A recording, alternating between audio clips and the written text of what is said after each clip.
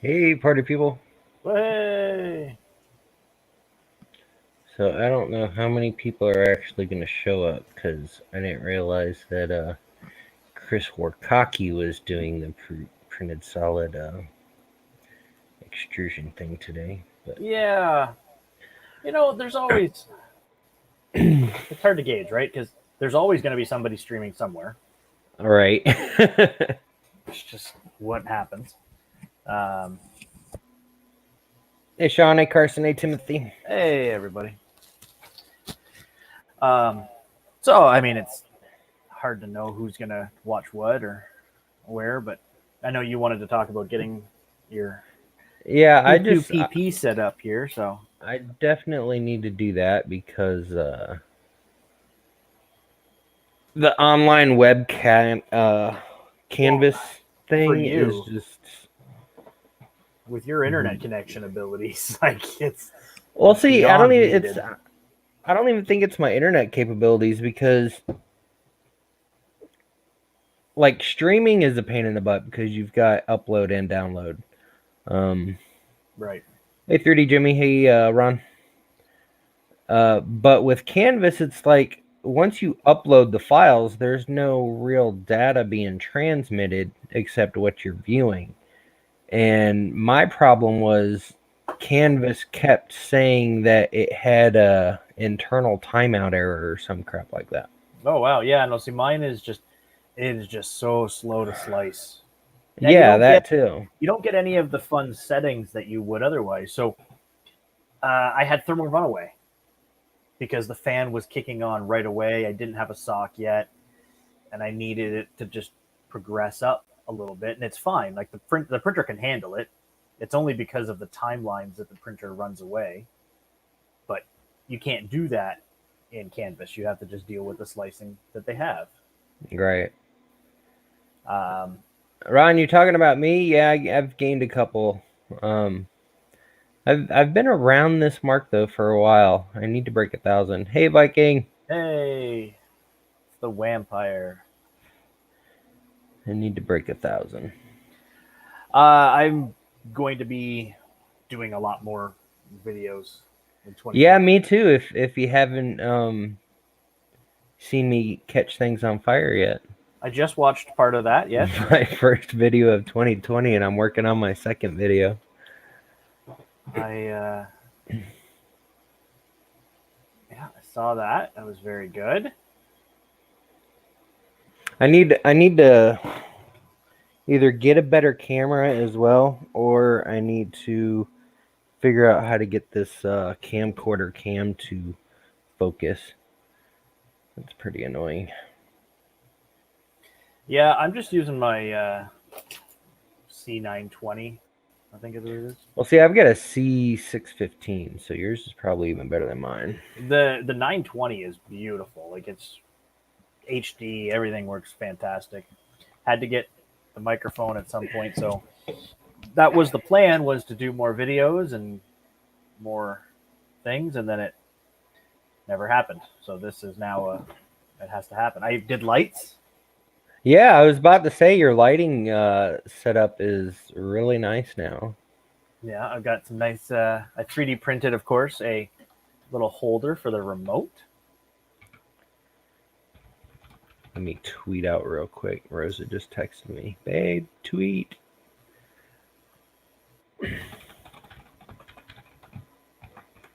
So got the nice scrolly rainbow lights.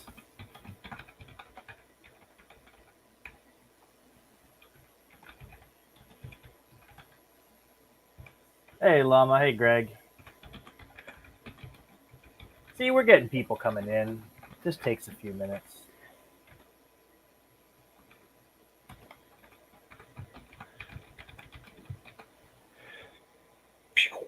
All I even right, made there we sure to go. make myself a cappuccino before the start. Yeah, I actually went out to dinner tonight. I felt like eating jambalaya, so I went out to this place I know that has it, and I forgot that their jambalayas taste like spaghetti sauce in it, so it's like really not good. Um, but But I you got it actually anyway. ate food. Yeah, I actually ate food today, so. Crazy. All right, let's see who else has joined. Hey, Viking, if I missed you. Hey, Tanny. Oh, did Tanny slip in? Hey, Greg. Yep. Oh, I see. Different Tanny profile. That's right. What's up, Llama? All right, so let's. I don't know if Dan and Tanny DM'd me for a link, but Tanny, do you have a palette? And are you going to set up PrusaSlicer using P2PP?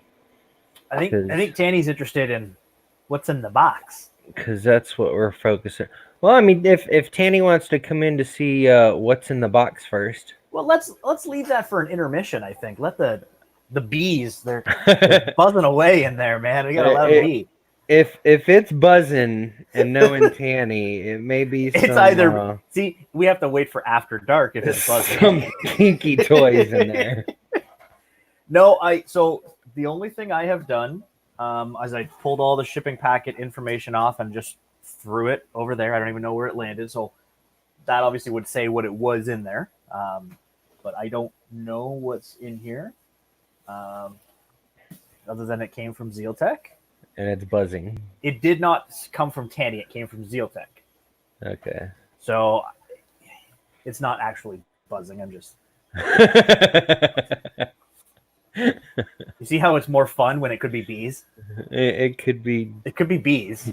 It could be... Or bees. Or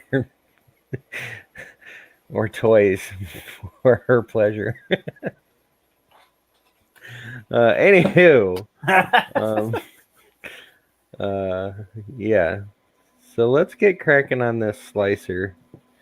Okay. Slicer, Bobber. I did download. So I'll start from the beginning. And do you want to share your screen and then I'll just follow along? That's what I'm working on. All right. There we go.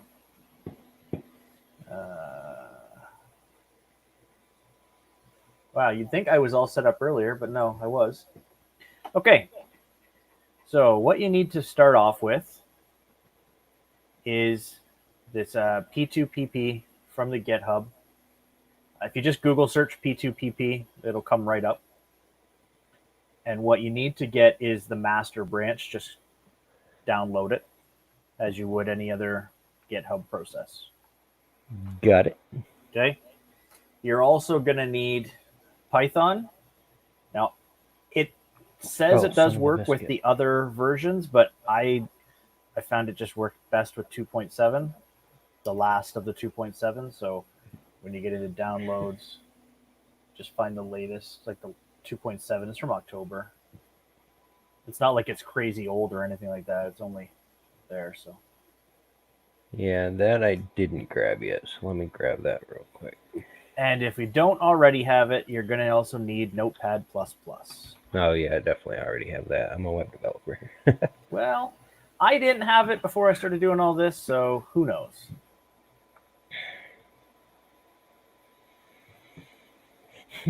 What version of Python did you say it again? 2.7.17 is what I have.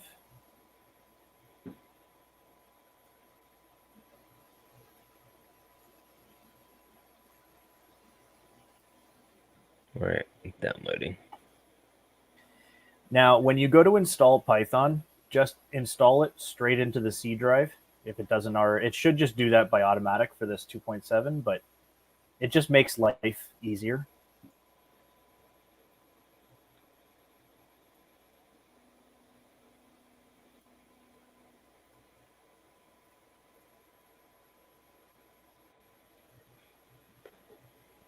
Yeah, I don't like using command line crap, Greg. I like UIs. I'm a simple person. Let me hang on.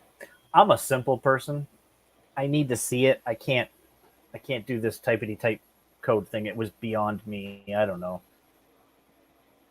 Hey, Rosa. Hey, baby girl. Hey, Chris Lane. Hey, old curmudgeon. Yeah, I'd rather have a UI than a UTI. Old curmudgeon. It's funny. I used to have a client who I helped him with his website, and it was like curmudgeon.com or something like that. It's really funny seeing your name.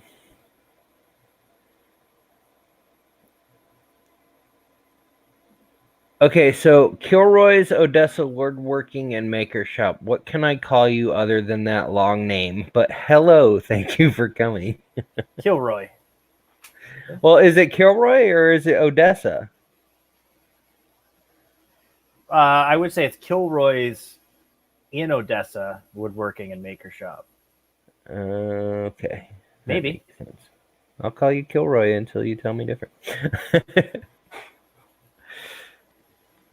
Odessa. Well, see, I don't know these things. Yeah, Odessa's a I city. thought Ontario, California was in Canada. That's right. You were very confused, and it was public too. That was great. That was so public. I felt like such a doofus that day. It said Ontario, CA. I totally stopped reading And you were like, to get to the all USA coffee part. tastes the same. Why is it going through Canada? And that was it. Does the vanadium nozzle fit the E3D V6 that you have on your site? Yes, it does, because it is a V6 V6 compatible nozzle. I would get 0.4 at the minimum. Some people like getting bigger nozzles just because they've got less chances for clogging, depending on what you're printing and whatnot. I run a 0.4 on everything, but I want to get some 0.6 and 0.8 harder nozzles just so I can, because I got the big printer, so I can print big things quicker.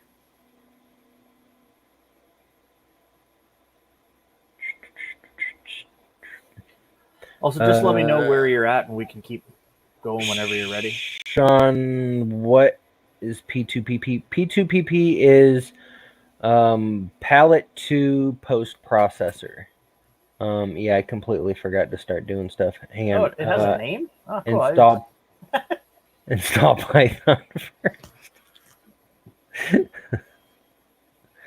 Install for all users. C Python. Next. Blah blah blah.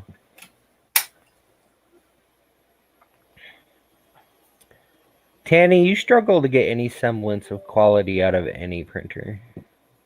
This is a true story, and it is well documented. So the big thing for anyone just curious about the P2PP is that it lets you use your PrusaSlicer, which is already set up, to create .mcf or MCF files for your palette, and that's a really big game changer, realistically. Now, the same guys who are working on this P2PP are also some of the guys behind something you may have seen floating around online lately, which is called Big Brain. Never heard of it. The Big Brain, basically, for anyone who owns Mark III, the Prusa Mark III, it cannot move the nozzle off the bed. It's incapable of doing that. So really, you can't side purge with a Prusa because it cannot move the extruder off the bed far enough to side purge. I saw something really cool today that I want to share later.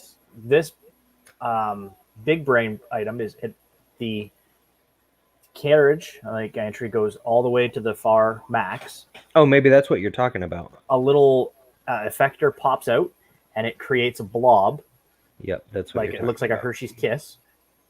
And they program in how many blobs per filament type.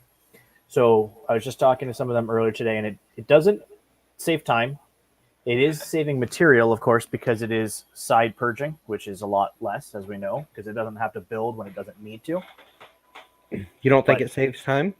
It does save a little bit of time, they said, but not much, because it does have to go over, do the little cookie thing, wait for it to do its thing, and then keep going. But the big thing is they're not building a tower. So those earbud holders, that whole time it's building the gray or whatever color you're using for the base, it doesn't have to keep building a tower. It only doesn't it? Yeah, I was about to say the earbud case is a good example. It's the same color for like the first 75% of the print before it starts switching. So it doesn't even one where need side purging to make. Would be key. Yeah, because it doesn't even need to side purge until it gets to the top colors. Right. but you can't side purge with a Prusa, so they decided to work on this big brain project.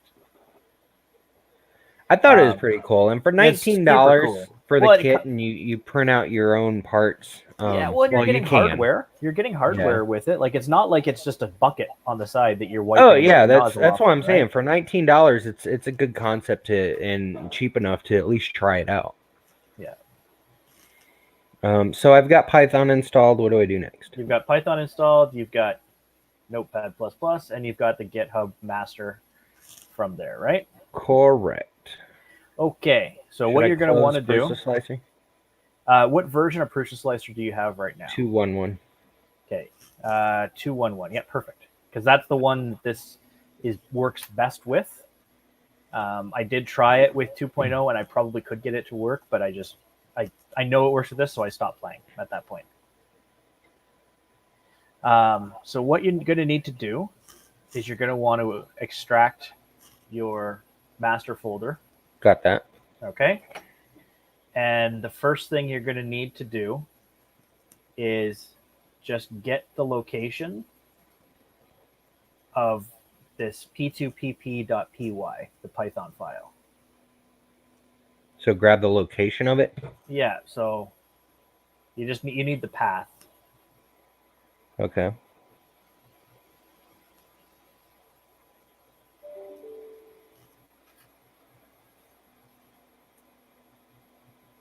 Got it. Okay. So then you're going to open the P2PP.bat, the batch file, in your Notepad++. Where the heck's my batch file? There it is. All right. Edit Notepad. Got it. Okay. So you see here, you shouldn't need to change this, provided you put Python in the right spot. I believe I did. But if it's not there, or if you're using a different version, this is where you would enter where your Python location is. Okay. Okay. They say you can usually get away without having to edit this batch file, but it didn't work for me without it. So so all I'm going to do is just copy all this part right here, and I'm going to paste my path in there and drop the quotes, and that's it. Cool. I don't have quotes, so I think I'm good. So it just should read your drive location, folders, yada, yada, yada, all the way down to p2pp.py space -1 space %1. I should probably move it out of my I, downloads folder. Yeah, I put it in a permanent location just because then it's always there and I don't accidentally delete that's it. what I'm about to do. I'm going to put it in my 3D printers. That and when I lost the computer a few weeks ago, when I put everything back up, I now have one drive is actually just for my documentation and everything, and I have another 1 terabyte drive which is just for my 3D files, and then I've got another drive for Windows.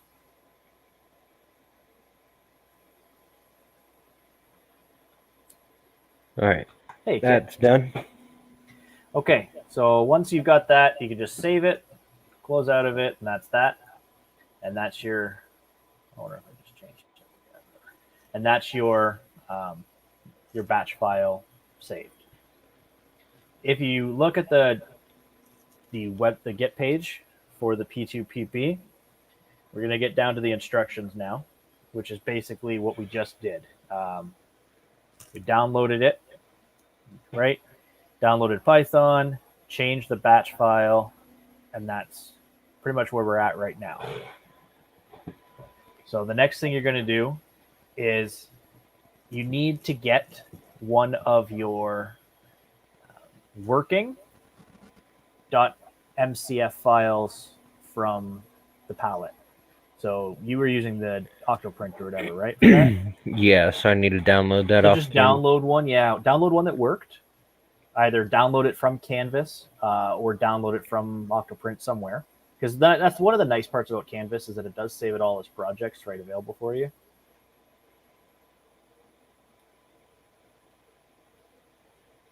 And I'll go ahead and get my preloaded one up and loaded. All right, you got that done. Okay, So just open it up with Notepad++ again. Mm-hmm. And what you're after is this 022 line, usually number 2. Basically, you need, where did it go? Everything after the D, right? Everything after the D.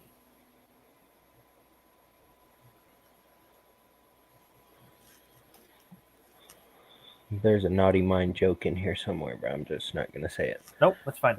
And because you're going to be copying and pasting something else, just, if you want to, I don't know if you're the type of person that uses your pasting options where you can have multiple on the clipboard or whatever. I just keep a notepad open when I'm doing stuff like this, and I just dump stuff to it as I go. Yeah. Okay. Now we're going to open PrusaSlicer.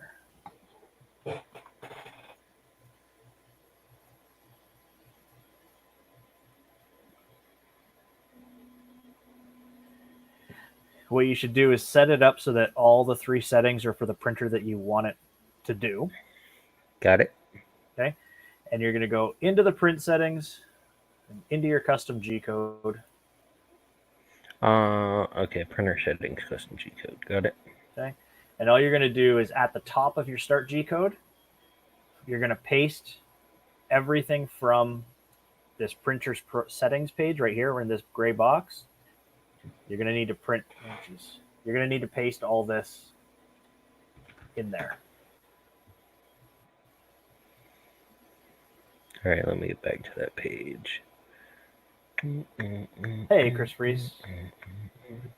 Skewed view. Right. Who else popped in? So everything in this gray box for in the that gray box. P after code, blah blah blah. All right. And put that in the top of the. Yeah. So if you look at my screen right now, so I've got it. Start G-code. I've got it in my start G-code above my usual. So my G28 right here, that's where my G-code starts, where I have it do a purge line and everything. Okay. Okay. So just paste it above that. Now, one of the first lines in there, it says P2PP printer profile equals, and then it says printer profile. Gotcha. You got to delete that and put that number that you got from the G-code file. All right.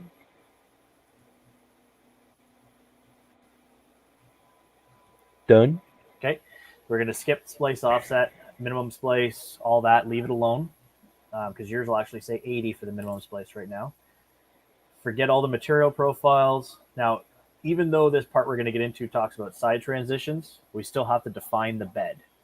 So define your bed origin.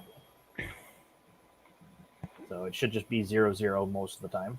Yeah. And then define your bed size.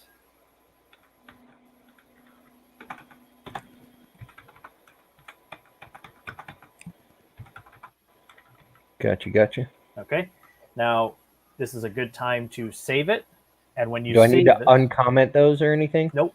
You don't actually want to uncomment anything because it's the script will look past the comments, but the G-code will ignore it because it's uncommented out. Gotcha. Or it's commented out, right? Gotcha. Yeah, Chris, I can give you the short version later, or you can just watch it on replay and go slow and pause. Okay, so now's a good time to save it. Change the file name to say P2PP. I don't know how much of a difference that really makes, but it does help when you're trying to find them in a list of printers. Right. Profiles, you can see which one's which. Yep. Okay, so you've done that. And now you're going to need to go to the Extruder tab once it's been saved. Got it. You're going to change the... General. Stupid. The General tab, you need to change the amount of extruders to 4. Okay. It's going to just... It kind of glitches when you do it, so just give it a second. Yeah, I didn't wait. Yeah. You got like 8 now. All right. Once you've got 4, you want to check off single extruder multi-material. Done. And uncheck at the very bottom, enable variable layer heights. Unfortunately, it screws up the pings apparently if you Okay. have that enabled. Okay. Makes Once sense. you've done that, just save it. We can keep going down. So now what you're going to do is go into Extruder 1, and you're going to make sure all of the information is good, and you're going to just give it a color down here at this extruder color. All right.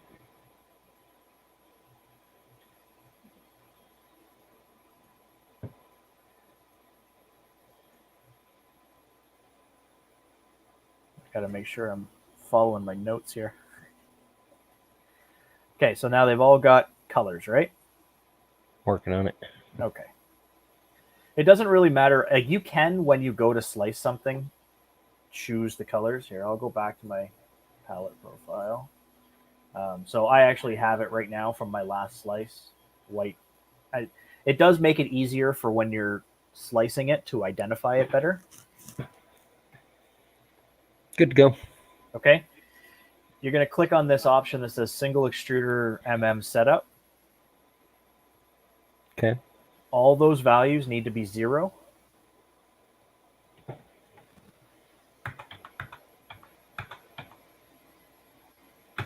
Okay. Okay. And obviously this is when you want to save it again. Mm-hmm. We're going to change something else. So now what we're going to do is we're going to go to the print settings page.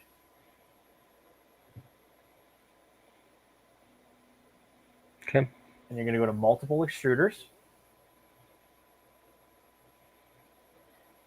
Those should all be set to extruder 1, which is fine. Mm-hmm. You have to enable the wipe tower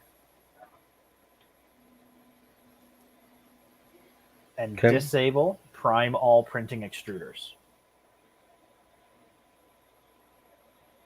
Okay. Okay. Then what you're going to do. The wipe tower position X and Y, does that matter? No, because every time you get into, I'll show you when we get there, but every time you get into a print, you're going to move that around. Okay. Right? So that will, basically the enable would be locked to the profile, but every time you move that thing, it'll obviously show that the profile's been modified. It really doesn't matter where it's supposed to be located. The width should be 60, and that's fine. Maximal bridging distance, you can adjust that later if you really care to, but it's fine. Everything's good on that. Then what we need to do is we need to go to the advanced tab, or the output options tab. Okay. And what you're going to need to put in here is basically the information that was in that batch file. So if you want to just copy and paste it from the batch file, you can, or you can just write it out if it's a quick, short location. But I'm a copy and paste. Yeah, I'm going to have to open that back up. It's fine. You didn't tell me. I'm sorry. I'm sorry. No, it's cool. A lot of pressure on me here, Josh. A lot of pressure. The whole path, including the first and second line, or just the second part? Where it says in that, let me go to the batch file. So this right here, where you've got C, Python, Python exe. Okay, so both. That whole thing, just not the %1. Not the %1. Yeah, just to the -I. Just to the -I. Copy that. All right. You're going to paste that in your post-processing scripts. Boom. In the output file format section, right before it says .g-code. So obviously mine's got a lot of stuff in it because I like it to tell me the filament and the print time and everything in the G-code file. Mm-hmm. Just right before it says .g-code, add .mcf, Michael Charlie Frank.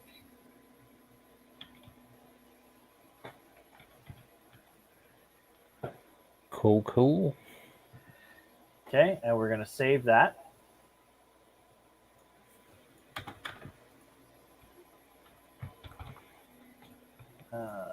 Now there is one other thing that I found I had to do.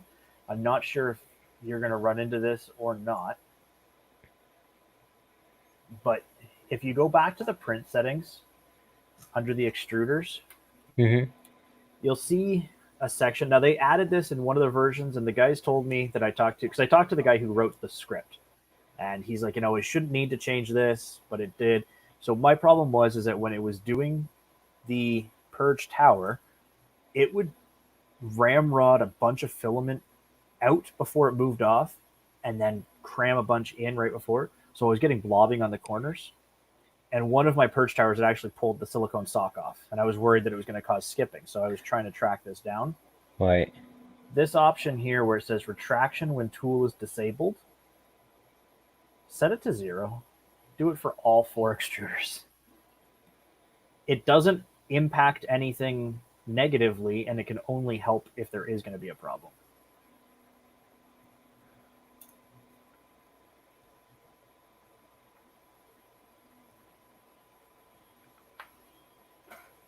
All right, saved. Save. Okay. You'll want to make P2PP filament settings as well.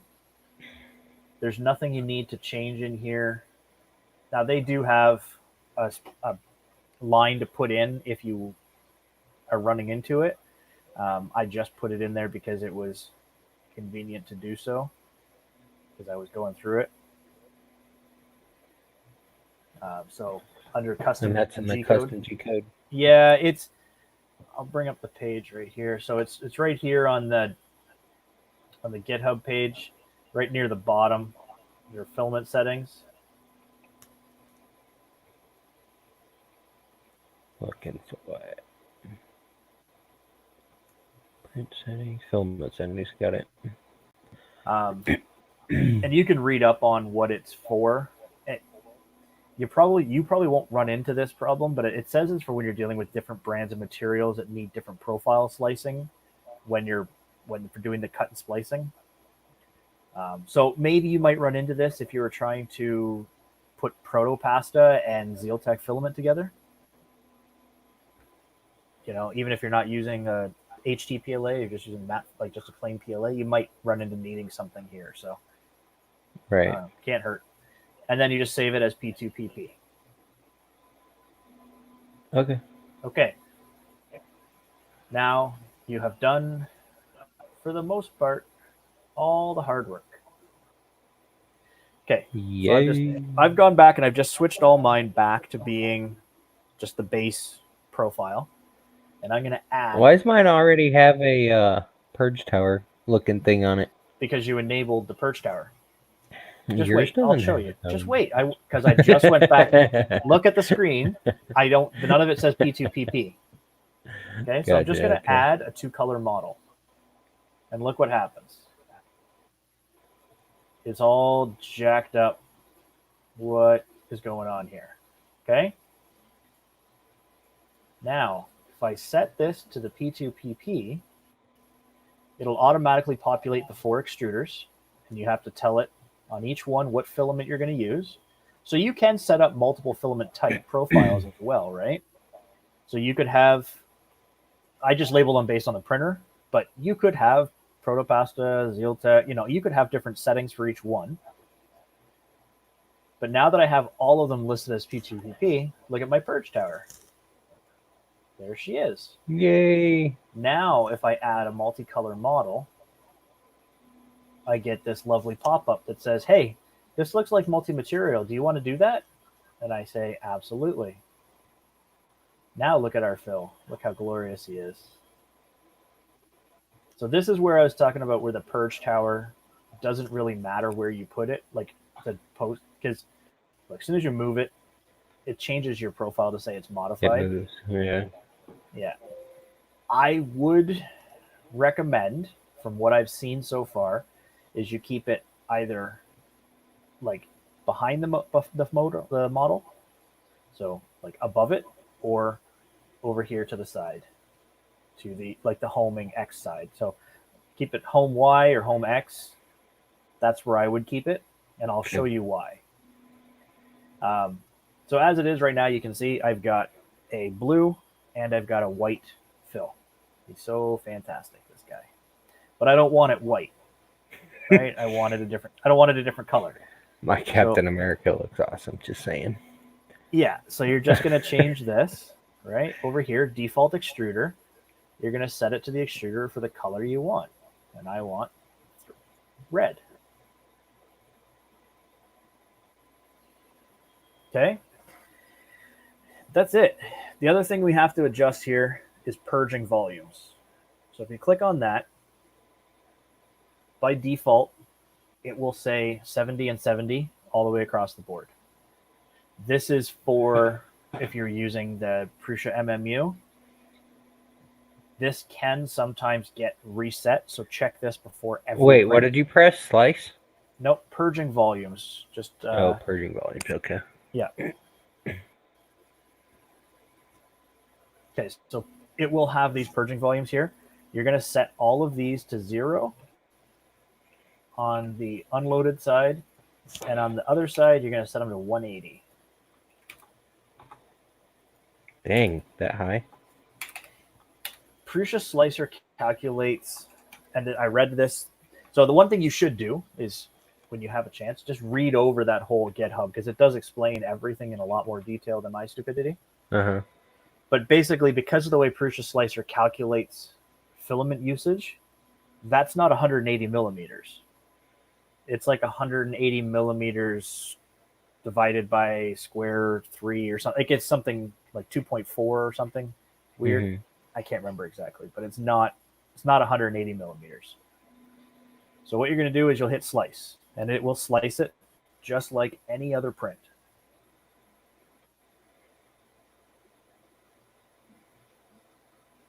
Boom. Okay, so now you've got your filament usage, cost, wipe tower, everything like that, right? Your print time, 11 hours. Now take a look at the purge block. Look how much smaller is that? Like it's tiny compared to one for this model in particular. I've got some weird stuff going on with my. So you see these weird lines that come off to the side. Yeah. I talked to the guy who developed this code, and this thing isn't perfect, right? I actually have a floating line. Yeah. So if you look at my screen, there's a few lines. That come off yeah. Okay.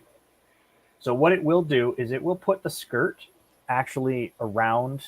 It'll always do a brim / skirt on the model, like on the purge tower. Your model will probably get one line of skirt, even though you may have set it like 2 or 3 or something like that. Mm-hmm. It's because it's a minimum number, so it's already done the number over here. It just does one around there. But these lines off to the side, it will actually, and he's mentioned this because when he writes the script, he actually went through and coded out what all happens when it slices and what means what when he's doing it. And he couldn't break apart whether or not these movements were crucial to the print or just accidental, and every time he changed it, bad things happen. So he said he's got other things to work on. It won't actually leave a line of filament out in midair. It will, however, move the print head for some reason. So it moves the print head out there, but it doesn't actually purge? No. So the likelihood of it colliding with your model, obviously because it's going to be at that height when it makes that line, right, is minimal. Like it's not going to do it. The reason, though, why I suggested to put your purge block above or to the left of it is because if the purge block was on the side and it goes to make that move, it might dribble a little filament. Model. Right. No, it could dribble filament, right? So you just keep it above or to the left is the best way. That's how I've been doing it for all my models, even in Canvas too. I don't know, something about it. I like it over there. But if you notice it making some weird maneuver, that's why. Okay. Now you've sliced it, you've diced it, you've given it colors, you know what it's all about. You can either send it if you're using your Octoprint setup. I like to, before you send it though, if I haven't done it before, hit the export button. Okay, you're going to tell it where you want to dump it to, and you're going to save it. And what's going to happen is up pops Mr. Python script.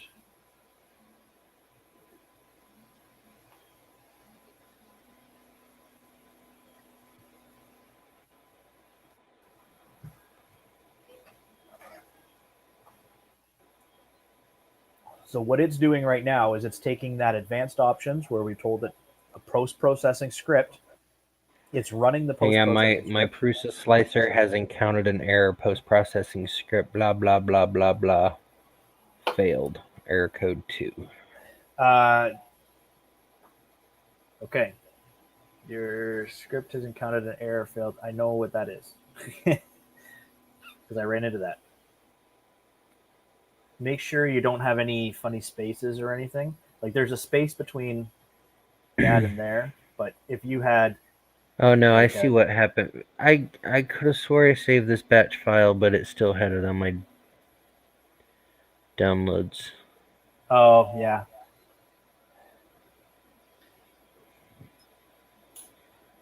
So see what it went to do is it went to look for the batch file and it couldn't And it find wasn't there. Yep. So you remember how I was banging my head against the wall with problems on this, and people in the chat, I know Tanny was there and Carson was there. I was just not happy. I was having a real hard time, and I'm sorry to the chat that we're ignoring you. We'll get done ignoring you soon. But it was killing me. Like every time I would do this export, I would get it to go and I'd get an error and it just nothing made sense.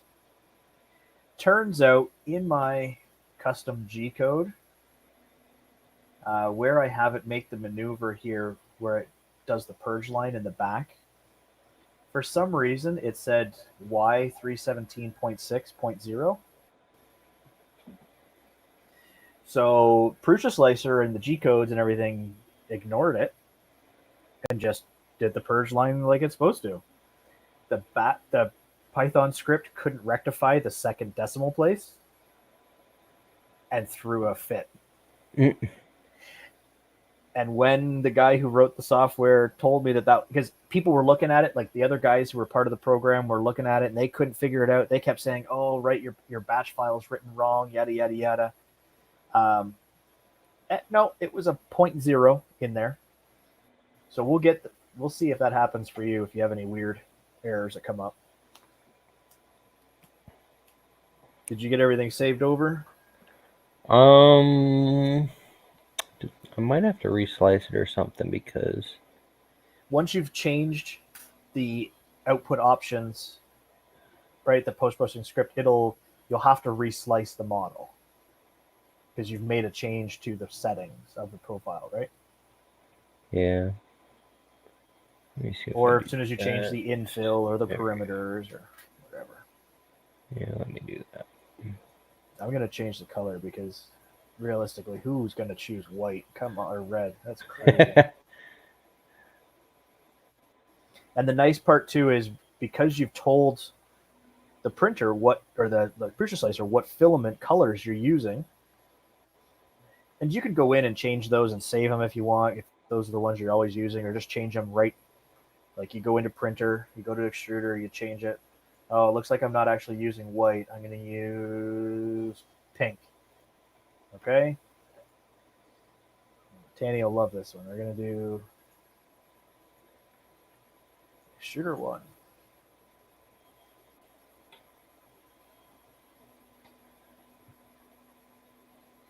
Nice. I'm going to change that. Let's go. So now, like if I know, okay, I'm not using blue anymore, I'm going to change it to a different pink. Whoa. My daughter wants it already. I can hear her. She's asleep. I can hear her say, "Daddy, is that for me?"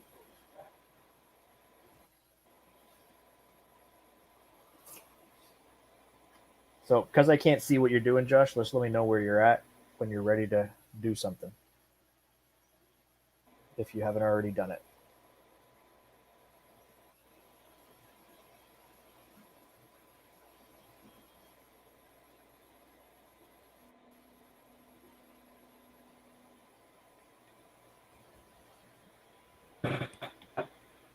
No, old curmudgeon, the stray lines did not disappear. It's just a weird error. That's funny. I can hear you typing. Can you Josh. hear me now? Yeah, I can hear you typing. Oh, you can't. Like everything was froze up. I couldn't hear you. I couldn't see your video or anything. and then all of a sudden it just popped back up. That's funny. So I've done the 3D Pink Mafia fill. Where are you at right now? What do you got? I'm saving my file now. I redid my Okay. colors. So you've got the script pop up? Yeah, it popped up and asked. It said okay, and then no, it's doing nothing. Yeah. So right now, if you look at my screen, it's doing the processing. Yeah, mine failed again. What the hell?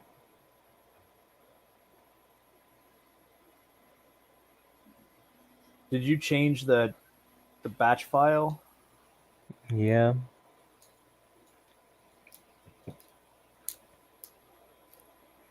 Does it not like underscores or spaces? Is that what you were saying? It doesn't usually have a problem with that part of things. I tried, like, because mine's got dashes in it. I tried to keep my paths as short as possible.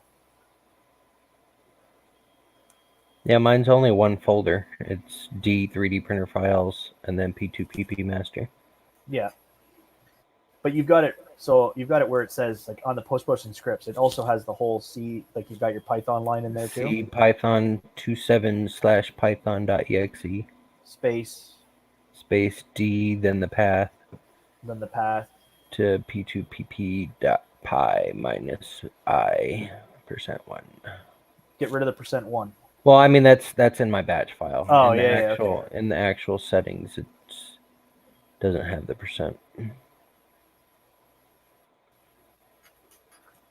And it does say you did have it. The file format still says .mcf at the top as well. That didn't get mixed up. Yeah, somehow. yeah, that's still there too.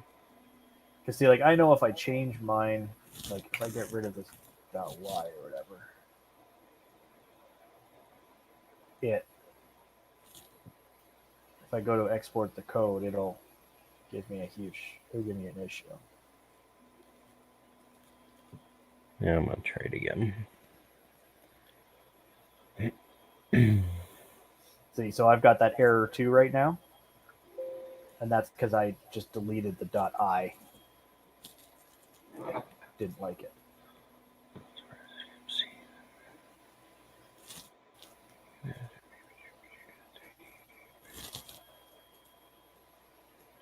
What the frick? Keep getting that error code too.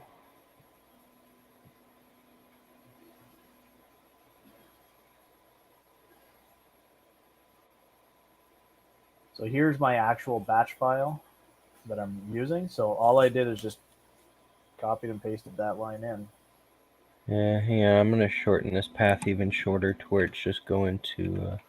Does it not like capital letters? Maybe. Change that.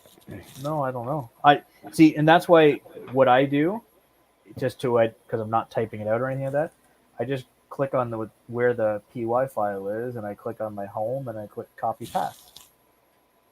Yeah, that's what I did, but it put a capital just, D in, so I'm wondering if that.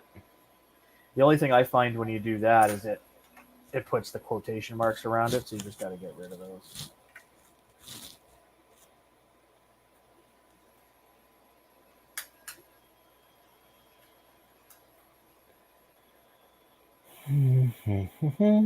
Tanny, no, the box is still closed.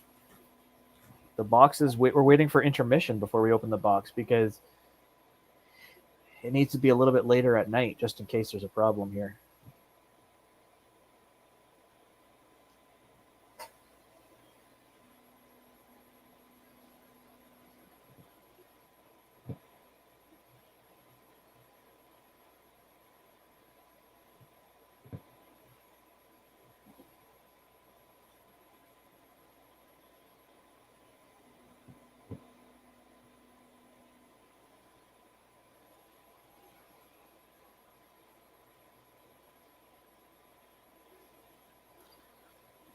Are you trying to chase it down, or did you lose your internet?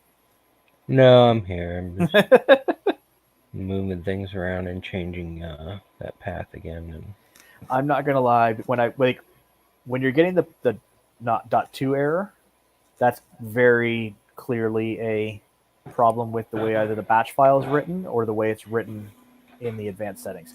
I learned that one because I had a lot of problems with it at first.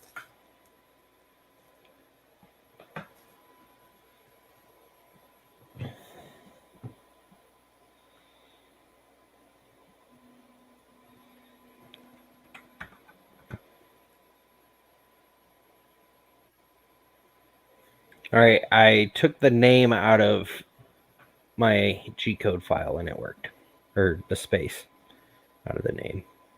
Oh, okay, good. And now it's saying warning short splice a Yes. whole bunch of times. Yes. So show me your screen. We don't need my screen anymore. Because this means, so what this means now is you have P2PP set up on your printer, on your computer. Now what we need to do is tune it for the print. And that can happen sometimes.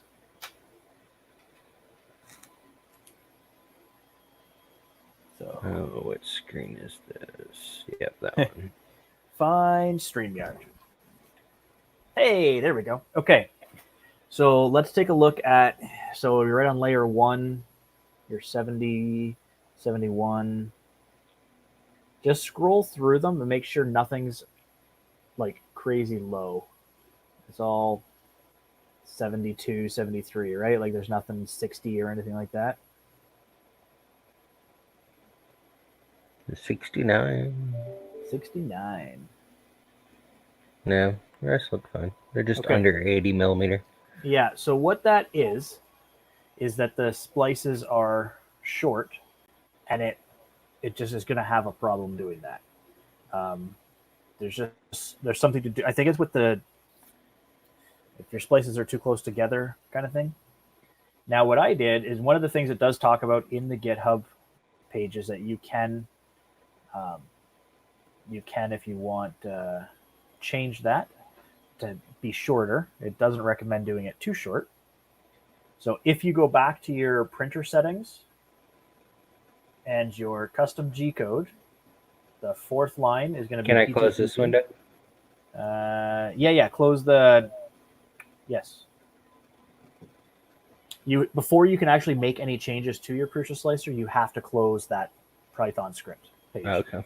So go to printer settings, custom G-code.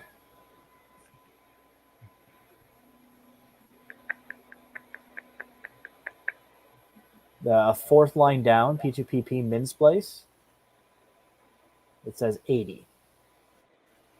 You could change that to 70, and then we can. It's going to give me that one warning though. Well, we can play with that just a little bit. You can do 69. You could do 69. It's not that big of a difference. The other way you can change it around is when you get into those purging volumes. So go back to your platter and click on your purging volumes. So what you can do is if they told you that you're short splicing, for example, on that one line. So mine's 70. On mine, if I did that Captain America, it would say I'd have a short splice on that one layer. If that layer was for tool number 3, I could increase the purging volume just a little bit for tool 3, and that would eliminate the problem. Oh, okay. Because now it's going to just push out a little bit more material, right? Right. So now, if you click slice and you save your file out. Do you have to hit purge volume? No, you don't have to do that every time, right? So I haven't had to do it for a while. And then earlier today, PrusaSlicer just disappeared on me. It just closed. And when I went back in, it was an old model was loaded on the plate and the purging volumes were all reset. Gotcha. So it's not Captain Pickle, he's Captain Alien. Wait. He's a scroll. Yeah, he's a scroll. He's a scroll. Okay, so try exporting your G-code again. Now, I found what I did is I just made a folder where I just dumped the G-code file to test it. Sometimes, if I'm not confident that it's going to give me an error.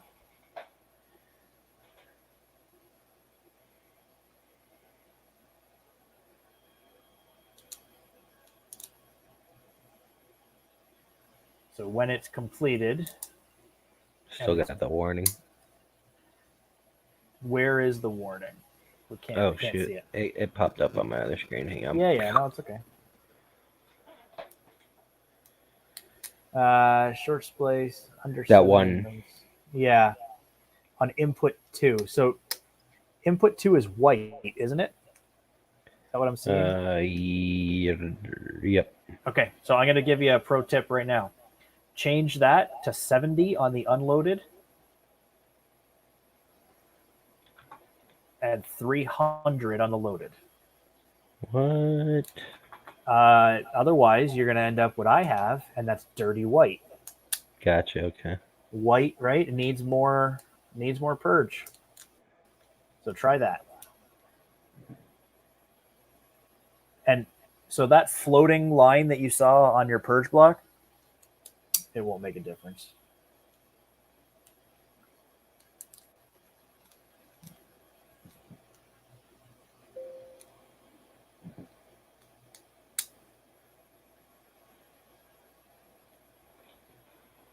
I don't think it will let you go below 70 millimeters, which is why that's what it keeps doing. yours. What? Now it just made things worse. Huh. Weird. Okay, hang on. P2PP.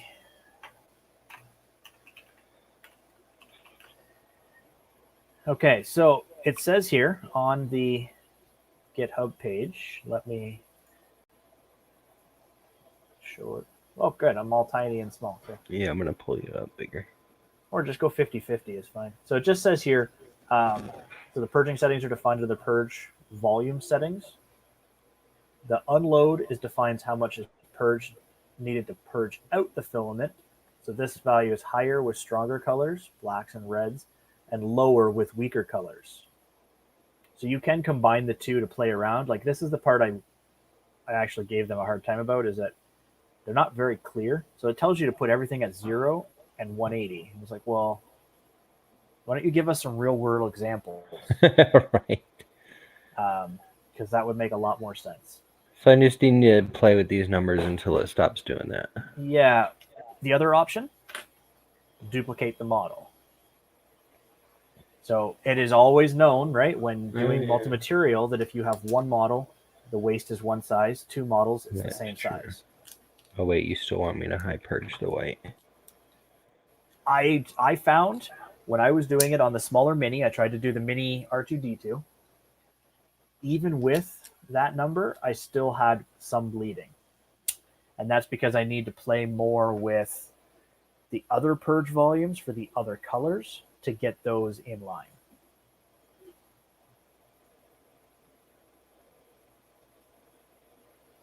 So unfortunately, there's no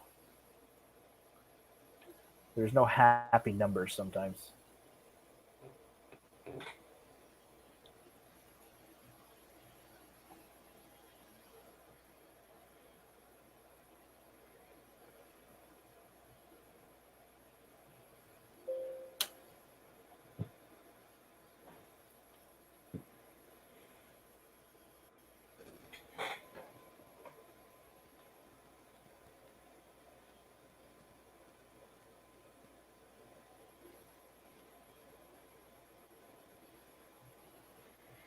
It's still doing it. What the hell?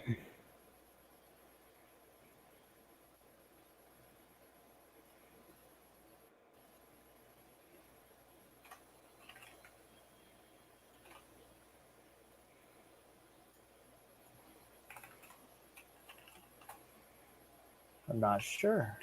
And it's saying layer 1 input 3. Layer 1 shouldn't even be using input 3. That's blue.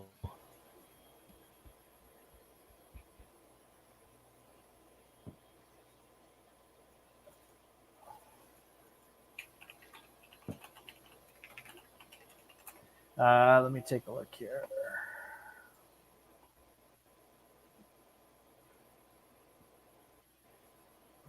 What is this? Oh, chat box. And you double checked all the extruders got rid of that purging number thing? Hang on. What purging number thing? Where it talks about under retraction when tool is disabled. Yep. Okay. One of the options that was told to me is add more lines to your skirt. Like if you have a skirt, add some. If you don't, add it. Some models might need a brim to give more purging amount.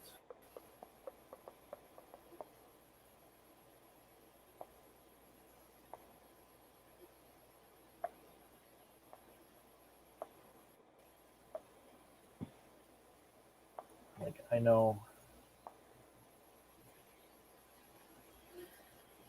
Yeah, if you look at the purge line, it's green. Why would it be green? Ooh, you know what?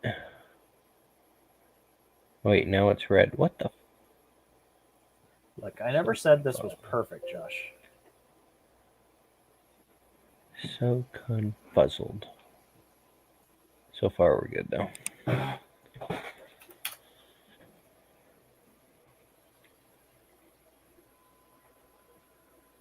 That is an offensive R2D2.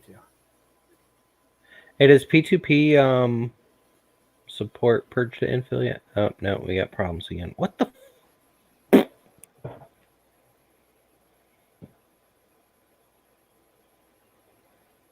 What errors are you getting now? Same error in the same spot.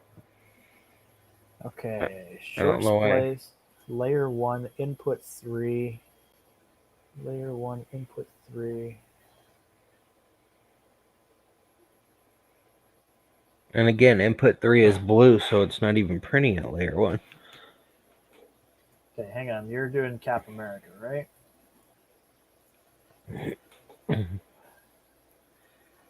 Because I have the exact same files, so that's kind of handy. Right. Mini Captain America.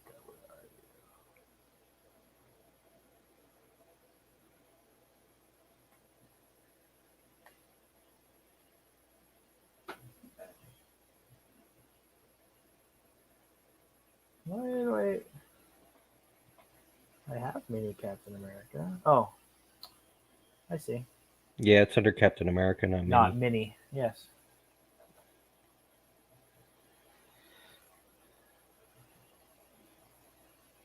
Okay.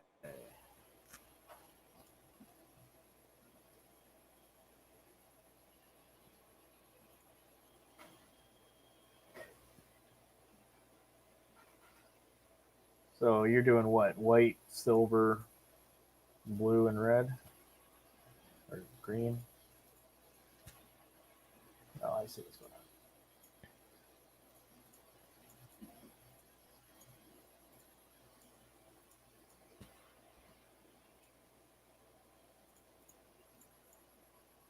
Just for chutes and ladders, I'm actually choosing the exact same colors as you on the exact same extruders.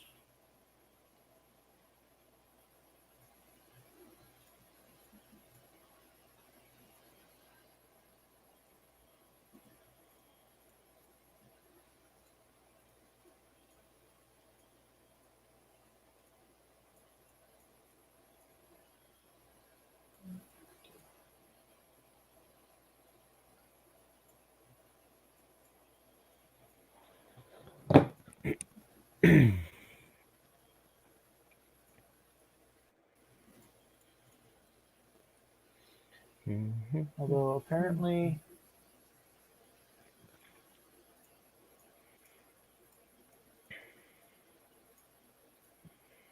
It should be 3142 is the order. yeah, it doesn't want to listen to me with that one for some reason. like I'm choosing the different extruder and it's just not. I don't know. Just doesn't like me. See, look, it's still there.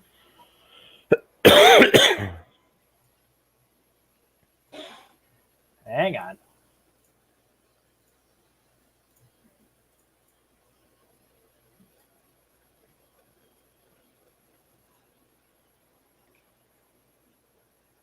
Oh, that's fun. I don't know what that is, but Crash Central. Yeah.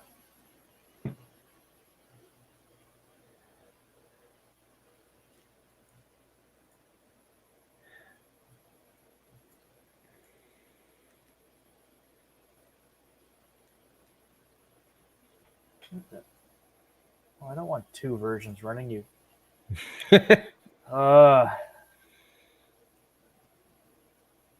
Three. 1. 4. Oh, there we go. 2. Now we have a green captain. Yay! Okay. I'm gonna slice it. What's going on in the chat? Anything? Nothing? No, people are laughing at us, I think. Yeah, that's okay. That's a good point Jimmy just made. If it's a glitter bomb, I am purchasing a ticket to Texas and I'm going to return the favor violently. The only place I like my glitter is safely encased in PLA. Okay, export. So yeah, I just throw it in a testing folder and I scrub them out every now and then.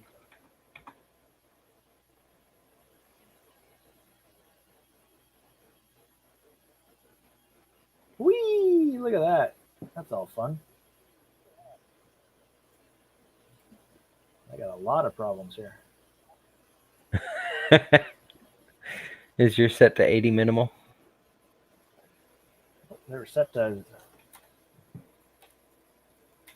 There were 70 and 70 on each one. So, okay, so 70 and 300.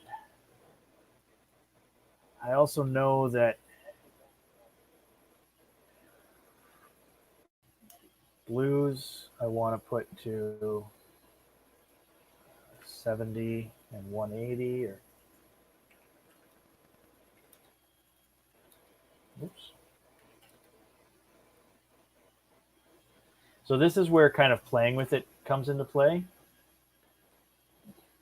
It might need more purging. What's that, Jeff? I played with it a little bit and I got it to work. Yeah, so you might need more purging volumes, which is kind of going to decrease the benefit of, like, some of the benefit with this program is that the purge tower will be much smaller. Okay. If you get this right here, where it talks about no algorithm defined for transitioning PLA to PLA2, ignore it. Uh-huh. I don't know where. I don't know. I asked. I didn't get an answer. So, but as long as it says completed, it shows you all the purge numbers. So that's the other thing. So you can send this to your to your Octo, and it will have a .mcf file.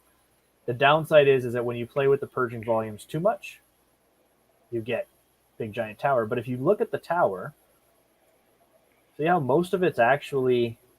Yeah, it's empty. Right? So this model, I love Wexter. I love what he does and everything he did. His early minis are not good for slicing. They're full of weird file holes and other weird things because of the way he did them in... yeah, because if you go to line 140, well, around 130. No, I'm already out of there. Oh, gosh darn you. But I know what you're talking about. So there's weird pockets. There's odd hole. Like there's extra bubbles inside the model sometimes, which when you're slicing, like there was one mini I sliced. It was a regular mini. It said it was going to take like I don't know, like 7 hours. And I was like, what? It's because there was a bunch of weird pockets inside of it that were basically treating it like an outer layer, right? So it was slowing down on the inside, so just being infill. Right. Okay, so I've just loaded up our favorite, the earbud case, right? Oh, I hate that thing. I skipped it on this last thing. I literally went from the keychain to the orc.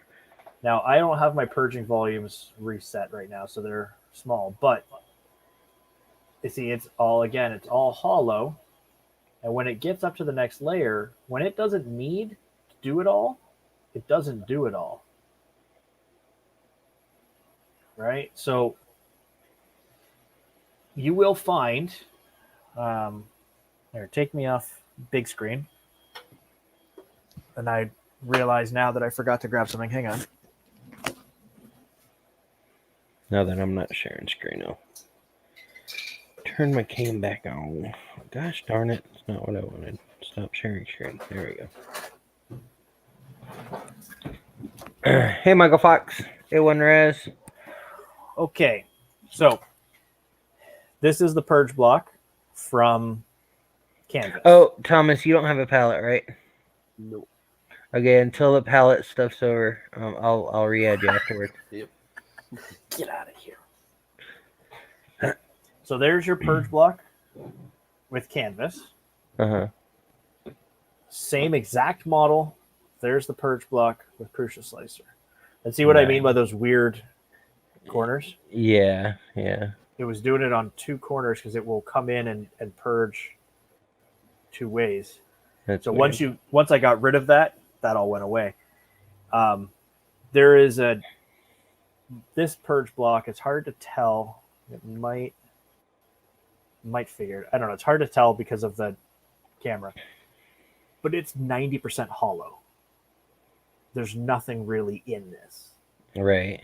I'm pretty sure I weighed it, and it weighs like, which I just moved all the scales. It weighs like 2 grams. This one weighs 4. So you've got a reduction in material usage right there. So by no means is this P2PP a instant miracle. Okay. No, but it's better so far than, I mean, because you get to use all the benefits of PrusaSlicer. All your speed variables, your extrusion width, cooling, filament settings, seam allocation. So you can tell the seam where you want it to go, as opposed to Canvas where you're just like, I don't know where you're going to put the seam today. Right. You can eventually, too, with this P2PP, work on side transitions if you want to do side dumping. Well, like that thing you were mentioning earlier, I want to actually build one of those for the Sidewinder. Right. And I think it's totally doable. I think so, too. And, I mean, let's be honest here. Multi-material, as it sits right now, where you're doing multicolor, not actually doing anything multi-material related, is expensive and wasteful. Right. Okay. The machine is not free for everybody. The filament is not free. Like, it costs money for that stuff. It wastes a bunch in the purge blocks. I mean, we've all seen the purge blocks that I show on streams, and we've seen them. Everyone and well, what I really liked about that is that it makes little pellets, and if you ever do get to the point to where you want to make your own filament from your waste, it's already pelletized. You don't have to shred up the purge blocks and everything. No, that's true too. And I've been keeping my purge blocks in a bin for showing and dealing with, because I've also not been doing too many of them. I mean, one day I'd like to be able to shred them up and turn them into black, because let's be honest, that's what they're going to be, is black or poo brown. Yeah.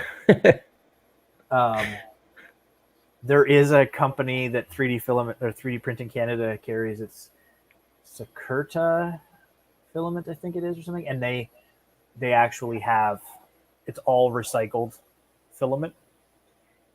You have no idea what color you're going to get, they say, that you just order a roll. Right. And it might not even be one color.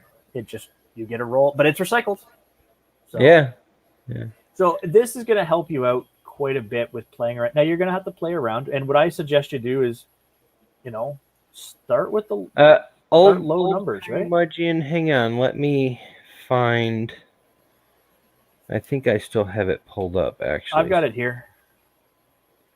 Yeah, I've got it. Oh, okay. So, The Big Brain 3D. Oh the wait, big what is brain that? thing. Wait, hang on. I think he's talking about the big. Oh, print a shell base where there isn't a need for purging.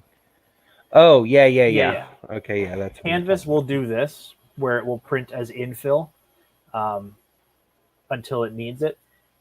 The purging amounts are better. Plus, the infills are better, so you can get your gyroid infill if you want it. Your 3D honeycomb; those are all better options. The other thing that Josh and I were just talking about is something where it's actually an end effector that comes out. You purge into it, and it pops off to the side. Yeah, that's what I'm gonna show. Let's see, screen one, allow. You got it? Because Oops, I've got not my screen Facebook one. page that I Not can what I get to. wanted. Share screen. Screen two, allow. All right, there we go. So this is a retractable purge mechanism, and it's designed for the Prusa machine, but you can use it for, like, you could modify it, obviously. But basically, when it's going to purge, it goes over to this arm, and it purges into these pellets, and then drops into a bucket. Yeah, so I've got it here too. Bring it up on this screen. Where did I go? Oh, too many screens, Josh. Too many screens. All right. So this is from the Facebook group for this program, and it shows the little mechanism and his little bin of pellets. Yeah, which one are? Here, let me remove mine. Boop. Boop. So there's his model. And he's using the same thing? Yeah. There's all the little chocolate chips. There was a video of it doing it, but I don't know where that went off to. So there's the Big Brain kit. It's some springs, and you print some parts, and then it has a little button that the little purgy tower goes onto, and I don't know where it went now, but Well, yeah. from the looks of it, And all also, it uses is thermal tape. there is a Facebook group for the P2PP where all the information is available and everything as well for anyone who is interested in learning more about it or how it works or what to do. Yeah, I think it just purges onto Kapton tape. Yeah, it looks like it's about Kapton tape, but I think it's actually like a little washer. Because they've got, let me see this. Like, what the kit includes is a thumbtack, 2 tension springs, 10 pieces of die-cut Kapton tape. Yeah. 60 millimeters of aluminum tape, an M4 washer, some flathead screws, screw socket cap, blah, blah, blah. I know, Josh. Hang on, I got it. And a tube of silicone grease. Oh, shit. Wrong button. Are you wrong buttoning? Don't wrong button. I accidentally removed you from stream. Oh.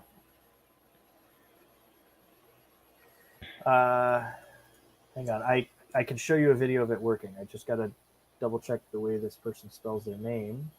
I was just showing it working, sir. This was like one from today. And then you pulled up Facebook.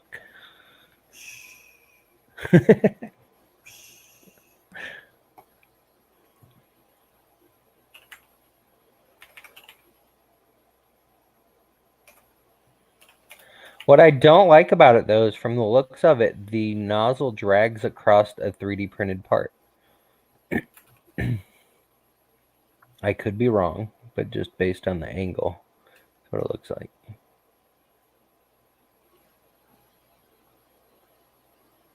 Okay.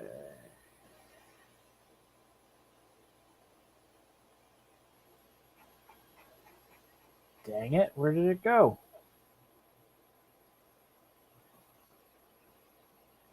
Oh, I got nothing. I'm just going to show mine again because... Okay. You're slacking. I had it and it was good.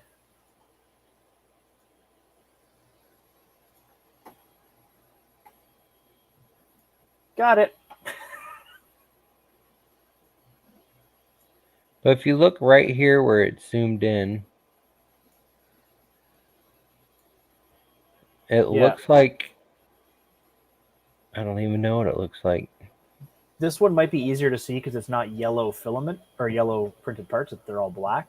All right, pull yours up. Mr. Now I found it. Now I found it.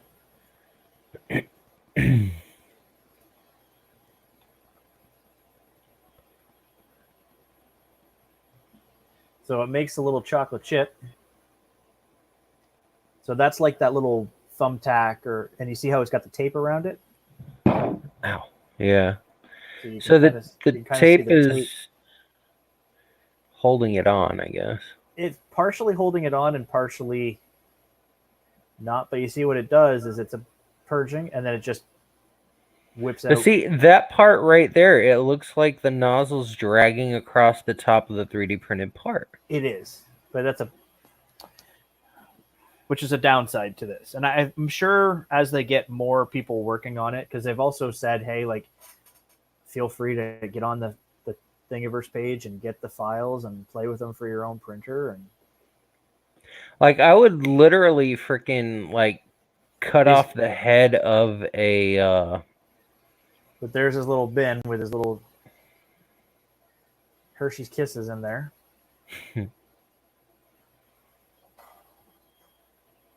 Interesting. And for anyone curious, that's a new row. I don't, Hey, we know that guy. He works out. Girl, look at that body. Brian's everywhere. Brian's everywhere and nowhere at the same time. Ow, son of a biscuit eater. So, any questions, concerns, comments? I know anybody has questions right now with P2PP? P2PP. That stuff right there. Jordan's here right now. Ask away, because I know nothing. But he got it to work. I can only show you what I know and where I got all the information from. He can only show you what he was told to do. I figured a lot of this out. He knows nothing. So the one thing that's really frustrating, and I talked to them about it, is their GitHub page. Great information, tons of resources there. But it starts with, here's install this, now do this, and then there's just a big, huge chunk of explanations about what all the things do. You don't need that right away. You need, here's what you do, here's what you do, here's what you do, here's what you do. Yeah. Here's what it all means. They need a website. Do they have a website? Not as of yet. The dudes, they do it part-time, but they are, I'm talking to them about me coming on to help them out with either making some quick videos, because there is a video that's on that page. It's very outdated. The individual who did the video, not a terrible video. I'm not smashing it in any way. It's just outdated. It's outdated. It's hard to understand what he's doing. And some of the sections where he's like, oh, click here. Well, that doesn't exist anymore. It doesn't exist anymore. Or he was even like, oh, yeah, you got to change this. And see, Josh, this is why we need a page on the 3D Wiki. Okay, I'm sorry. Or P2PP. I forgot something. I'm very sorry. I forgot something, which may I knew it was there, but I forgot it. Killed my print. It's a good thing I haven't started already. Well, it may or may not do anything to your print. So. Okay, make me big. And I should have remembered this because it's hilarious to me. So you got to get into your filament settings. Filament settings. Advanced. Ramming settings. Ram it. Wait, where's ramming? Very bottom. Oh, there it is. It'll say 2.5, right? You can't change it to 0. Just click the down arrow. To 0? No ramming 0, at all? no ramming. So that has to do with shaping the tip for the MMU2. Okay. I'm sure you've heard a lot of discussion about the tip of the MMU2, and it's you need more ramming, less ramming, better tip management, yada yada yada. Now, any profile that you make for filament under P2PP, just make sure the ramming settings are set to 0. All right. No ramming allowed to play with No your ramming tip. allowed. Oh, you people and your dirty minds. I'm talking about filament, sir. I'm talking about all the people watching, like Carson. I know what's going through her mind right now. She's probably busy doing something and listening and can hear the talk of ramming and started giggling. Mr. Shea Street shared something on Facebook at some point in time. Who knows when, because Facebook's ridiculous with its time zones. But it said something like 38 Earths can fit inside Uranus. And one day I'll be old enough to not giggle when I hear that.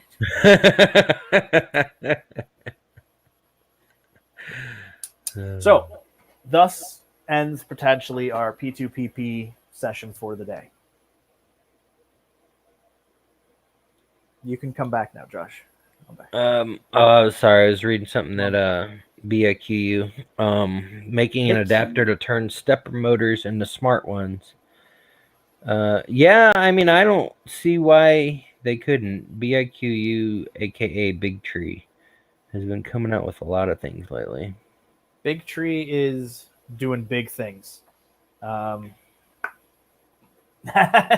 it's not like low quality crap that, you know, not to say anything offensive out of China, but you know, the China pass or push quantity over quality.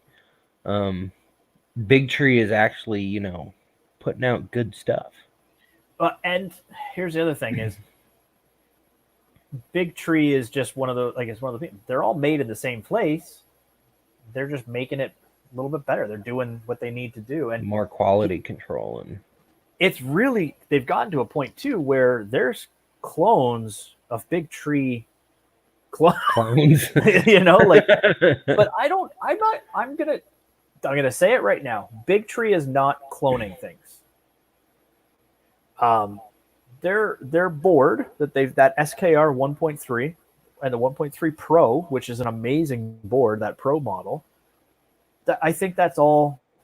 They're using open source stuff, and they're using footsteps of before, but it's all theirs. I still haven't seen the 2 Pro anywhere, but then they just advertise like a 1.4 with an expansion board. I know, and they keep saying, "Oh, you can get it here, and you can do this and do this," and it's like, but guys, where is it?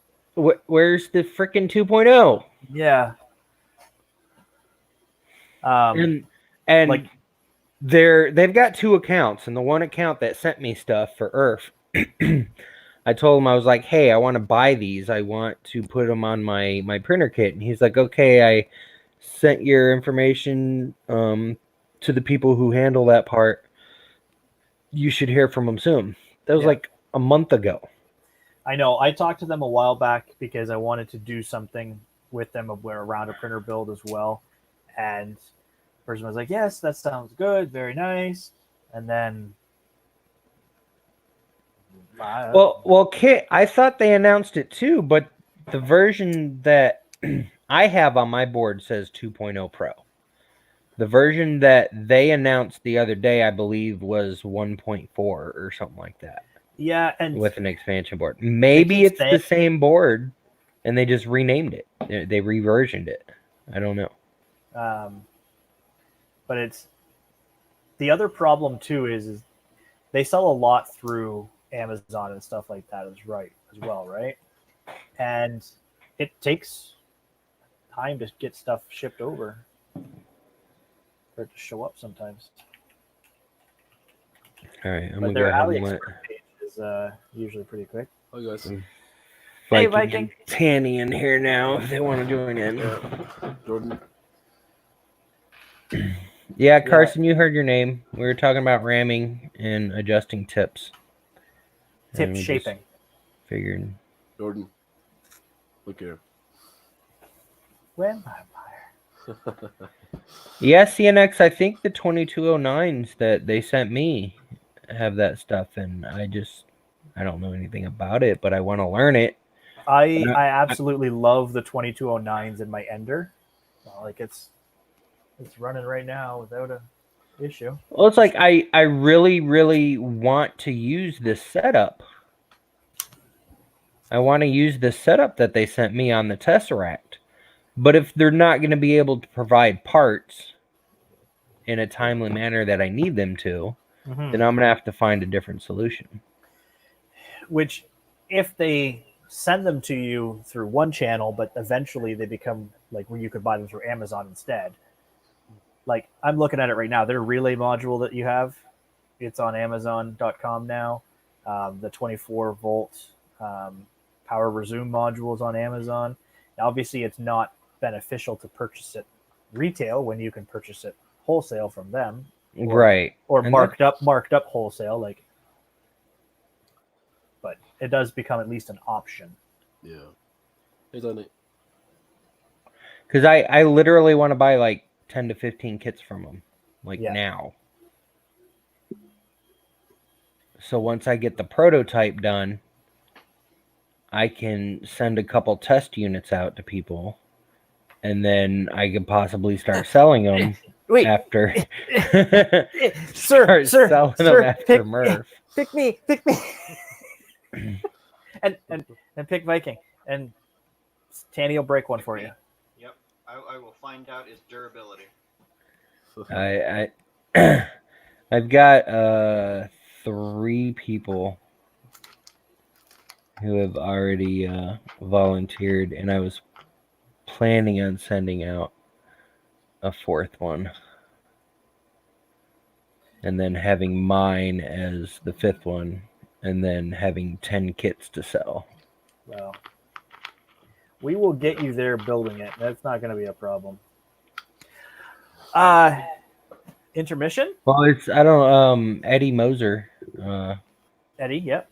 He offered to help me with it, so he's one of them. He knows a lot. Smart dude, that Eddie. Yes. I have. Well, I've volunteered to help you whenever you need it. I may not be smart, but I can try.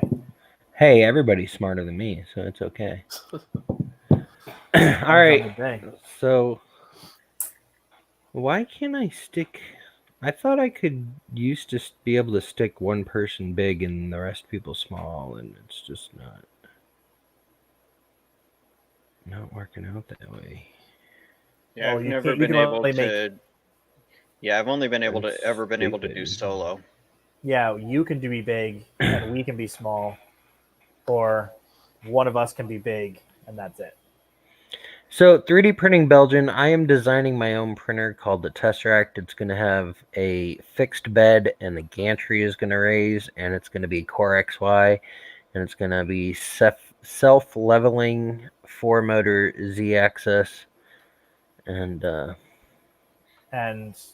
beautiful slides and hotness and and it's going to use exo slides. RC would want me to tell you that his name is Davey. His name is Davey? What?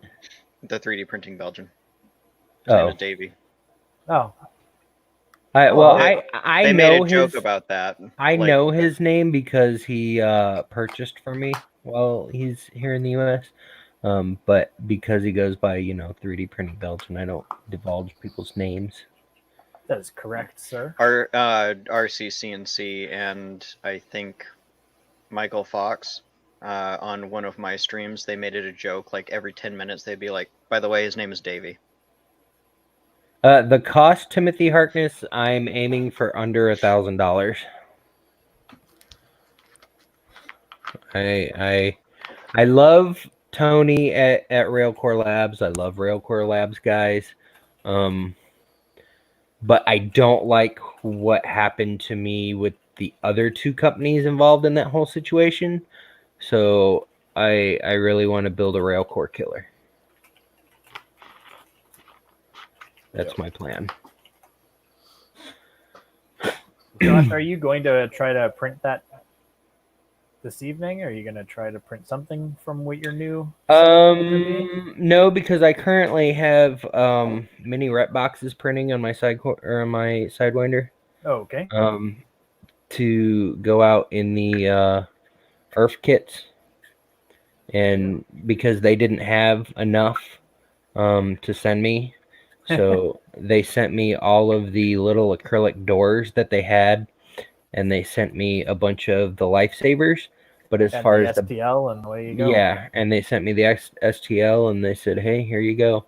So I've got to print the rest of the boxes. So that's what my Sidewinder's doing right now. I know. Are you gonna need this little guy still? I The little widget that I used to get it connected in? I don't know, because I'm like scared to mess with it now. Now that it's working, I'm scared to make that longer, and because like there's a setting on palette or in Canvas. Well, one of the two. if you've got it clipped in right now, then it's fine. As Yeah, long as it's you've got fine. the two. I just clipped in. can't print anything big, which multicolor you don't want to print big anyways, because it like triples the time. But well, two mini R2D2s took 5 days. was like 17 hours. Yeah, that's wow. But the nice part about now that you're doing this P2PP, you can customize your supports. You can put them where you want them. Like you can. Right. It opens up so many possibilities, and then also it's faster to. You notice how much faster it was to slice that model. So you can make a change, slice it. I don't like that. Slice it again. Belgian, I do have prepaid labels. The problem is when I do, like, Viking bought stuff from me, and even though I marked it as a gift, I still have to, like, the label is prepaid, but I have to put the You have to have a value. He shits out all the boxes. What's the freaking thing called? VAT. No, there's basically like a list of what's in the box has to be included on it for international. Oh yeah, shipping. Because they want to make sure you're not selling. They're sending bomb parts. And even though I marked it as a gift, they still charged him freaking like $36 VAT. No, is that what you said? It about 40 or something, I think. Yeah. Wait, so they charged him like $40 on stuff that I wrote was a gift. So, right. So I figured out why, because I looked up what was going on with this box, and it said that I owed duties on it. So I knew when the UPS guy showed up, I was going to have to pay him, and I'm like, well, this is. Okay, so if I had set the declared value to 0 on everything, then he probably wouldn't have had to pay. Right. Because but then if they lost it, I wouldn't have been able to file insurance on it. Yep. So that's the thing is so in Canada, if it's $60 or less, I don't have to pay anything on it. Meanwhile, it depends on the product that's coming in. So if the product that's coming in is something that they determine needs taxes on it, it doesn't matter if it's $60 or $6. They're going to charge the taxes on it. Yeah. Declared value or not, declared value will usually get you less of a likelihood, but it doesn't matter. Using a shipper like UPS or DHL will almost always guarantee a charge. DHL guaranteed a charge no matter what. Every time.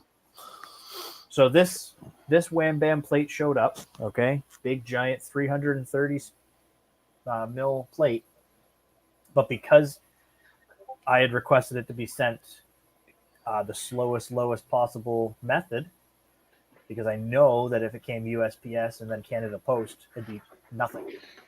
Right. The little one showed up. They DHL charged me like $45 or $25. Sorry, $25 at the door.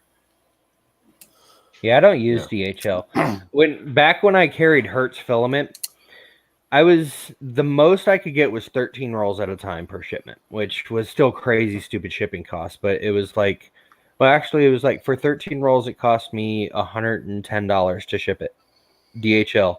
If I used the DHL site in whatever country it was, okay, it would cost me $110. If I used the US DHL site and was paying the shipping, they wanted to charge me $730. I wrote my DHL dude, and I'm like, dude, what the hell is up with this?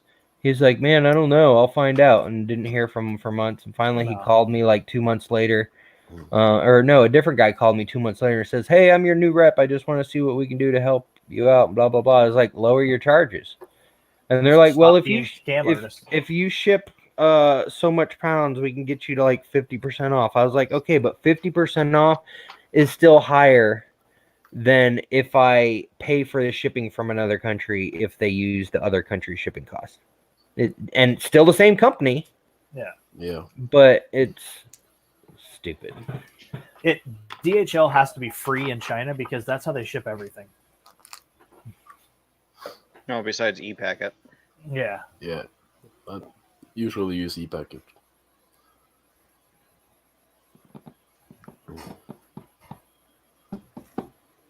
And then like FedEx, there's some countries that won't even let me choose. But I just use USPS for practically everything because USPS, they're the cheapest unless you're shipping something stupid heavy and big.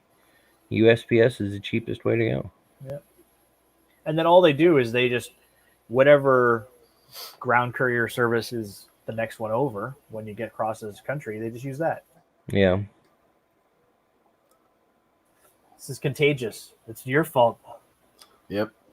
It's the t-shirt, isn't it? The t-shirt first. Now y'all make me want to go get my Wham Bam t-shirt. Yeah. Well, you'll notice, Josh, my head is cold. My head is cold. Your head is cold? Your and Tanny's heads are warm. Yeah. And Thomas and I, we're just matching on different. I forgot to, because I was so worried about getting Vikings package out because I kept telling them I'm sending it. Finally, I was like, oh shit, I need to get it out. And I meant to put a hat in his box, and I didn't. Oh. Yeah. I did send him all the leftover Viking stickers I had, though, so he could send them out or give them out to people. Oh, cool. Thank you.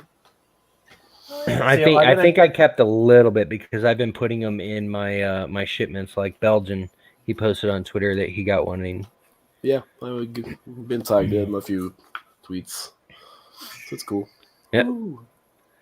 So I got to work on the sticker board, and I'm debating where I'm thinking of putting it back here somewhere. Put it behind your printers. Yeah, that's what I'm thinking, like on the wall or maybe on the wall beside the printer. Or the wall right behind the Ziltech box. That's right here, the only wall you can see. Yeah, that's where the Wexagons are coming down a bit, but I can put a board here and I could put it there or something. Yeah. Because I want to be able to have it on business. Yeah, Belgian, I am all about bucking the government and bucking shipping. So I will, if you order something from me, I will ship it the absolute cheapest way possible, and I will declare zero value if you want me to. But if it does get lost, it's on you. Yeah. And that's the gamble we international people take. Yeah.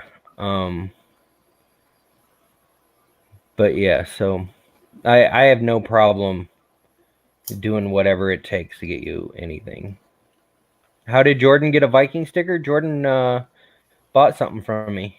I got a little box. I send it along with and him. Then I snapped one. I think you missed that one, Josh. Good thing you got two. I snapped it on Tanny's stream. Very quickly grabbed my screw kit, screwed it out, Yeah, now- once I got that screw reverser thingy, it literally came out in like 2 seconds. I didn't have to hammer nothing. And there she be. Yeah, Titanium. came out in 2 seconds. Yeah, downside of having a really hard metal is that they are often brittle. Mhm. Well, and I don't know why. They could have made this section right here, where it transitions from the 7 mil to the 6 mil. They could have made that fatter. It's titanium. Yeah. It's going to wick away. Like, it could have been solid, and it still would be a better heat Wick break. away, yeah. Yeah, because it's titanium. Belgian, if you do order the UFO box, I will tell you, generally to Europe, it costs like $22 to $26. But contact me before you order, because technically the price of the UFO shipping is included to the US.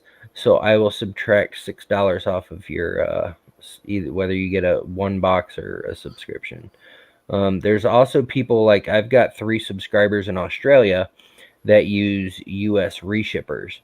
And I just send it to a US address, and then once they get however enough many volume. cubic box of what they order in the US, then they send it all at once. And that works out cheapest for them. So Yeah. Tanny, the i3 Mega killed a print today. I'm honestly not that surprised. The I've had to stop printing on mine because it is incapable of printing well with a 0.6 millimeter nozzle. it prints beautiful. Oh, mine's perfect. The wires, the one set of wires that I didn't touch were the heated bed wires, and the thermistor wire is dicked because when you squeeze the wire, the bed, you can actually watch the temperature go from like 20 degrees Celsius to minus 14. Let go of the wire, wiggle it a little. Same thing is 20. happening on my artillery, and it's because they're not strain relieved. What I did on my i3 Mega is I turned the whole bed 90 degrees. how is your So that the Sidewinder bed nut? came off the side, and then I found the off the back was pretty good, but it's pinching where it comes out of the sheet metal, right? That little grommet that comes up. So I'm gonna fix it up. I'll solder the connections back in, and then I'm gonna add my patented grass trimmer nylon, and that should fix her right up. Yeah, I just turned the whole bed sideways and then put a little wire loop, like the kind you'd use to tie a wire to a wall. Yeah. I just used one of those and put it on the bed level screw. Nice. Michael Cassell. That works Yes, really well. I could do that, but it depends on when you want it. Because I have not announced it on Twitter. I have said it on stream a couple times. I went with a different box company this month because I am trying to reduce shipping costs. And if you remember, I don't know how long you've been a subscriber, but back when I first started and I had the smaller boxes, I would put them in flat rate envelopes because it was cheaper to send that way. And then I went to the bigger boxes, and they wouldn't fit in the flat rate envelopes anymore. So I found a site that told me exactly the specifications of the boxes that would fit in a flat rate envelope. The company I normally order through wants like $1,000 up front to make a custom die for that. The new company I use said, we don't care, name your dimensions, we're good. So I went a little smaller than the recommended dimensions just so I could make sure that they'd go in the box or go in the envelopes. Little fudge factor. Yeah, some fudge factor in there. And if there's still enough room, then I'll go a little bigger to see what. Anyways, long story short, I ordered them on the 14th. The company says it takes 11 days to process, 5 days for shipping. So I figured, okay, they'll be here by January 1st or 2nd. So like 2 days after Christmas, a day after Christmas, it was the Friday after Christmas, they sent me an email, due to the holidays, we are behind schedule and you will probably not receive your boxes until the 16th of January. Yeah, they may have gotten a big order of boxes too. And so UFO boxes are going to be late this month. And I am sorry. It was I'm going to go ahead and take blame for it. Gonna get some hate mail on it as I always. will get some hate mail as always. I apologize, Bunch of dingleberries. but I'm trying, guys. I'm trying. Actually, What? Curmudgeon, the ribbons on the Sidewinder are holding up better than the bed cables so far. The bed cables are not those ribbon types because it's 120 volt. Those are the ones that are starting to break for me. Oh, that's looking good. Latest Fotis model. Yeah. Which one is that? That will be Butcher. Bill the Butcher. Oh yeah, Butcher, Build a Butcher. Yeah. And that is. I I don't know if am you saw going- the preview that I posted, but now I'm posting previews of models and fun videos. But it's Bloodstone, Snow Labs Bloodstone. I thought Butcher Bill Bloodstone. Yeah, that's a good reason to use that filament. Yeah, Sean, I'm sure the Profi box did because the Profi box they literally use the same box every month. It's this size box. And I honestly believe it's just a brown corrugated box with the Profi tape on it, if I remember correctly, because I used to subscribe to it. My boxes every month are themed to that month, so I don't order like mass quantities of the same box. And if you did that to maintain shipping times, you would then have more people going, well, I've been subscribing to the box to get the cool box. Like the Maker box are all one type of box, like the Maker box subscription, it's all that black box with the logo on it. Right. Yours are different, right? And I'm sure most of the subscribers just really won't care. They'll be like, okay, a black box every month, whatever. But it's something that I take pride in because it I stand out. It's when one people more thing that sets you apart. When people see my box, they say, "Hey, that's a UFO box." It's not, It's a nice USB. I don't know. When they but see that box, could be why I've been box. I've been plateaued since last February at my subscriber count because I just suck and can't get shit out on time. You know what? We should do for one of the months, do a boxless month. Well, a boxless box. Everything's it's all you're just using flat pack bags. It's boxless month for box awareness, like cardboard box awareness month. Just wait until April. Team trees hit 20 mil. Got to save some trees, right? Use plastic instead.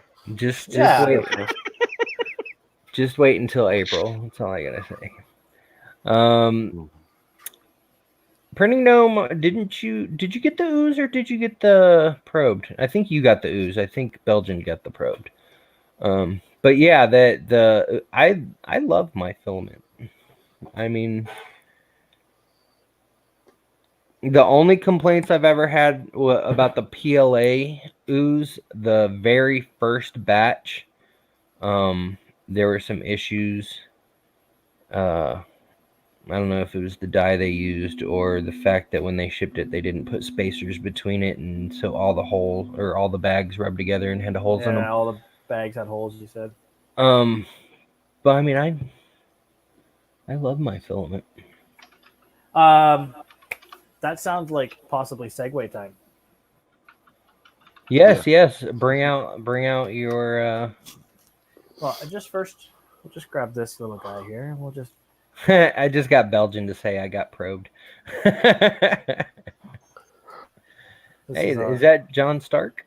That is a Jon Snow. I mean, John Stark. Is that what am I thinking? Targaryen. Thank you. Jon Snow. Spoiler alert.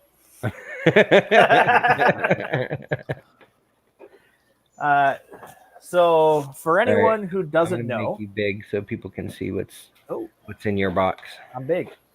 For anyone who doesn't know, our friend Tanny here is currently employed at the fine people of Zealtech, and for now, I said currently.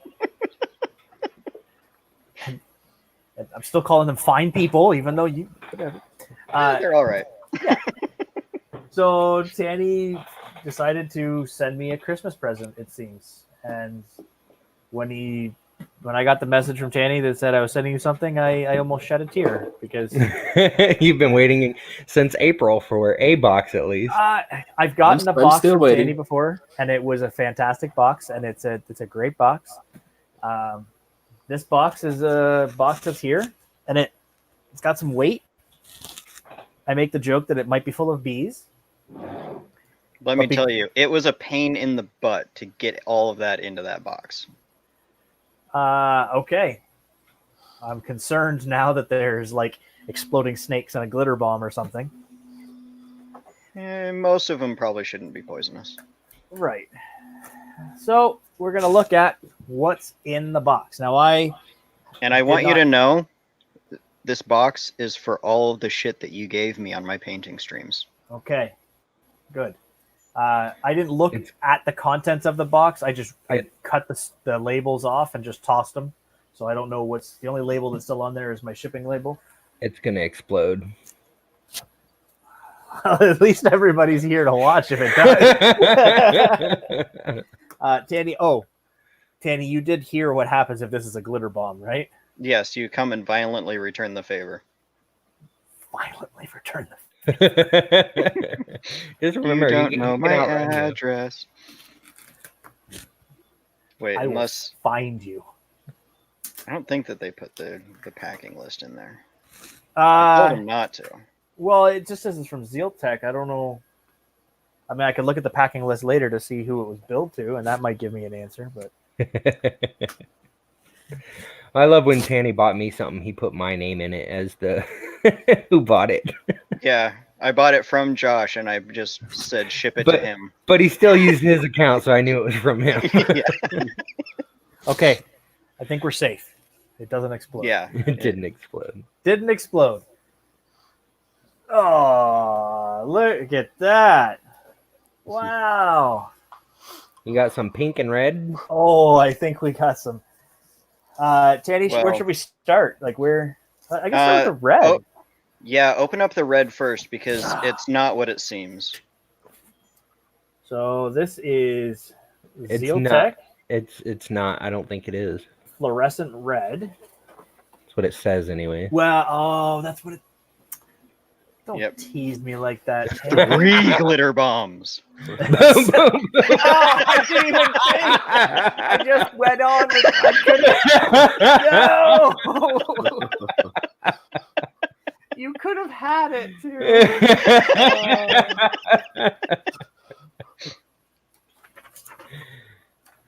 Some instructions.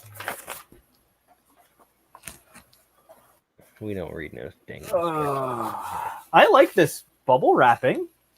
Yeah, It's their very wrapping's satisfying really good. bubble wrap. I Well, like their wrapping. like one of the bigger problems with filament shipping is the plastic in the box will get banged up, right? This helps. I'll never Doesn't use help it with the again. way that USPS treats some of the packages. Okay, so it is actually a roll of filament. Yep, that is fluorescent red, aka hot pink. Speaking of uh, Zealtech filament, did you guys get your carbon fiber and your PET G in yet? No, It's not showing up very well on camera. we have here. some carbon fiber PET G on the shelf, but there's not a whole lot. How many rolls did you need? I think it's carbon fiber PLA and PET G black that I'm needing. Well, that is quite the color. It's got like a translucency to it. Because I guess it was called translucent red. Shine a black light on it. Shine a black light on it. Okay, hang on. Oh, it's UV reactive. Well, not Yeah, so much. I need It just looks really cool. I need 2 rolls of PET G black, 1 roll of carbon fiber PLA black. oh yeah, What? that is hot pink. Nice. Hang on. Yeah, I sent you literally every pink that we have, since you kept telling me to paint things hot pink. That's awesome. So that okay. is hot pink, pink, and cookie pink. So if I do the same, you send me free filament? No, because it cost me like $150 to ship it to you. Okay. Really? It only cost me $80 to send him a 20-pound package. So this is now pink. Yeah, you can open that one second. It's the last one that's the most fun. The last one says cookie pink. I think I need to open that last. This is like Christmas, man. This is exciting. I didn't get any filament for Christmas because my wife knows better. Two rolls. She wouldn't see you until next Christmas. No, it prints like pretty much any other carbon fiber filament. Our carbon fiber content is kind of low. It doesn't affect the strength of the print much, but it does give it a nice kind of matte texture to it. You know what? Anybody who says carbon fiber PET G is stronger, it's just a flavor. It's not really a. It's not a strength. Well, it's like the spoiler alert. Close your ears if you don't want a spoiler for January UFO. But the carbon fiber PLA I got from Potapasta, they called me after I ordered it, and they were like, "This stuff is 10% carbon fiber, and it's brittle if it bends too much. So make sure you tell your customers not to bend it." The carbon fiber I have is, I'm pretty sure it's like heavy carbon fiber, low on the on the PET G part. So this Zealtech pink, this is I might try this as like a flesh tone. Yeah, it's like a super light baby pink. Light baby pink. It's not showing as well on camera. I mean, it's light. It's not as light as it's showing up. It's got a little more pink to it, but I like it. It's very nice. Yes, Michael Gassell, the vanadium nozzle should survive anything. It's got a lifetime warranty against abrasion. If it doesn't survive it, throw it at Slice, and they'll give you a new one. Yeah, they'll replace it for free. This is the one you want to open slowly. This one's got the giant glitter bomb in it. Is there a dildo in this one? This is the one that's been vibrating. It says Cookie Love pink. Oh, there's some love in it, all right. Cookie Love. And love. I don't know if you guys have seen, but I love cookies. Okay. I told Rose I'll show you guys after. But... I'm gonna open this one away from me just to. Bang!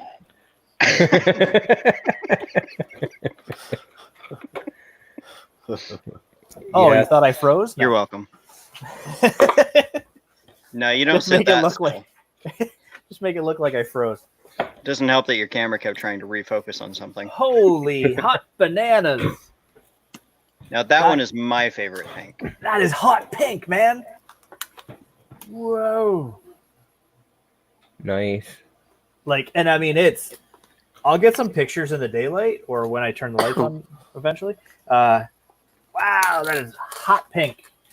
Also, that is the only color that we have that has like a really satisfying wind on it.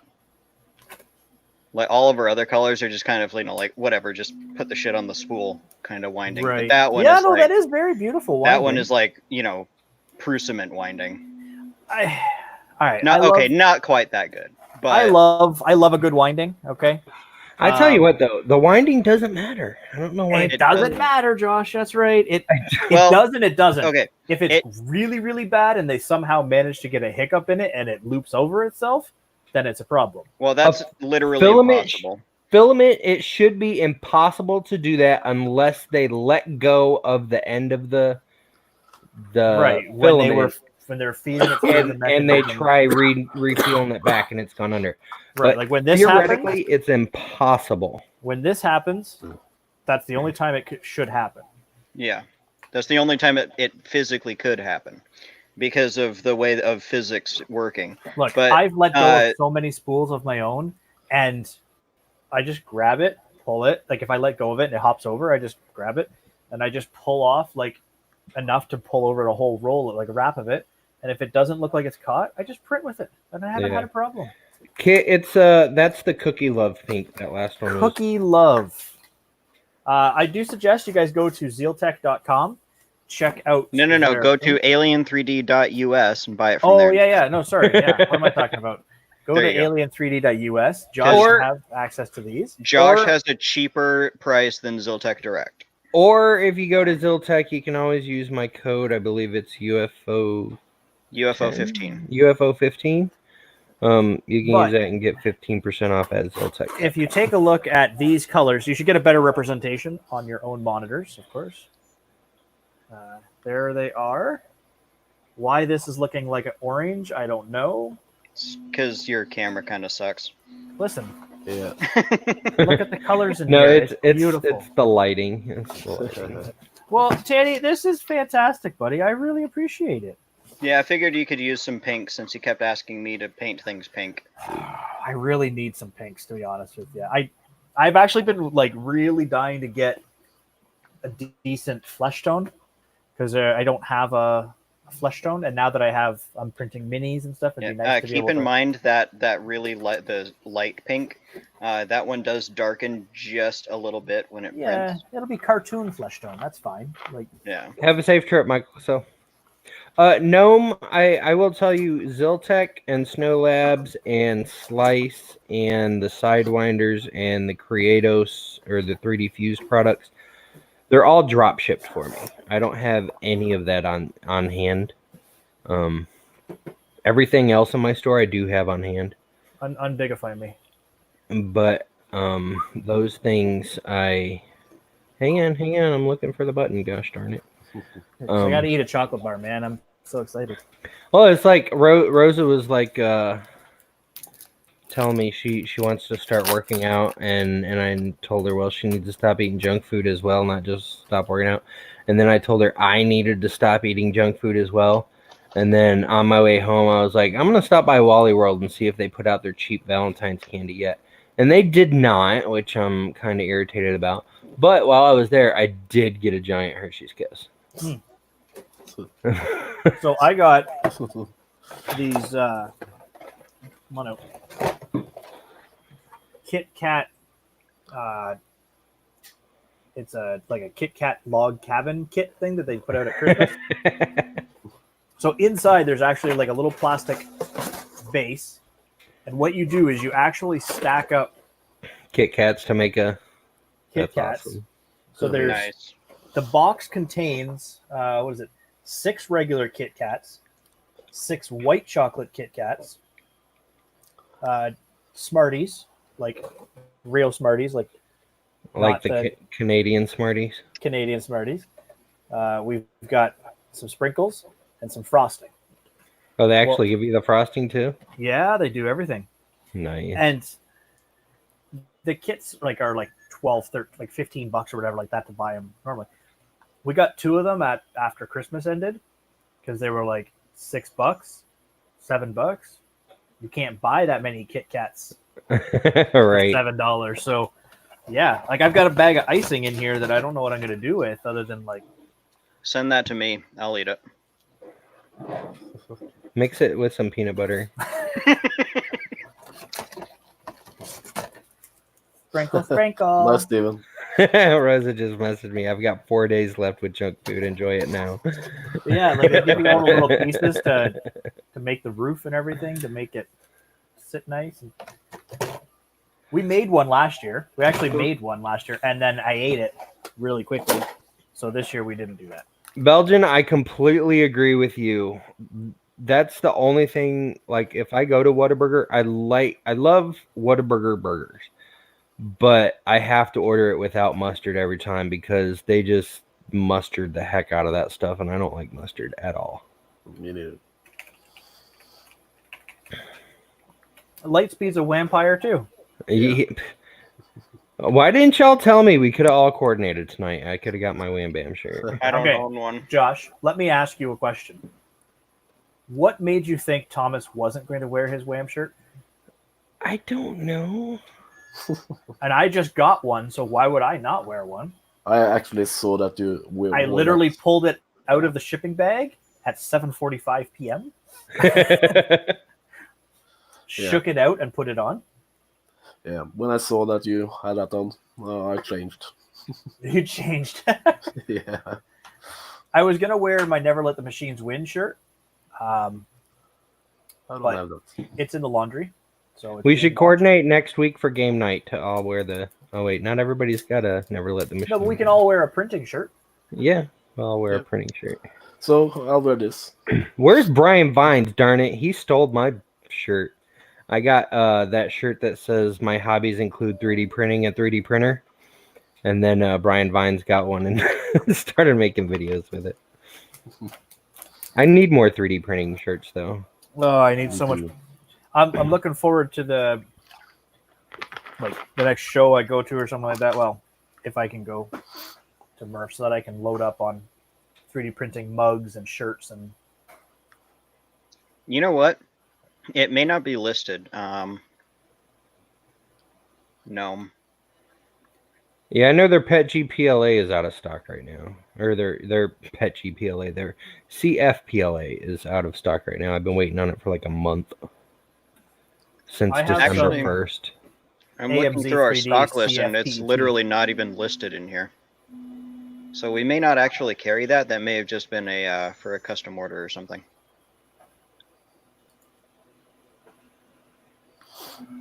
I don't know if you can get it where you're at, Gnome, but AMZ 3D CFPT. You got to print it stupid hot with no wind or anything because it just gets brittle. Because I think I'm pretty sure when you're talking like CF content, it is high. Like if you want to burn out a nozzle, go for it. But I use hardened nozzles now,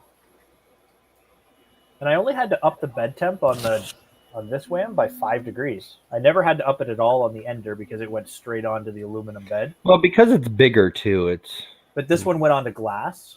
oh. Why'd So you it put on hasn't- glass? it hasn't- Oh yeah, it's got a glass bed. Well, if I peel that, if I take that off, it's going to be a mess. Yeah. But also the plate that is underneath of it is 2 mil aluminum. Yeah. So I want to keep that glass, or else my Yeah. bed will just be woo. Yeah. At least the bed I don't on know the wing what's up ender with is my. thicker. I don't know what's up with my Ender 3 because, like, it was printing great for the first 2 weeks, and then all of a sudden nothing would stick to the bed. I tried cleaning it with IPA, didn't help. Cleaned it with acetone, didn't help. So See, and I never have a problem. I put blue tape on it. My prints aren't even sticking to the blue tape. See, that's something else. See, like I never have a problem. The only thing I had to do, and I noticed, is for some reason, I probably did it to help compensate for elephant's foot, but I had my extrusion multiplier for the first layer, like the extrusion width, at a 0.42 instead of the usual 0.44 that everything else was, Yeah. just to try to give it less. It didn't matter how close I got that bed, the lines were not merging together, so I just upped it up a little bit. And I got to keep it tight, like you got to be really tight to make it stick, but I never have a problem with anything on my Wham Bam. Like I could probably peel that sheet off and hold it upside down and it won't fall off. Oh yeah, I'm not using a WAM. I'm just using the crappy Ender fake tack. Oh, I know that black square back there, that's my Ender fake tack. It just sits there in case I want texture. Yeah. I want to get more textured PEI sheets, but Amazon's too expensive, and the ones at TH3D are sold out. I'd like to try that Alti-Stick setup from Filament 1. Yeah. But to get an Ender-sized How much are they? Well, for me to get... So I got an A10 sitting there that I'm going to rebuild as like a bear, right? So it'd be great to have like the same kind of like Prusa style texture finish on a lot of stuff. To get the magnet, the bed with it coated is going to cost me with shipping $93 Ouch. Canadian. Whoa. And Belgian, Yeah. Belgian, I completely agree with you on that. I mean, unless you're doing stuff that is mechanical, you don't need glass fiber in CF. No, it's fun. And from what I've heard, glass fiber is even stronger than the CF, because the CF strength comes from the interweaving of the CF, and you don't get that when you print it in plastic. Yep. So That is it 100% makes the case. no sense to me at all. Catch you later, Carson. Carson's leaving. Oh, Yeah. yeah. Like it's the other reason why I don't print. Like I have like maybe 3-4 rolls of Pet G. I print pretty things.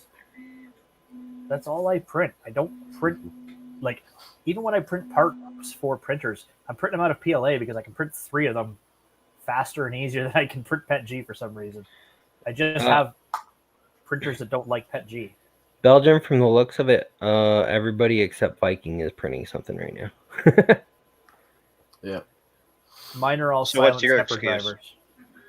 You It's, shouldn't be hearing. it's probably my Sidewinder that's printing a ret box right now. Yeah, I haven't. Holy cow, these Altistic premium powder coated Ultim PEI plates. They're double-sided textured PEI. It's $47 for a 235.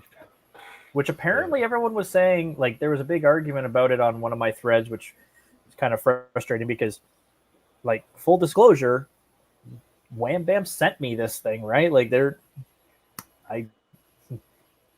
so here I am trying to say, hey, look at my cool new thing. And everyone's like, oh, it's a ripoff. And I'm like, shut up. Yeah, I'm looking at you, Lightspeed. Yeah, I'm sorry. Causing me headaches. TH3D good is conversation cheap to as have. friggin' powder coated sheets. Is it blue though? No, good. it's gold, just like the Altistic ones. Yeah. Which, according to Joseph Prusa, is going to rust, but whatever, it's cheap enough I could buy a new one. I don't know. I would like to try it. Like I would love to get my hands on one, but I can't justify $95 for a bed when I can go buy a $1 tube of glue stick and it'll stick perfectly fine every time. To the point that I have to use a really stiff putty knife and a whack with a screwdriver to get it off. Yeah, I think it was Joel Telling. I saw a post from him the other day say that his Wham plate lasted 25 prints and then it wouldn't stick anymore. That was today. It was a big to do. Everyone's got a personal opinion on the pricing of some of these things, and I get that. For the size of bed that this is, the plate kit would have been just a little bit more expensive for me to buy it than to buy that Alti-Stick. Hey, 3D printing and painting. You know what I mean? Like it's yeah. Welcome back, Michael. So they're not like cheap by any manner of the term, but at the same time, the race to the bottom isn't what you want. A Wham Bam Flex system, okay, is $55. That's your magnet, your plate, and your PEX sheet. The Alti-Stick is $47 for a 235, and it's just the plate. Just the plate, and another $19 for the magnet. But if you buy the magnet and the stick in the same order, then your magnet is half price. Except and so then I was like, okay, that makes sense. And then Chris was like, oh, here, use my practical printing code and you could save some money. It's not a affiliate. And I was like, I don't care if it is affiliate or not. I like helping you out. You cannot apply more than one discount code on an order, and it's considering discounting itself as a discount code. Huh. So I could not add it to the list. You couldn't stack it, yeah. But I didn't want to stack it. I just wanted to save 5% overall and not just half the... Right. Belgian, what Wham Bam do you want that is $123? The supersized me one. What, like a 410? But when you're getting a 410 mil sheet, 380 380 round. Yeah, it's $123. Yeah, that's you gotta remember that's a big sheet. Like, well, it's like okay, I can't remember who did it. I think it was Ron. This is the box. Okay, Like, Yeah. that's a big sheet of like material. The 330 is what I got, and it is $89 for the 330 kit. It's a huge sheet with a wicked strong magnet and a really durable surface. I think it's worth it. But like this thing that I caught on fire yesterday. If you guys have not seen my catch on fire video, yes, I caught it on fire. After I posted it, I think Canadian Ron posted a comment on the video saying that they're basically the same as grow boxes that you can get. But I almost want to buy a grow box just to compare the things, because the grow boxes, yes, they're lined in Mylar. Whether this stuff is Mylar, I don't know. Peter did comment on the video what it was actually made out of. But I think this is a better quality than the grow covers. Okay, so here's the thing. I don't know. I need to get one. But I went to a better shape. What's that? This will actually fit your printer. A grow box might not. You can actually see your printer. You might not be able to do that with the grow box. There might not be the right in and outputs you need for putting stuff through. Like, yes, it's like a little bit pricey. The filament holes and but it's designed like it's a designed product. We have to stop getting this idea in our head that just because something is made one place cheaper, it should be cheaper everywhere else. The people at Wham Bam, they maybe took an idea from a grow box. Lightspeed, they reversed engineered it and designed it themselves. Lightspeed, I'm gonna have to disagree with that unless you know something I don't.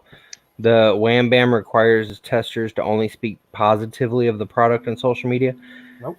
I lit this thing on fire after Peter asked me not to on social media. I still did it. I don't know whether they're going to keep sending me stuff to test, but they sent me this to test. They never asked me to only say anything positive about it. They only asked me if they... Lightspeed, that's a little screwy, because, again, they've never said anything to me about, hey, you have to say something positive. Their only request was, when I take pictures or do stuff with their product, tag them, which I was going to do anyways. Josh is frozen. Yeah, I don't know Lightspeed. I mean, maybe they did. They've never done that to me. That's all I will say. They've never asked me to. Well, I mean, honestly, I have nothing negative to say about this thing.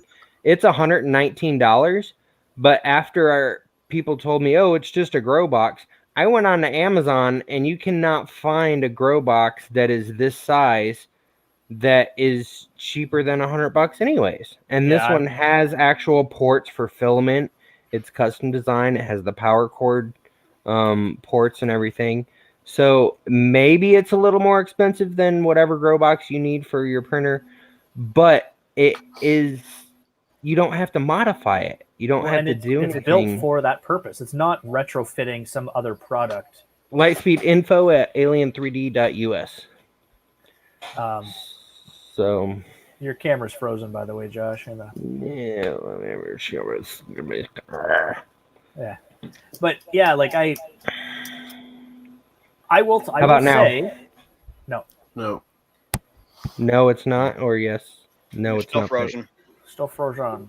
Son of a biscuit eater. I will say that Wham Bam products are pricey. That's fair assessment to say they are, but you are getting, from what I can see, a very quality product for that. Like, I have crashed the bed on my ender right into this PEX sheet more than once because I changed a setting or I moved something and I didn't pay attention. And I have no rips or tears or anything. I saw a picture the other day. Somebody had a PEI sheet on their bed and it caught a corner of the print and sheared itself in half. Like, it ripped the sheet right off the bed. So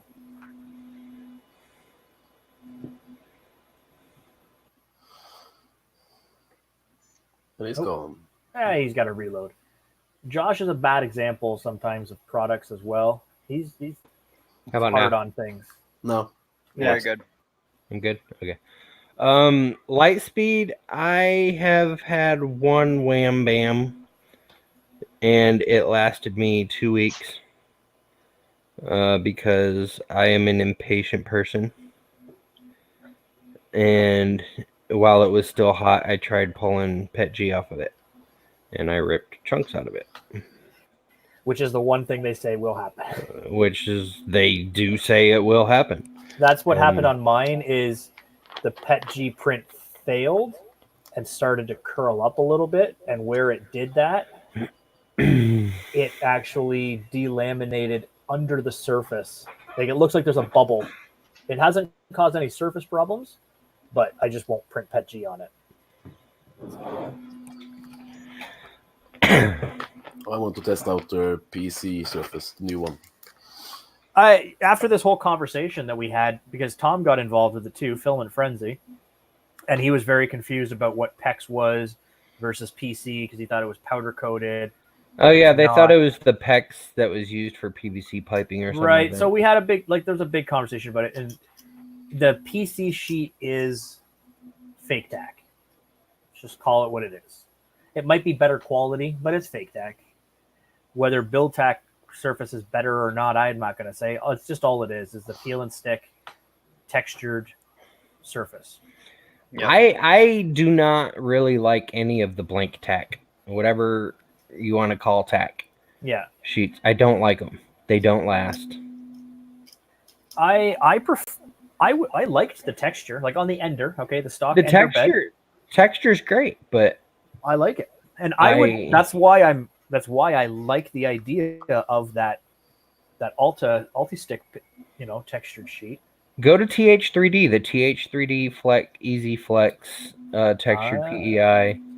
But like the sizes that I need, they're out of stock.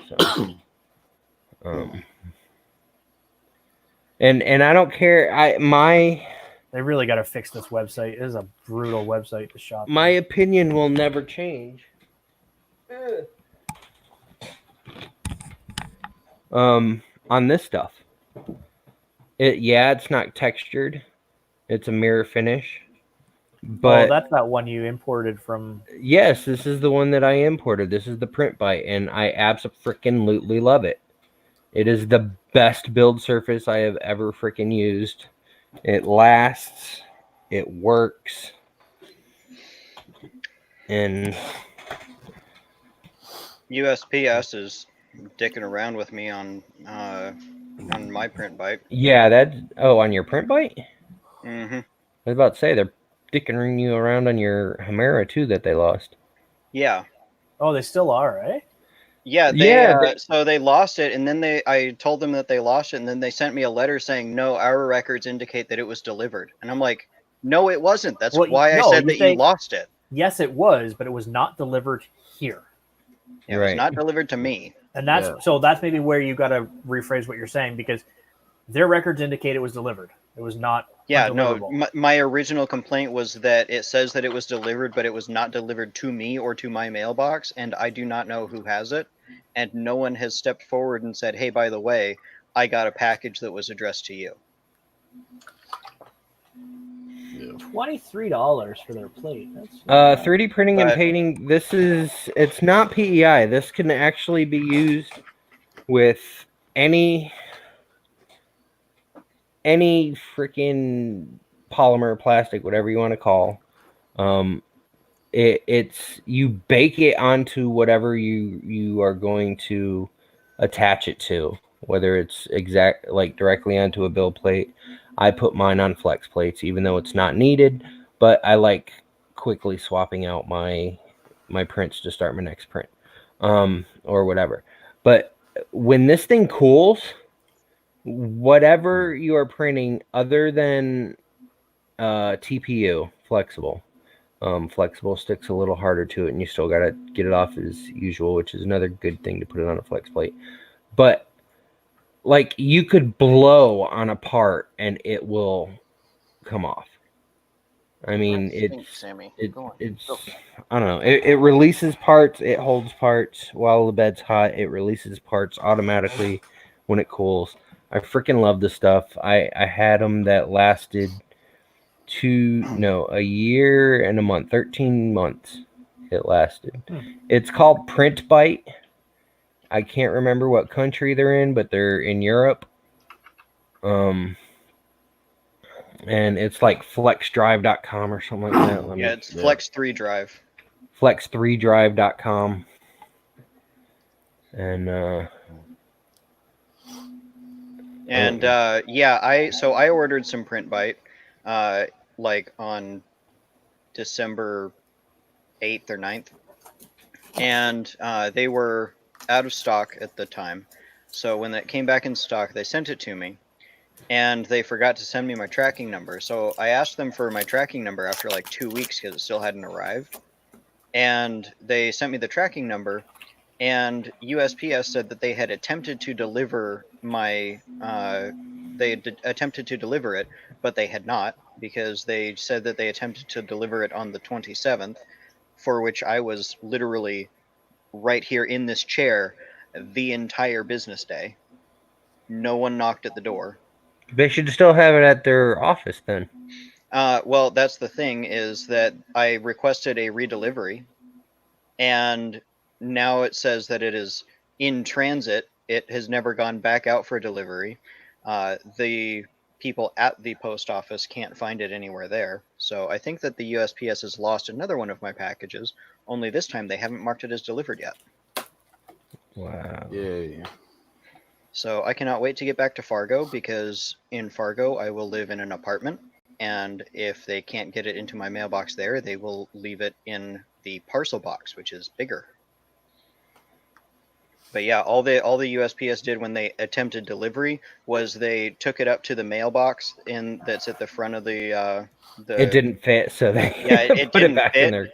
It didn't fit, so they left a note and just put it back in the truck. See, and here, if they get something and it doesn't fit in the packaging system, we get a door card, and then what you do is you just go to your local post office and you pick it up with your door card. I got one of those here, and what you're supposed to do with them, at least in the trailer park that I live in, is you sign it. You tell them where you want them to leave it if you're not home. And I told them leave it on my porch rather than just ignoring that I actually have a physical address here, because they treated it like it was a PO box. Like they're like, oh, it won't fit in the box. Guess we can't deliver it to you. But no, it's like I live like 30 feet away from those things. Just go over and drop it on my porch, and that's what I want. Yeah, now that I stopped going to my local UPS to ship stuff out, I'm waiting for my stuff to start disappearing. Yeah. I don't have a problem. Like when the dude delivered the Wham Bam, the post guy, man, I happened to be looking at the front door for some reason. I thought I heard a noise, and I saw a car pull up, and it was the mail truck. So I just waited a second. He opened the front door, and he was just about to slip it in between the two doors and take off, because he had to deliver 2,000 packages, right? Like they're busy people. And he's like, "No, we're just super busy. Sorry. Here you go." He was probably going to just drop it, ring the doorbell, and be in the truck before the door opened. And I live in an area where it's not like we don't have porch pirates around here.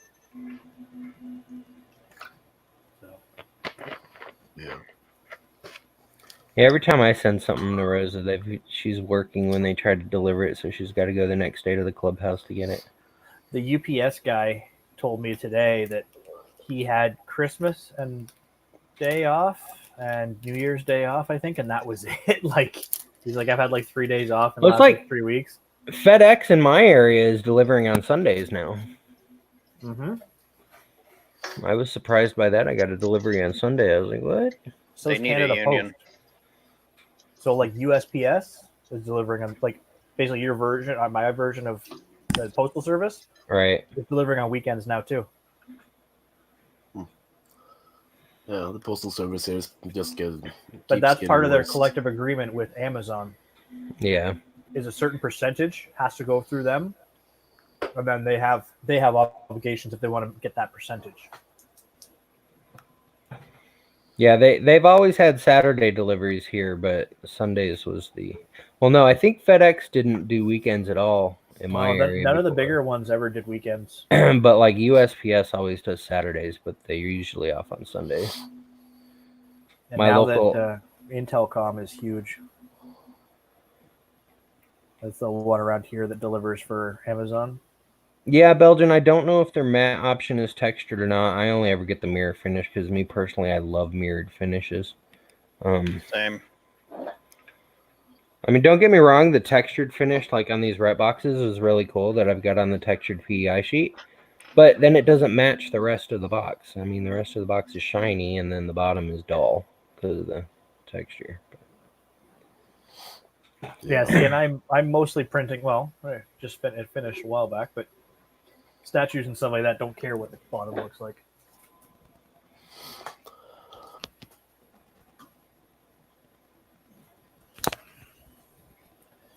Yeah, the only time that I really care about. Yeah, that's true. It does get rid of the bottom layer lines. Yeah. Yeah. Oh, you get that bed squished close enough, you'll get rid of the layer lines too.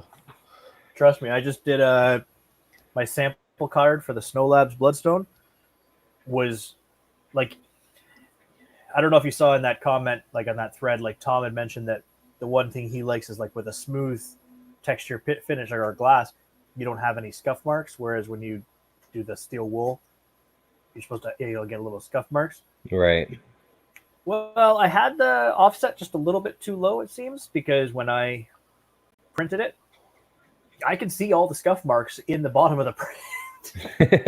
But it's like a mirror finish otherwise. Yeah. I tell you what, I'm about to never buy another FDM printer again, though. Because I'm freaking loving resin printing. That's good for you, Josh. Especially now that I have this freaking ultrasonic cleaner. That's It's a huge difference, yeah. It's like I just pop it off the plate directly into the ultrasonic cleaner. I press go for 5 minutes, and then I dump it in my water, my UV water. And it freaking has cut my work load way down. Yeah.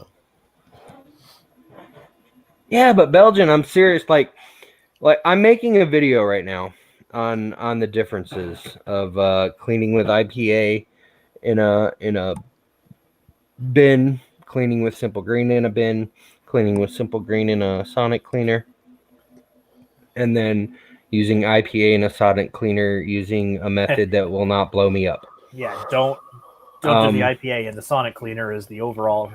Well, no, I'm going to, but somebody mentioned that if you fill the cleaner with water and then put like your part in a Ziploc bag full of IPA and then put that in there, then you're not getting the fumes vapors, from right? the IPA don't come out, but it still gets the sonic vibrations traveling through the Yes. liquid. So that's what I'm going to try. But also when you do the video, though, make mention about how it was brought to everyone's attention that we're just using IPA in the Ultra, that's a flammable hazard. Yeah, I'm going to. And so the alternative then is your Ziploc baggy, shaky. Yeah, I mean, Belgian, that is even more work if you go the IPA method. Personally, after I make this video, I'm done with IPA. Well, cost. Right? It's like there was a guy or a company who replied to my Sonic thingamabobber post on Twitter. He's like, use this stuff. And so I went to their company's website, and the stuff's $35 a gallon. Versus IPA, which I get for $18 a gallon, versus Simple Green, which I get for like $11 or $12 a gallon. Say, like, I got a gallon of it. Like, I use the Mean Green. So it's now, does the Mean Green work as good? Because I was told that Mean Green doesn't work as good as Simple Green. See, and I was told that Simple Green doesn't work as good as Mean Green. I don't know. Everyone's It's just making up whatever the hell they want to make up. probably, which is why I'm doing this video. Maybe I'll go get some mean green and add it to the mix. Okay, so the mean green, I noticed instantly, as soon as you put a drop of resin in it, it just like, it balls itself up And sinks. and sinks off. Like Yeah. it doesn't, whereas the IPA, you put a drop of resin in the IPA, it disperses. Oh yeah, Belgian, I completely understand. And let me just show you, because this is part of my video. Oh, I turned autofocus off my camera. Hang on a sec. Beep. Yeah, Sean, the mean green works great. I got a gallon of it at the store for $8 or something like that, whereas I got 2 liters of IPA for $10. So it's a big difference. All right, so this, if I could get it to focus. Come on, focus. It's so far away now, I can't reach it. I noticed your camera's way further away. Yeah, it's I moved my monitors back so I could actually work on my desk. So. And have room for your big old hot box, you stoner. God dang. Come on, you know what? I'm going to manually focus this thing. You want to be a jerk? You got a piece of paper? Just put a piece of paper behind it. I'm going to make it work, gosh darn it.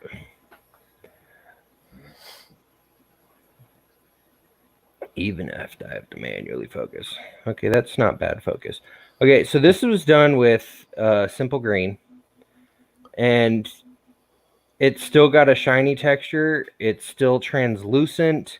It still looks freaking awesome in my opinion. I love it. This was the simple green clean, and it's completely cured. Now, this same exact model, same exact resin, this is IPA. Yeah. And it's dull. It lost color. Camera's not focusing again. Come on, focus, you piece of dookie.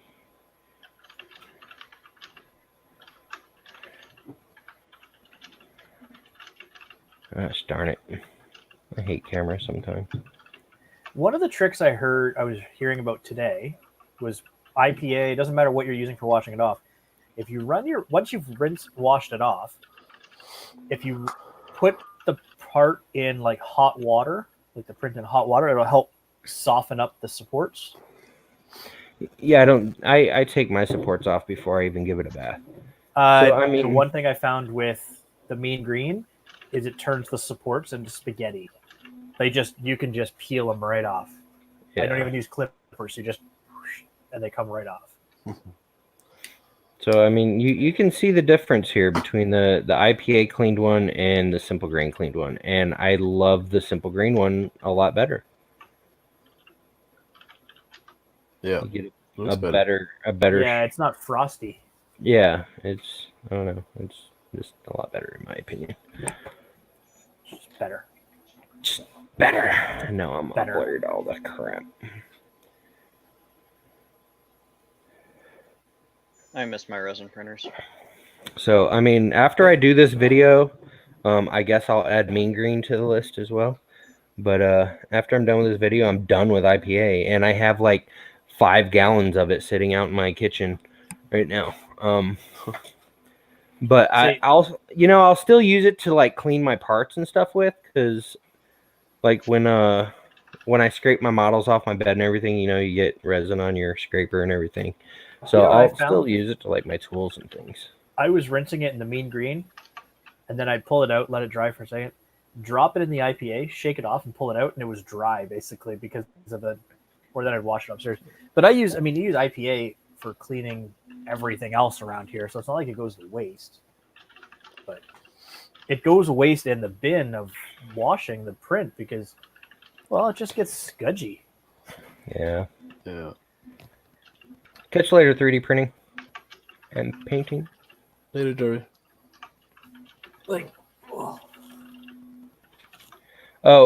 Sean, you asked what UV water is. It's not really UV water. It's my jar of water that I put my UV lamp against. I put my parts in the water, and then I put my UV lamp against it. because it reflects the UV light around the part and everything. And see, and that's something I'd never heard of until you said you did it. Really? Yeah. It's. There's so much now that these things exploded in the last half of 2019. Yeah, the there's amount of information and machines out there, and like everyone's got a different thing. I did find though that the Poly Smooth that I have, the water washable, I don't have to cure it. I wash the water it washable. off. You don't have to cure. I didn't have to cure it in the UV. I just let it dry, and it came out. And do you still get the detail, and do you still get the non-brittleness? Yeah, that's pretty good. Well, I don't want to like try to snap his arm off. You should try to snap his arm off. Do your due diligence. You have to do an honest review, sir. No, but I don't want to break it. And then take your torch out and see if it melts too and catches fire. But well, I still have to clean it up. I printed this before Christmas. I got to clean up all the zits and everything like that. But I found that what was happening is I was washing it, and then I would put it in the curing chamber that I have. It's like 130 seconds at a time, and I would rotate it a few times, and that was it. Yeah. But over the course of the next few days, it would start to crack. And well, that's because you over cured it, I was told. Right, that's what I looked up and I found out. So I did a control. I printed 2 of them. I printed one, and I cured one, and I printed another and didn't cure it. Okay, so I printed one, just washed it and let it sit on the counter on the table, and then I printed one and I cured it. And it right down near the bottom, it did crack, but it's not in a noticeable one. I actually had. Let's see, how long do you cure yours for? Because like this, I cure for 5 minutes. That's it. I set a timer for 5 minutes in the water. Okay. This is set to 180 seconds. So it's like 3 minutes. And I maybe do it twice or 3 times, depending on like the amount of rotations I have to get it. So now you're up to 9 minutes. Yeah, see? There you go. Gnome, if you're asking me, I've got 2 resin printers. I've got the Anycubic Photon, and I've got the Peopoly Phenom. But the funny thing is one of the first prints I did on it was all the little test prints I did. I stuck those outside in the sun. Okay, just put them on the front step. I forgot them out there for like 3 hours. they were perfectly fine. Yeah, I had mine out for a day or 2 sometimes because I forgot about it. The lamp I use is a AC 90 to 230 volt 405 nanometer spectrum. I don't know if that's what it means, nanometer, but it says NM. So yeah. Josh, I just remembered something. I got to send you a message. Okay. NM doesn't mean nanometer. Okay, yes. Nanometer.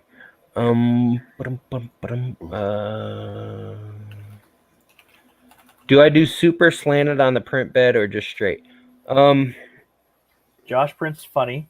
It depends. Okay. Like I manually support my models because I hate box supports. I think they're a waste. I think they overly support crap. But and then they miss islands all the time. They miss a crap ton of islands. So like for minis, I print flat on the bed. Because I've learned that it's just there's really no point in angling them anymore. I don't care what anybody says. I've been tipping them back, and I have no problem with it. Well, I mean, it's personal preference. We'll put it that way. My personal preference for the little models, I don't tilt them. I don't see a reason to or anything. For the larger models, like gosh darn it. I lost a leg. Alien lost a leg. I glue that back in there. But anyways, for the bigger models to where I had to put a crap ton of supports on them, I did angle them to whatever degree I would have to use for the least amount of supports. So it's really your personal preference. I mean, Robbie Mac. Hey, Robbie Mac. It's a Wham Bam t-shirt night. It's Star Wars t-shirt night. Sorry, it's Marvel t-shirt night. Marvel works too. Sorry, it's no t-shirt. Wasp, motherfuckers. Woo, no t-shirt. Oh wait, no, I'm fat. I ain't showing you all my man boobs. Yeah, boobies aren't allowed on NetFun YouTube. Sam, go lay down. Go away. Yeah. All right.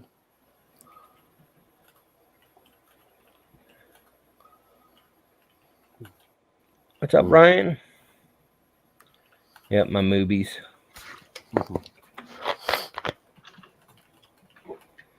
But yeah, so honestly, it's however you want to print your model, orientate your model for printing. It's entirely your preference. I do it to where, because on minis, I want the bottom to be flat, period. I don't want to have to get a bunch of supports off of it and then sand it down. I just want them to be flat. Well, and especially if you're not worried about that first few layers of it being distorted, then you're fine. And why is it distorted? There's something to do with when it gets like down right to the very, like the first few layers, because of the squish and all that jazz. Possible squish factor or whatever. Yeah, it's whatever. They're not 100% dimensionally accurate at that point. Look, this tiny little angel is freaking awesome, and it's adorable, and I printed it flat, and it's really cool. And I will be posting pictures of these. So. Plus. It's so tiny. And see, but you've got the Phenom too, so you're into resin land. These are on the Anycubic. I know, but you're into resin land, so it makes sense for you to have a bunch of resin. Well, I'm trying, like, I don't know if you guys have seen my Etsy shop lately, but everything that I've been printing, I've been signing up for licensing for, I think, 4 people now on Etsy, so I can print their models and sell them on Etsy. I'm about to possibly cancel 1 or 2 because the modelers are great modelers, but what they make I don't think it has sell factors to them. So I don't know. I'm still debating that. I'm currently paying like $150 in Etsy, or not Etsy, in patronage. 150 bucks a month. So I just completed the Holy Trinity. Yeah, Eastman's the only one I haven't got out of the Trinity yet. Have I tried the tough resin? No, I'm just using all the fast resin. I'm trying to just pump stuff out as cheap as possible. Like, people tell me the blue resin, the BLU, are amazing, but you know what? They're $60 a kilogram when I'm paying $36 a kilogram for the fast curing stuff. Yeah. If it wasn't for your healthcare system, I would love to live in America prices. Hell. Well, like I said, I got some inside information, and within the next month or 2, there's supposed to be a resin price war. Well, it only makes sense because we've run into a situation where they're saying globally, like, have you ever noticed too, like a lot of places are switching away from PLA, they're switching into PET-Gs. Yeah, because there's a PLA shortage. There's a PLA shortage. Yeah. And so then now they're doing that, but also this boom, like explosion of machines. Like you saw, I don't know if you saw Uncle Jesse's tweet earlier. I think he just got like 6 or 7 new machines in, and they're probably all the exact same. I wish people would start sending me machines to review. I'm not big enough same here. But like they're all the same. They're all the same thing. I really like the Photon over like the Mars and stuff like that for its build quality because it's a sturdy steel box. There is something to be said though about the price point difference and with the Mars how you can get it. Sean Chronister, you ordered on December 3rd. That means your first box will be the January box. Wait, no. Yeah, the January box. Because the December box cut off November 23rd. January box cuts off December 23rd. So your first box will be the January box. I don't know if you were here earlier, but they are going to be late and I apologize. If you want me to adjust your renewal date to the end of the month versus the first of the month, so you get your boxes before you get charged for the next month, I have absolutely no problem doing that. Just let me know and I will do so.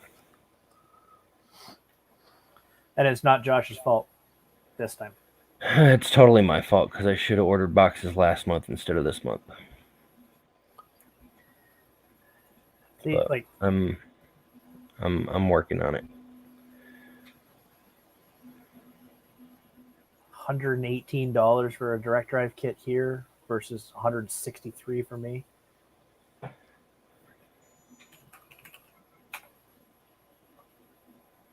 I like purposely mixing resins to see what I get Sorry. results I get. I can say I did mix resins. I had Soraya Tech Gray fast resin and I ran out. I had a little bit left in my bed, so I ordered some Sane Smart just to test it. And then I poured the Sane Smart in with the Soraya Tech, and my print quality went down. I don't know if it's from mixing the resins or if it's because the Sane Smart resin sucks. I don't know, but my print quality went down.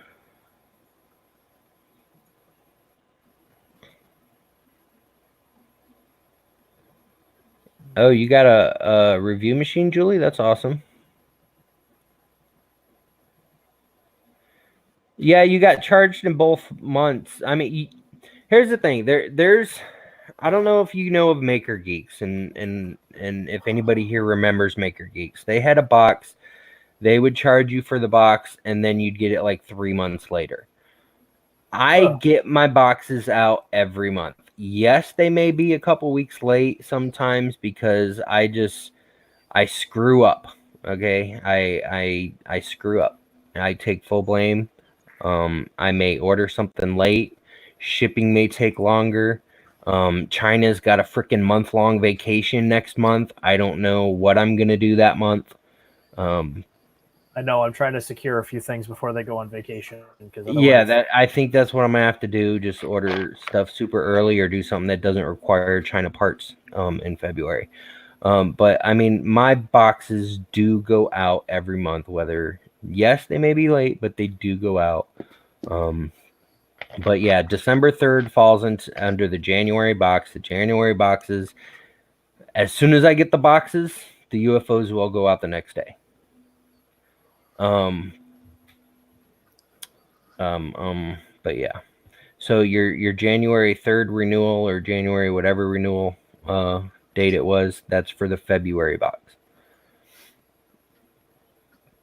Do I carry resins? No, I do not, Robbie Mac. I actually contacted a company to carry resins, and they were like, don't carry resins. I was like, why? And they're like, because any resin company right now is already on Amazon, and the margins are so small, you're not going to make any money, and it's not going to be worth it to you.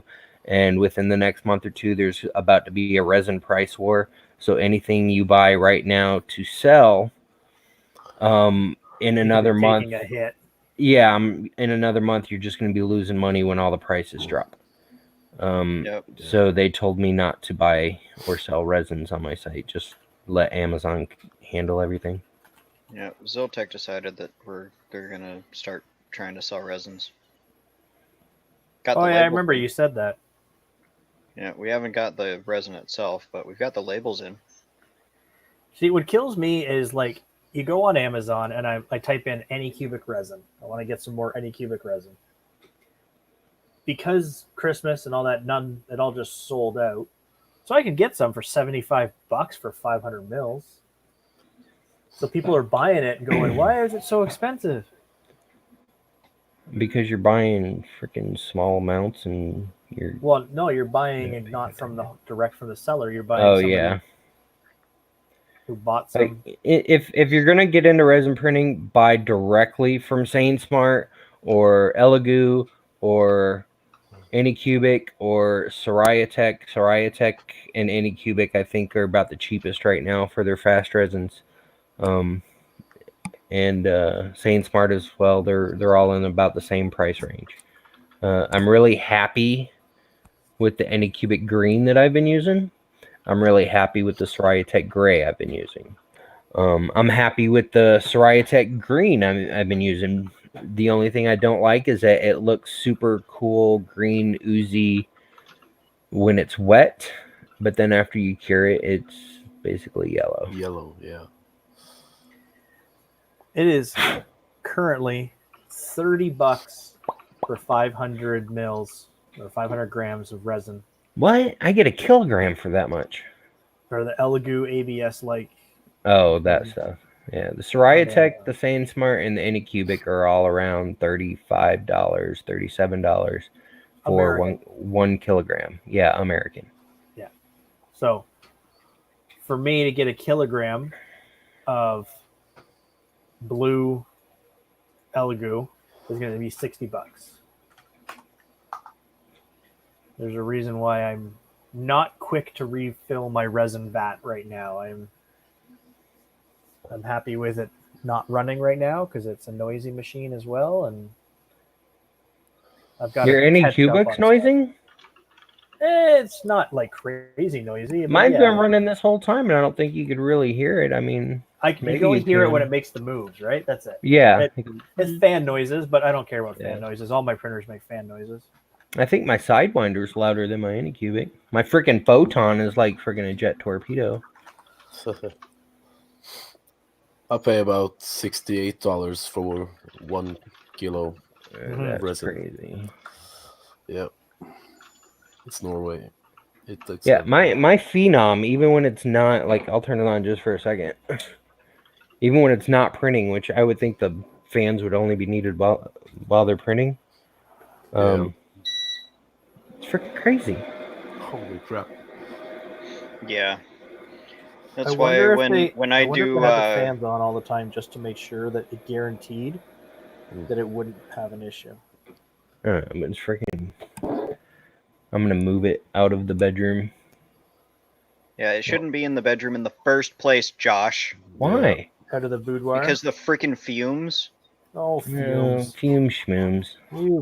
Yeah, you say that, but when you are dying of nasal cancer, then don't come crying to me. Josh will just join the latest of the, like, what's that? You guys always have them on TV, those cancer. Did you get cancer from this product or this product? Mesothelioma. If you obtain mesothelioma from eating beeswax. Did you obtain mesothelioma? We don't care where you got it. As long as you got it, we'll take care of you. As long as you're going to be dead in 6 months, then we can profit from you. That's right. Raziel, who was it the other day was talking about? Oh, yeah, Chris Warkaki. Noctuas are amazing at reducing sound. They're quiet. Bad for flow. But the airflow sucks. Fractal is better for flow and sound, but their sizing is a little all over some of them. But Fractal is one that I've been using fractals on most of my printers, and they're fantastic. Or like Vetrum says, the Sunon. Yeah. Sunon Maglev are probably the quietest fans you're going to get, but they're a little pricey. Yeah, $10 or $20. And they have airflow to spare. But yeah, Sunon would be my first choice. Noctuas they're just overrated.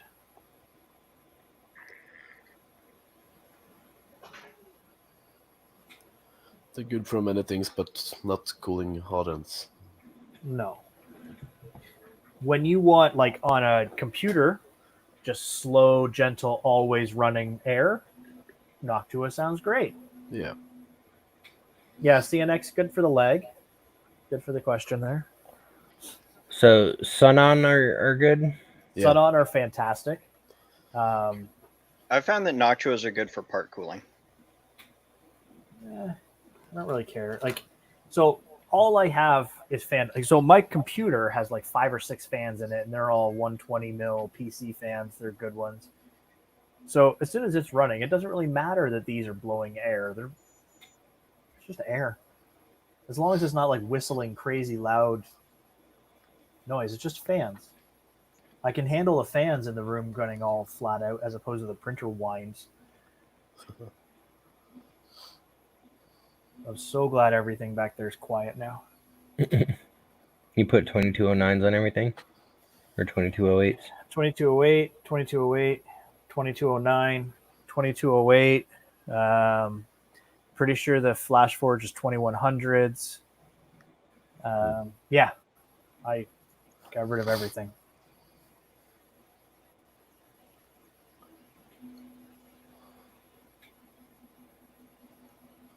Yeah, Ryan, if you go for the 4020 instead of 4010, they push more air. Then it should be enough. Yeah, because the blades are bigger. Yeah. But the 4010 isn't good enough for most tolerance. Maybe a Mosquito. They have more headroom.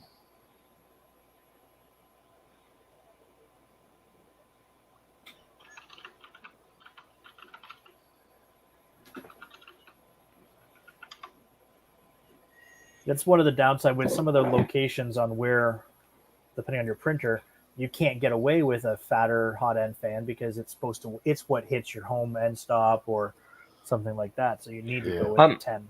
I'm really starting to think that the massive problems I've been having with my Mosquito is that the fan is just not strong enough or not positioned correctly. I'd say with the Mosquito, you would need a fat fan for it. I think. I did sign up to get the full Copperhead package on their Kickstarter. Of course you did.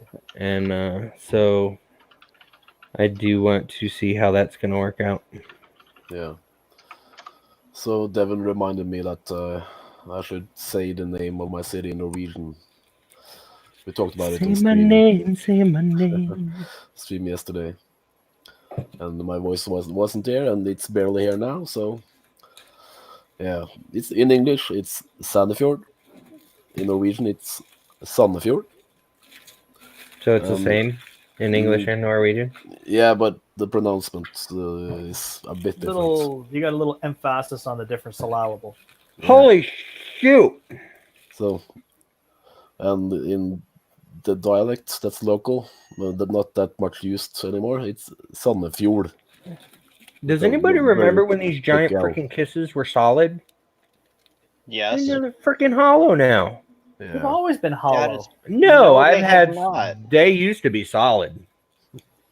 The last time I bought one, like a million moons ago, when I was, younger. Yeah. Now I'm ancient. I know for a fact that they used to be solid because I beamed my brother in the head with it, and he probably doesn't remember. I used to think I was gonna break my teeth on them because I sit there and gnaw on it and try to get a piece of chocolate off. They're freaking hollow now. I'm so disappointed. I'm never buying one of these again. 3 months eating one of those when I was. Yeah, they're freaking amazing. I'll buy the bunnies at Easter, and they're the solid ones, and you bust off a chunk of the ear, and you're just walking around eating some ear. Yeah, eating some tail, grabbing some tail, eating some cotton. Lightspeed, you do need a fan if you're doing steeper overhangs and don't want to use supports. Because if you don't have a fan, then it just looks like shit. Yeah, Steven, I've seen Vikings.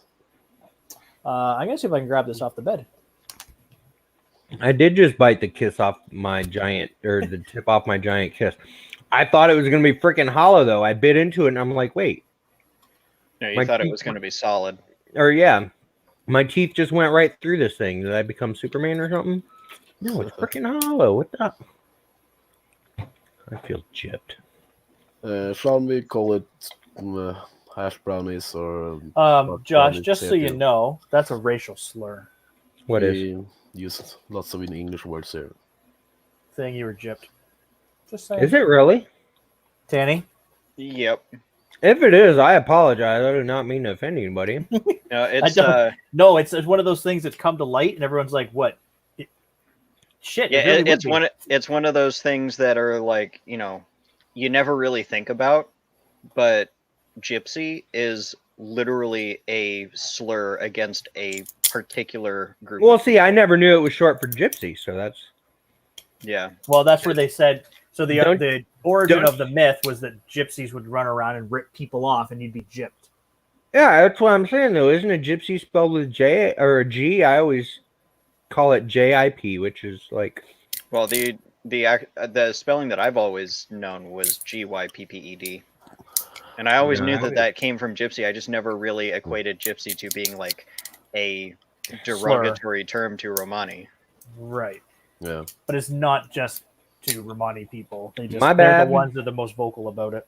Yeah. I mean, there is a racial way to say that in a way that Yes, there's another way of I saying used to say it, and it has to do with a race that's known for being tight with money, it. Not a race, Josh. or a Religious group. religious group. Yeah. A people. But you guys know me. I'm open to everybody. I don't mean to offend anybody, so I apologize if there are any gypsies in the crowd and I offended you. Romani's gypsy is the slur. If anybody is offended by any of my language, I apologize. I'm not even gonna say who. We're gonna have to Darn it. for anyone who has stayed watching the video this long after the P2PP information session, and you're here to learn about more stuff, don't learn about the slurs. I've got one freaking V8 left. Gosh darn it. All right. Supports removed. Oh, this thing's beautiful. Oh, beautiful.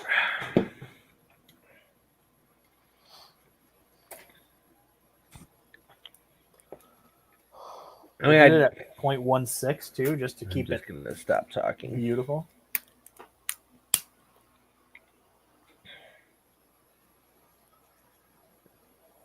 Tori, we hate you anyway. Say what you want.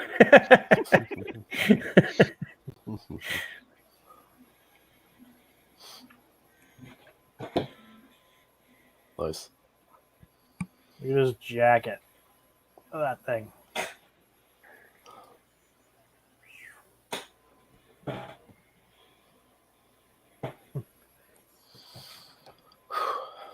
Oh, and it like I got to get some better pictures of it. Like you can kind of see it better now that I've pulled it away from the light. Like it's a dark for anyone who hasn't seen the Bloodstone.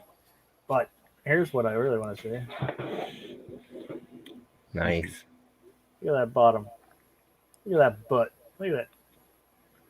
So you see those little light scuff? speed. If you could tell my heat creep problems then that'd be great, because my heat creep problems just don't seem to have gotten the memo.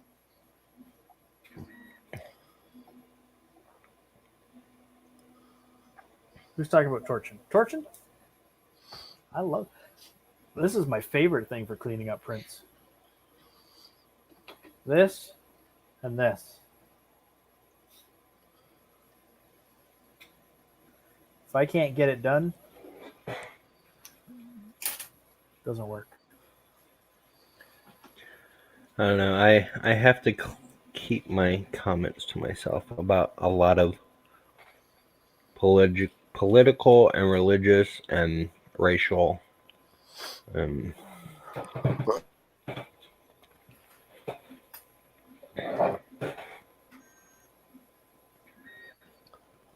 looks like I'm getting a Ring doorbell. Cool. My buddy got a new one, and so I'm like, "What are you doing with the old one?" He goes, it doesn't work great." I'm like, "I'll have it." Tell that to Josh's hot end, because Josh's hot end didn't seem to have gotten the memo on that either. Hang on, let me read chat and see what you're even talking about. Josh's hot end didn't have a memo about heat creep. His had a memo about sucking in broken filament. Well, it Yeah. had Yeah, it had heat was creep that before, was though. just this last time. What about the previous 9 months? That's right. Yeah.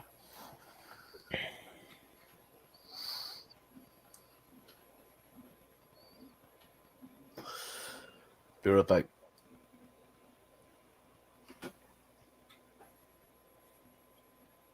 Man, this is nice.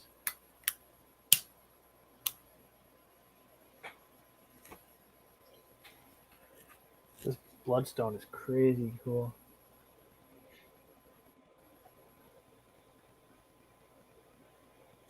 Red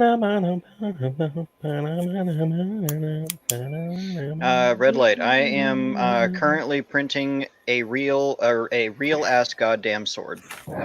Okay, let me catch up on chat. What am I? What did I miss on? It was heat break? creep light speed. It was heat creep for months and months and months. That Josh's Magnum was creeping like a dirty pedo. Oh yeah, I was getting all kinds of heat creep light speed.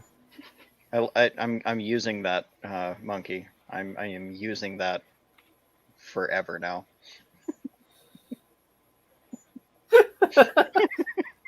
That is my new favorite phrase. Like I just pulled it out of my butt. The very top of my hot end was hot where it shouldn't have been. Like the part that, what the heck do you even call it? The part that screws into the top of the mosquito so you can hook it up to the Bowden crap. PC4. Whatever the heck it is. Even that was hot. It got so hot that the insets that hold it into the plastic parts came loose. And I had to remelt them back in. You don't have to call me Jesus. I know that I seem holy, but I'm really not. Oh, my cookies. And then I swapped out for the Magnum because I was told it has better anti-heat creepage, and still had tons of issues with it. Catch later, red light. I think you just needed. I think you need more fan.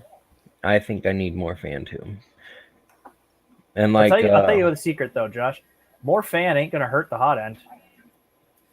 It can only make it better, right? Like light speed. How can you never use the fan? That makes no sense to me. Because the second I stop the fan, I get heat creep all the way to the top to the point where I burn my fingers at the top of the mosquito. Wait, are you saying turn off the hot end fan and it doesn't creep? He says he doesn't even use a hot end fan at all. Now, Lightspeed, were you paid to say these things as a mosquito beta tester? I think he was. I'm using the official Slice Engineering fan that comes with the mosquito. Well, you got to buy it separately, but it's for the mosquito from Slice Engineering. Bimetallic stainless and copper does not mean that it is an automatic heat sink that doesn't require any active cooling to maintain. Yeah, they are kind of loud. But yeah, the second I turn my fan off, it heat creeps all the way up and melts my plastic in the heat break. In the heat sink. Or heat break, yeah. Lightspeed. Steven, what size nozzle were you running on this thing? Because I know you like to run a fat nozzle. So if you're running a ton of filament through the if you're running a ton of filament through it fast, the fan isn't really coming into play at that point. So if you're running a 0.8 or greater, then it's just gonna out it goes.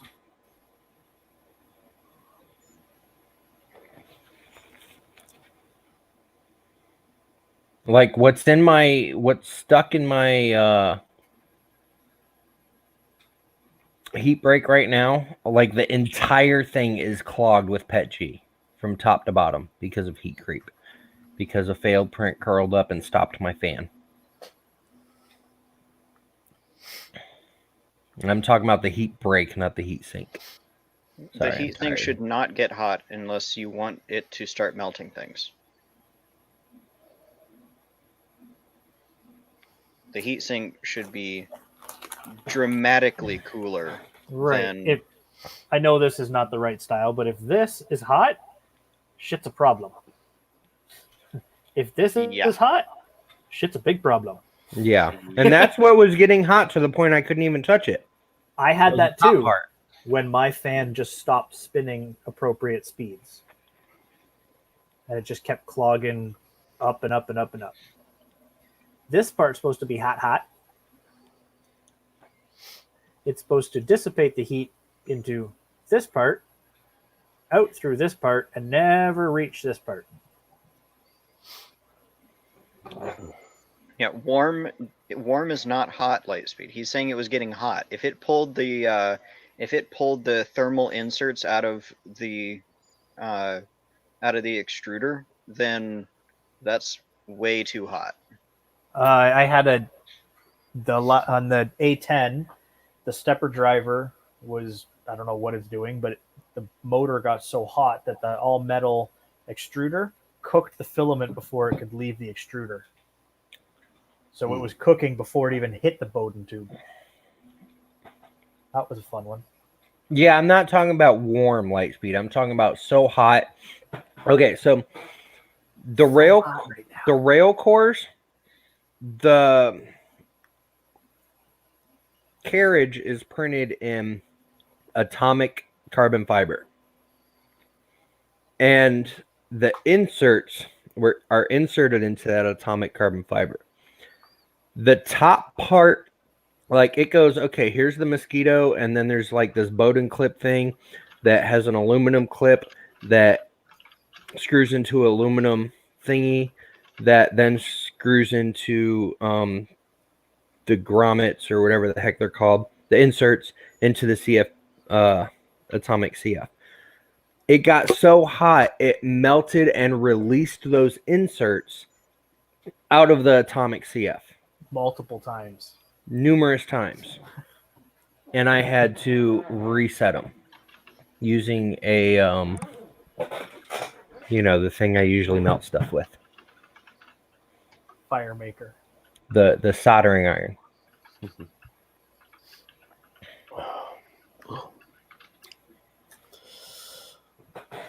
I am not in a position to be able to afford mosquitoes, which is why I have a lovely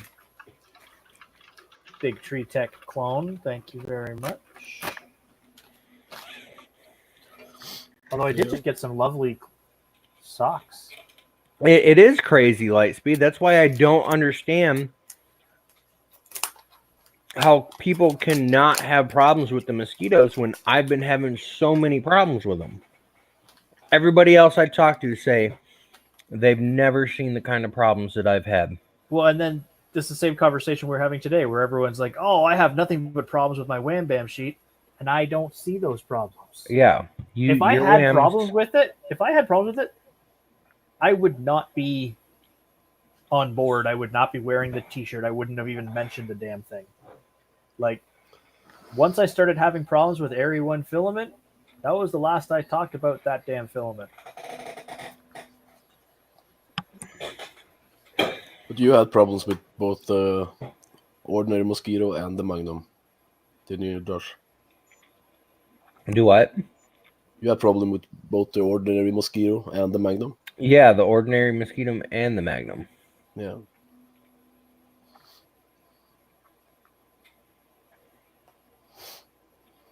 Mr. Butchum, I can't even take my Magnum apart right now.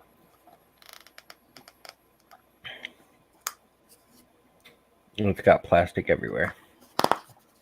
See, it's not a matter of how many sheets I've had. This sheet on my Ender, that printer runs pretty much 24/7 since I got it. And the Wham Bam went on it not that long after I got the thing.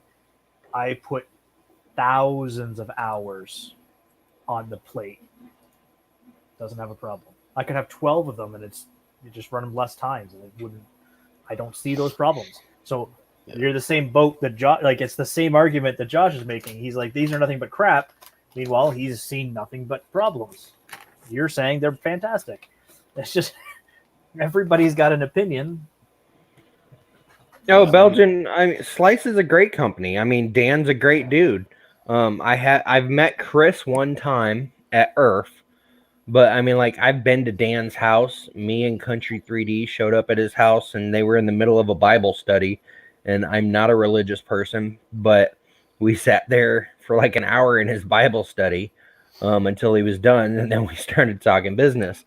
I've been to his house numerous times. So Dan's a great guy. He lives 45 minutes from me. Does he But have like a bowl by the front door of nozzles? Like you can just No. like, you know how people have mints? He just has nozzles. No, I was surprised at his house. He only has one printer. Oh, He only had one printer at his house, but they have a separate place where they actually do all their testing and working and blah blah blah. I But- imagine that the lobby of E3D in the UK, it is a bowl of nozzles. It's just a bowl of nozzles. Help yourself, grab a nozzle. Chip chip cheerio, grab a nozzle.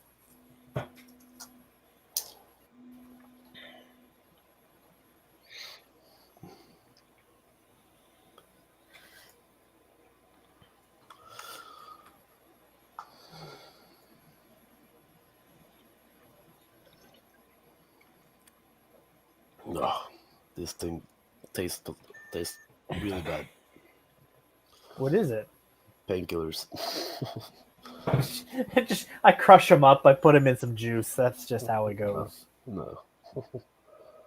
These are made for dissolving in water, but doesn't taste good. Did you guys see Capricorn Tubing is now offering pink tubing? And there's Yep. more colors coming. More colors coming. It's about time. Yeah. Until they have purple, I don't care. You know they're going to. Yep. And that's when I'll care. I'm at a point where I was like, oh, that's awesome. I don't need any Bowden tubing right now. I've got, well, that one runs Bowden, that one runs Bowden, but they're just basically brand new. They're fine. No, you know what sucks about them offering all these colors now? You're stuck with 2,000 meters of blue. I have freaking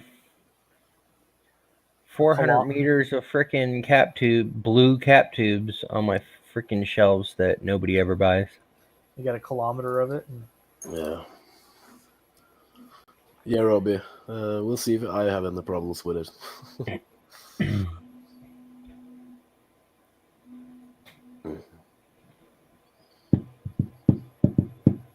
How is it that I followed this person? I don't.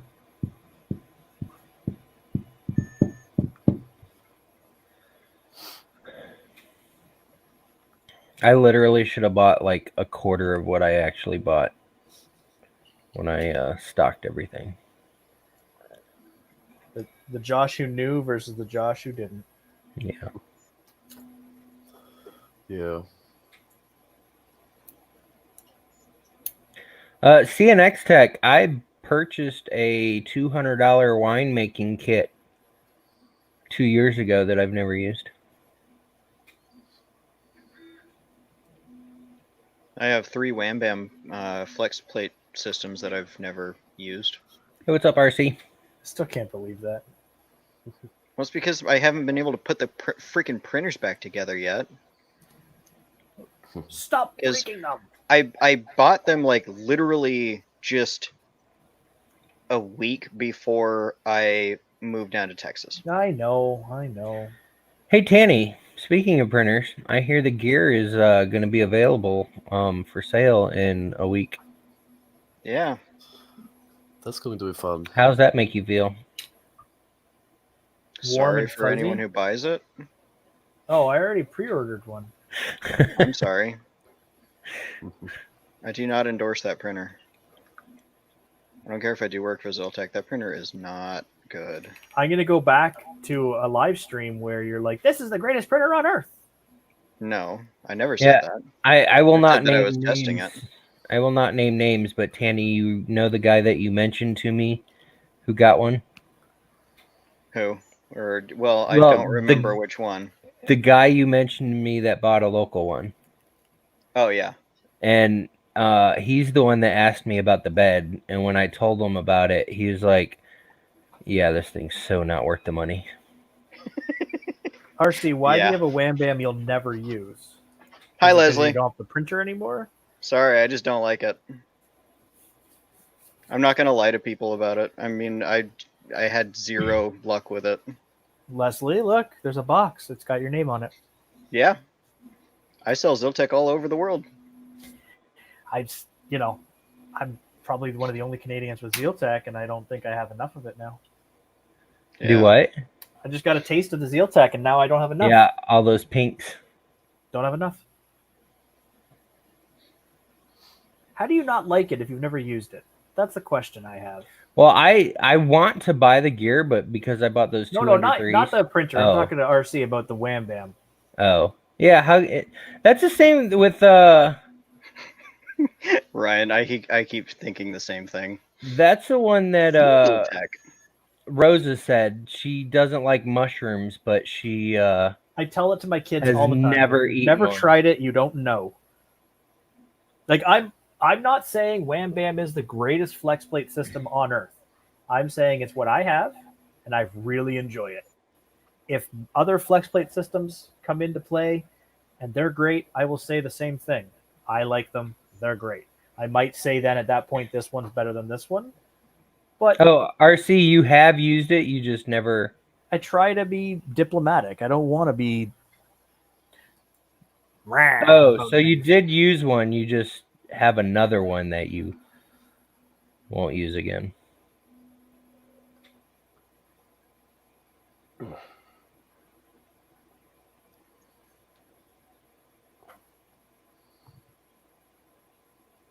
That's right, Ryan. Just send it. Just send it. Oh, Leslie, did you get my email about the parts? I didn't get an email back on that.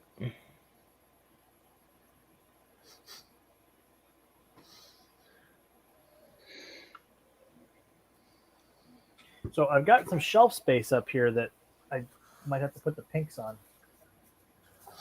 so that they're out all the time. Lightspeed, I wonder also if that's a manufacturing issue. Oh, okay. Thank you, Leslie. I didn't know if you had got the email or not. Usually you tell me you've sent it on. So just checking. Checking. And after you guys get done with the holiday rush orders that you guys are fulfilling, the warehouse walkthrough would be a great schedule. Sometime in January, if you got time. And can you bring a big giant bag to stash stuff in? Well, I'm not actually going to the Ziltech warehouse. They're in Texas. I'm in Florida. It's like next door, isn't it? No, it's like not next door. I think it took me 21 hours to drive from Dallas to Ocala. You got time. Yeah.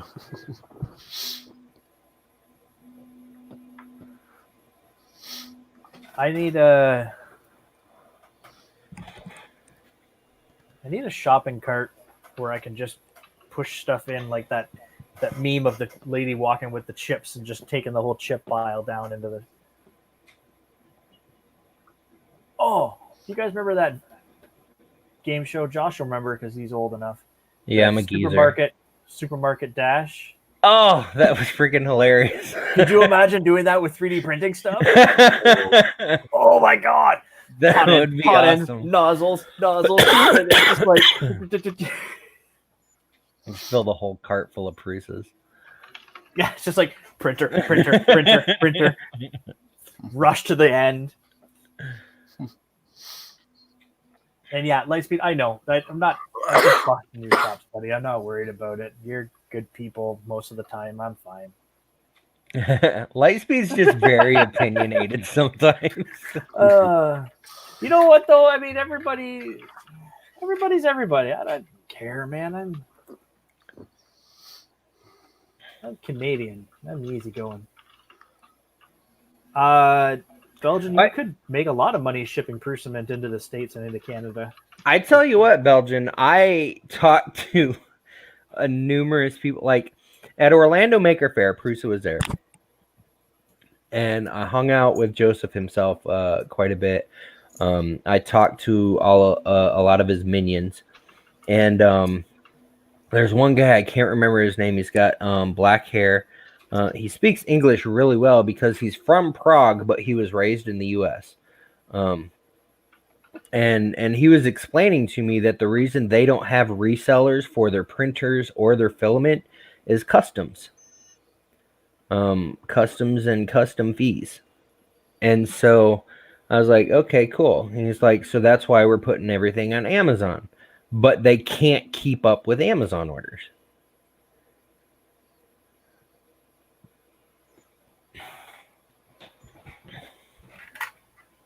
Lightspeed wants in. All right, hang on, Lightspeed. What we got a light speed happening? Suddenly a random light speed appears? Yeah.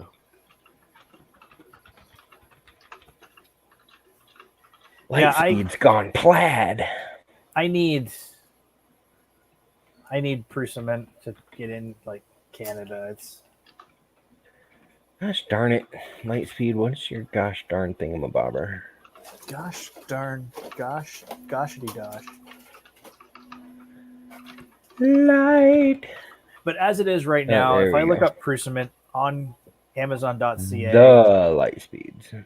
I can buy it for $131 a kilo. Oh, son of a biscuit. I just sent you the print bite link. Guess I didn't copy and paste very well. There we go. Oh wow, what the hell? Just had this like sudden follower storm on Twitter in the last like 5 minutes. Follow. Everyone I'm pretty follow sure that most of these are bot accounts though, because I've- Biohazard 6464 and Aurora Ferrari 10 don't seem like real people. For the last, like, in the last That's week, good. I've had like 10 people from China follow me and message me and wish me a happy new year. Mhm. And I'm like, yeah, happy new year. My Facebook exploded for that one, the 3D printing one. And I'm like, why are these people adding me? Do they want something? Innov 3D seems like a real group though. Oh hey, look, I already follow them, so Yeah. interesting. Is Prusament actually good? I have loved the Prusament that I've used. I used the Carmen Red Pet G. Maybe. That I sent out in the UFO boxes. I've sent out. My brain's dead. Anybody remember the first Prusament I sent out? Was it Mystic? No, it was before the Mystic.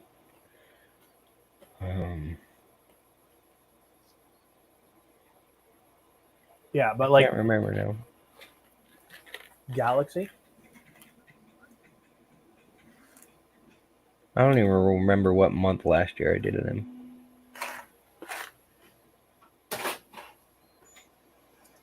But yeah, I've liked the Prusament that I printed with. For Oh, anyone- actually, Viking, have you opened your box? From you? Yeah. No, I have. I don't just know how much I need to pay. It's on its way. Oh, you haven't been able to pick it up yet? No, it's not at the post office yet. Oh, son of a biscuit. I won't spoil the extra things I put in it then. Ooh. Surprises? It's bees. It's Yeah. bees. Yeah. It's bees. If it's not glitter, it's bees. Green alien bees. Let's see. Yeah, it's in Oslo, so it will be here. I know. Kathy posted that one on my thing. It was awesome. It's bees. It'll be here today, I think. Today. Everyone should go follow Carson on Twitter. Get her to 100. Yeah. I already Mrs. follow. Geek Tech. Who's more involved with us than Mr. Geek Tech? Because Mr. Geek Well, Tech Mr. plays Geek video Tech games. is stressed the hell out because I think he just lost his job Yeah. It's on his time. and Yeah. hasn't been able to find another one. He's got his stress release going on. I get it. Yeah. My stress release is this. Yeah. Mine too. And for anyone who doesn't follow me, please consider a follow. MadMonkey01 on Twitter. It's Twitter. a bot name, but you know. I'm this one. It's Yeah. a Twitter. On Twitter, Made tangible. I am- Facebook.com. I am 960 right now. So Carson, told you not to stress that part.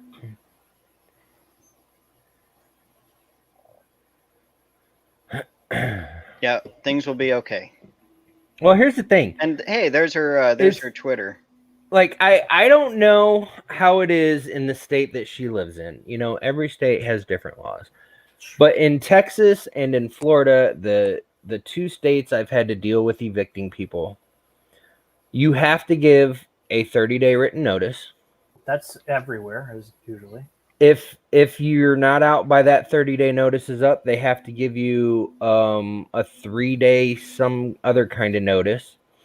If after that 3 days you're still not out, they have to file something with the court, and the whole court eviction thing cost about $500.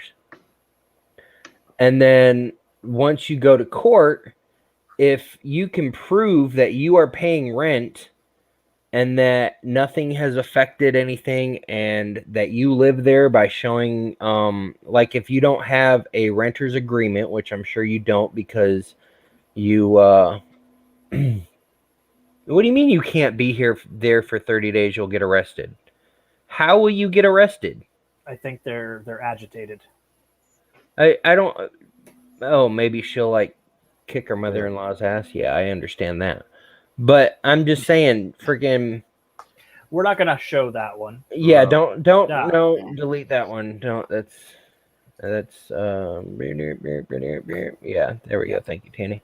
I am like lightning. We understand, Carson, But- that it is stressful. But I'm just saying, use the system into your advantage. Also, some people like to talk big, threaten hard, and follow through with nothing.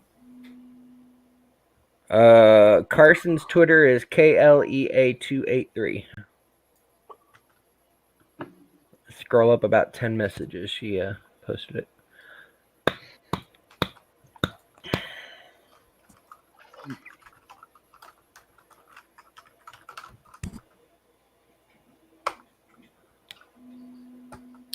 I posted in chat. I like having a button. Wrong button. I love having a button that shows everybody's cameras. Wrong button.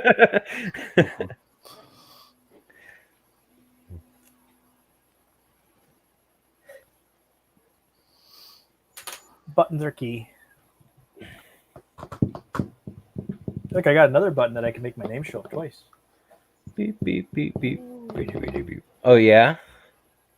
Well, I have buttons somewhere that, You've got all kinds of buttons. You're the leader of the stream. Wait, there's buttons that disappeared. Like, they've taken away options, I think. Where's my option to hide names now?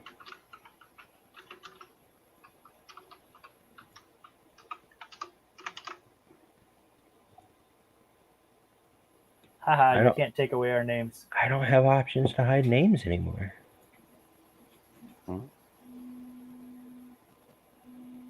That's weird. Sean Belgian, That is weird. thank you for the follow. I appreciate it. Banners. And thank you, CNX Tech, for the follow on Made Tangible. There's Mr. Lightspeed. Whoa, he yeah. does have a face. He does have a face. Oh yeah, you guys have never seen me before, huh? Yeah, I've No. never seen you. I think the one time you were on here, you were showing the motors. Oh But I don't yeah. think you showed your face. You just showed the motors. And your video of the tank rebuild thing, you called it there. It was just your hand. Yeah. Your hand pushing buttons.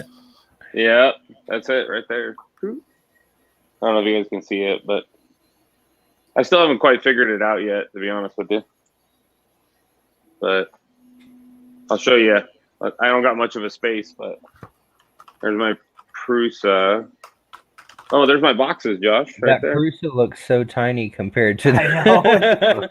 It's like, here's my, Ender 2. Is that a mini? And my Racco filament Ooh. and the Artemis is right there. Every time I hear Artemis, I think of that Will Smith song from when he was in that Western. I just turned it off because it's it's super loud, super loud. All right, Carson. I need a Delta. Like, I really just need a Delta to play with. Yeah, they're a pain. They're a pain in the ass. They're cool, but they're a pain in the ass. I know. That's the thing is I like that part of it, right? Like, I had a printer that was perfectly good, and I'm gutting it and turning it into a direct drive bare extruder. I thought you had a. Don't you have a? You have a Delta, don't you? Nope. And then I thought I saw you doing like an Anycubic or. I've got an Anycubic Photon, Anycubic i3 Mega, Ender 3, what was a G-Tech A30 but is now called Prometheus. I see a lot of people with the what do you call it? The Anycubic Predator, which I almost bought. That's what I would like. My buddy just got one, and I messaged my the chick at Anycubic, and I was like, "Hey, it's 2020. I think I need a new printer." If you get a row stock, like the CME CNCs are really nice, but man, they are crazy pricey. Yeah. If I had to do it over again, I don't think I'd. I mean, it's not even a. I've replaced everything on it. The extruders are different. The hot end's different. You know, so like if for the price that they're selling some of the CME CNCs, if those came with linear rails and stuff like that, then it's a different. Well, they did. They did have linear rails. The problem is they had a lot of problems with linear rails because these are, 600 millimeters or 500 millimeters. And so they went to these carriages, and the carriages are really, really nice. But, and they're no maintenance, where the linear rails, you got to maintain them. But these are self-tensioning carriages. So, like, kind of like you have on your, your Chinese printers, only they have a pre-tension spring loader on it, and it keeps the tension on that rail perfect. Oh, nice. So I don't know if I can show it to you. It's probably a little tricky to show it to you, but. Hey, Josh, let's build a Delta with exo slides. I have a Delta. Yeah. That I could mod. Turn the extrusions 45 essentially. Mm-hmm. It's put an exo slides on something. it. It's probably a Cossel. Yeah, it's a Cossel. Let me see if I can show this to you. This is a pretty slick design that they came up with. But let me see if they. I gotta take the caps off of it. What brand is that? This is the CME CNC. Oh, okay. So I don't know if you can see the springs right here. Yeah. So these are Derlin or whatever they're called wheels. Delrin, yeah. And you see how they got like eccentric cams right here, and then they got a spring that holds the tension. The spring is adjusting the eccentrics right off the hop. Yeah, and it's not. What is this, Tanny? This isn't V slot. This is a T slot. Yeah. T-slot. Is it Ziltech extrusion? It might be. I don't know. CME CNC, so I don't do. Does CME CNC buy from Ziltech? Oh no. It's all like almost exactly the same. The only difference from the same place. The only difference is that real, quote unquote real V slot is a trademark name, and it has like on what the hell? Okay, there's some extrusion on this part here. Like on the part where the wheels ride, real V slot will be smooth there, and then a lot of other T slot or V slot extrusion will have it'll either be smooth there, it'll just go straight down, or it'll have a little step down. See, mine are all chamfered. Mm-hmm. Yeah, that's chamfered. That's the word I was looking for. This is my box this is the Sidewinder in a box. If you ever wonder what it looks like. Is that all the guts you ripped out of it? Nice. Yep. There's the hot end box. I actually gave all the parts away to some girl on Twitter that was having a problem with their Sidewinder. And so I emailed her, and she said, she couldn't afford to buy all the parts. So I sent her basically everything that I had. Well, one thing I learned recently, because I sell the replacement Sidewinder parts, and that thing's cute. That's a copperhead block. Yeah. But the parts that I have are for the version 4, and there are people with like version 1s and 2s that are buying replacement parts from me, and they're not working correctly. Yeah. Oh no. Because they changed things so much. Well, Sucks. yeah, the boards are definitely different. So I've replaced all the ribbon cable. Well, I bought some of them from you, I think. Yeah, I can't remember, but You did. this is my first duet that I put it in, and I forgot to. I had a screw on the back, and it popped. It fried it. Ooh. That's Ouch. That's heartbreaking because those aren't cheap. No, they're not. Yeah. So this is that was the original one, and then the second one I ended up buying from Ziltech. I was gonna put a duet in this thing. Yeah. Except the price point to holy jeez, man. To get You know one. what? Well, I got my touch screen and my my duet from Ziltech as well. I like it. Yeah. I don't know what I did with the I duet was- because I haven't used it. I didn't want to go clone, but the one from Ziltech, it's hard to tell the difference, to be honest. It's Well, probably made in the same the one factory. from Ziltech is actually from MakerBase. Oh, it's nice. It's really nice. This is the original board. If Yeah, anybody ever wants it. Yi orders directly from MakerBase, so it is an actual Gen L. Well, isn't that board that came out of the Sidewinder just an MKS Gen L? Yep. It is. Yes. Yes. Oh, never mind. You're talking about the duet. Yeah, because when I blew up the first Okay. $180, I couldn't stomach another.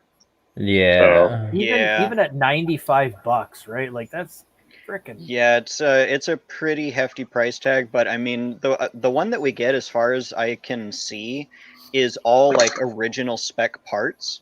It's just assembled in China rather than in wherever the hell. The UK. UK, yeah. So it's just not soldered in the UK, so that's where all the cost saving is. Well, I built the bracket for it, and I didn't realize there was a screw underneath touching the chassis. And so the minute I turned it on, I went blue smoke and popped. Mhm. Hate that This feeling. is an easy ABL that I learned the hard way. I tried to shorten the cable so that I could hook it up to the LED lights on the Sidewinder. Not a good idea. Did not work. And so that's $60. Yeah. This is my box of mistakes. Like that's painful, man. Oh, this is a BL Touch I bought. Did not like that. You didn't like the Maybe. BL touches? Nah, the I easy need ABL. Dude, the easy ABL goes like this. Like it's fast, and that's Yeah. the BL Touch was like click, click, click, click, click, click, click, click. Yeah, oh my god. I've got 5x5 happening on this one with 3 points each. So Yeah. it goes boop boop boop boop boop boop.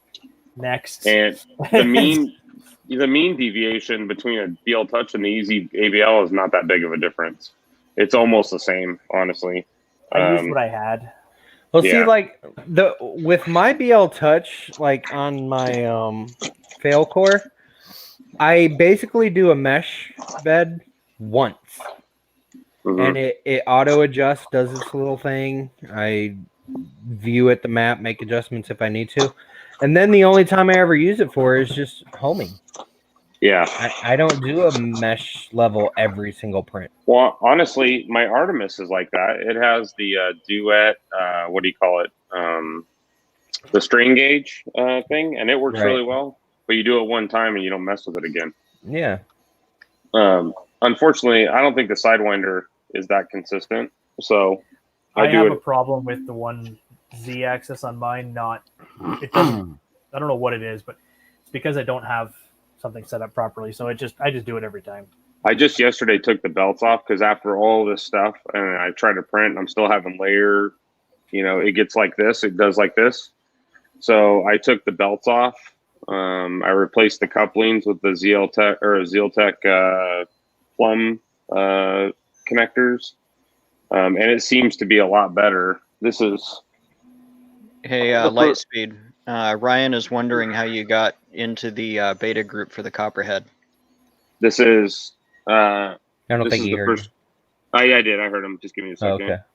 This is the first print off the Sidewinder after I did the belt removal. It's pretty good. I mean, that bottom layer is pretty slick. Yeah, it looks. Robbie Mac. Yeah, I don't think there's some things that you just don't do, right? Like, So how did I get into the beta? I emailed Dan and asked him if he had a beta program for the Copperhead, and he said sure, and he sent it to me. That was that. That was really the extent of it.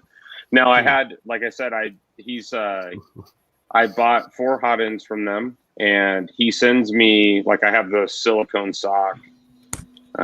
He sent me some beta stuff that they tested, but I don't know. I just really like them a lot. So, well, and that's the other thing is you've spent a good chunk of change with them already. Yeah. So the silicone sock that Chris Warkaki showed and said was great. I had a problem with mine. Mine cracked. It almost like it seems like it needs more surface area to grab onto the top of it or something. You know what it is? It's really rigid. Like it's brittle. Like, So and it's when not it got, like it's not soft like the E3D ones. No. This is really like, I don't know. I don't even know I don't know what it is, but That's probably a different type of too silicone. firm. Yeah. Works out. But let's talk about Wham Bam for a second. Oh God. Wham! So I have one Wham Bam. Where'd you go, Jordan? So this is the only way. I only have it on the Artemis, but this is the Wham Bam for the Artemis. If you haven't seen it before, it's mounted to a glass plate. So this is one of the Artemis's glass plates, right? Or a silica plate. So does that I have one work or no? Oh yeah, their magnets are the best magnets by a mile. But I almost lost the tip of my finger putting this thing on. Yeah, they're strong. Yeah, his magnets are good. He doesn't skimp. He gets the big thick ones, and it's great. So this is the first plate, or this is the plate in question. It's hard to see on camera, but you can see where it's delaminating. Yeah. So this was a week old. This printer runs pretty much 24/7, and I had a customer that had these big rings printed, right? So I had 5 of them in a row, PLA, and they took about 12 hours. So I printed it in the morning, got home from work, it was cooled down, I popped it off. First one was fine, second one was fine, third one, I noticed it started peeling up the surface of this, right?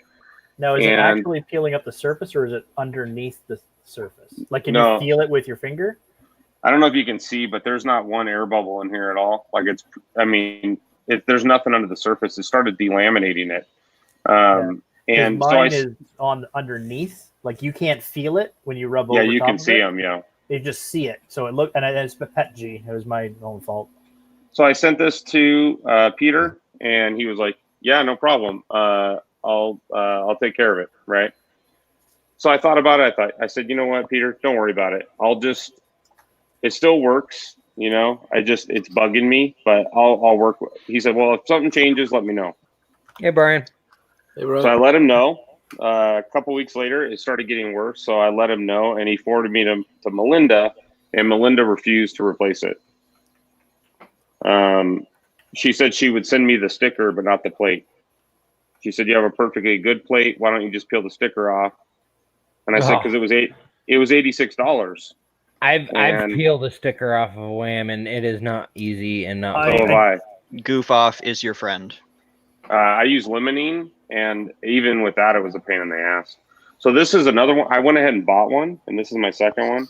And this one, I couldn't get the backing off of it, right? And I tried like hell, and I couldn't get the backing off of it, so I left it under there. And this one, nothing would stick to it. I scuffed it, I acetoned it, I dishwashed it. This is my sixth plate, and I mean, nothing would stick to it. Nothing. Now it would stick to this one, but not this one. So I finally called Peter. I said, hey, or Melinda, go ahead and replace it. So she sends me the sheet, and I said, hey, no problem. You forgot the plate. And she said, oh, I'm not going to send you a plate. Just take the old one off. And that just bugged me. I don't know. It didn't feel right. So Peter literally didn't know anything about it until I made a post on Twitter, and he reached out to me, and he asked me to stop posting on Twitter about it.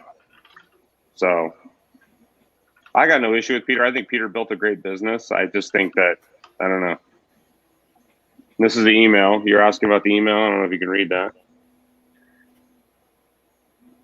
Keep up the nice word of mouth and social presence, and I'm happy to keep offering you 50% off of anything.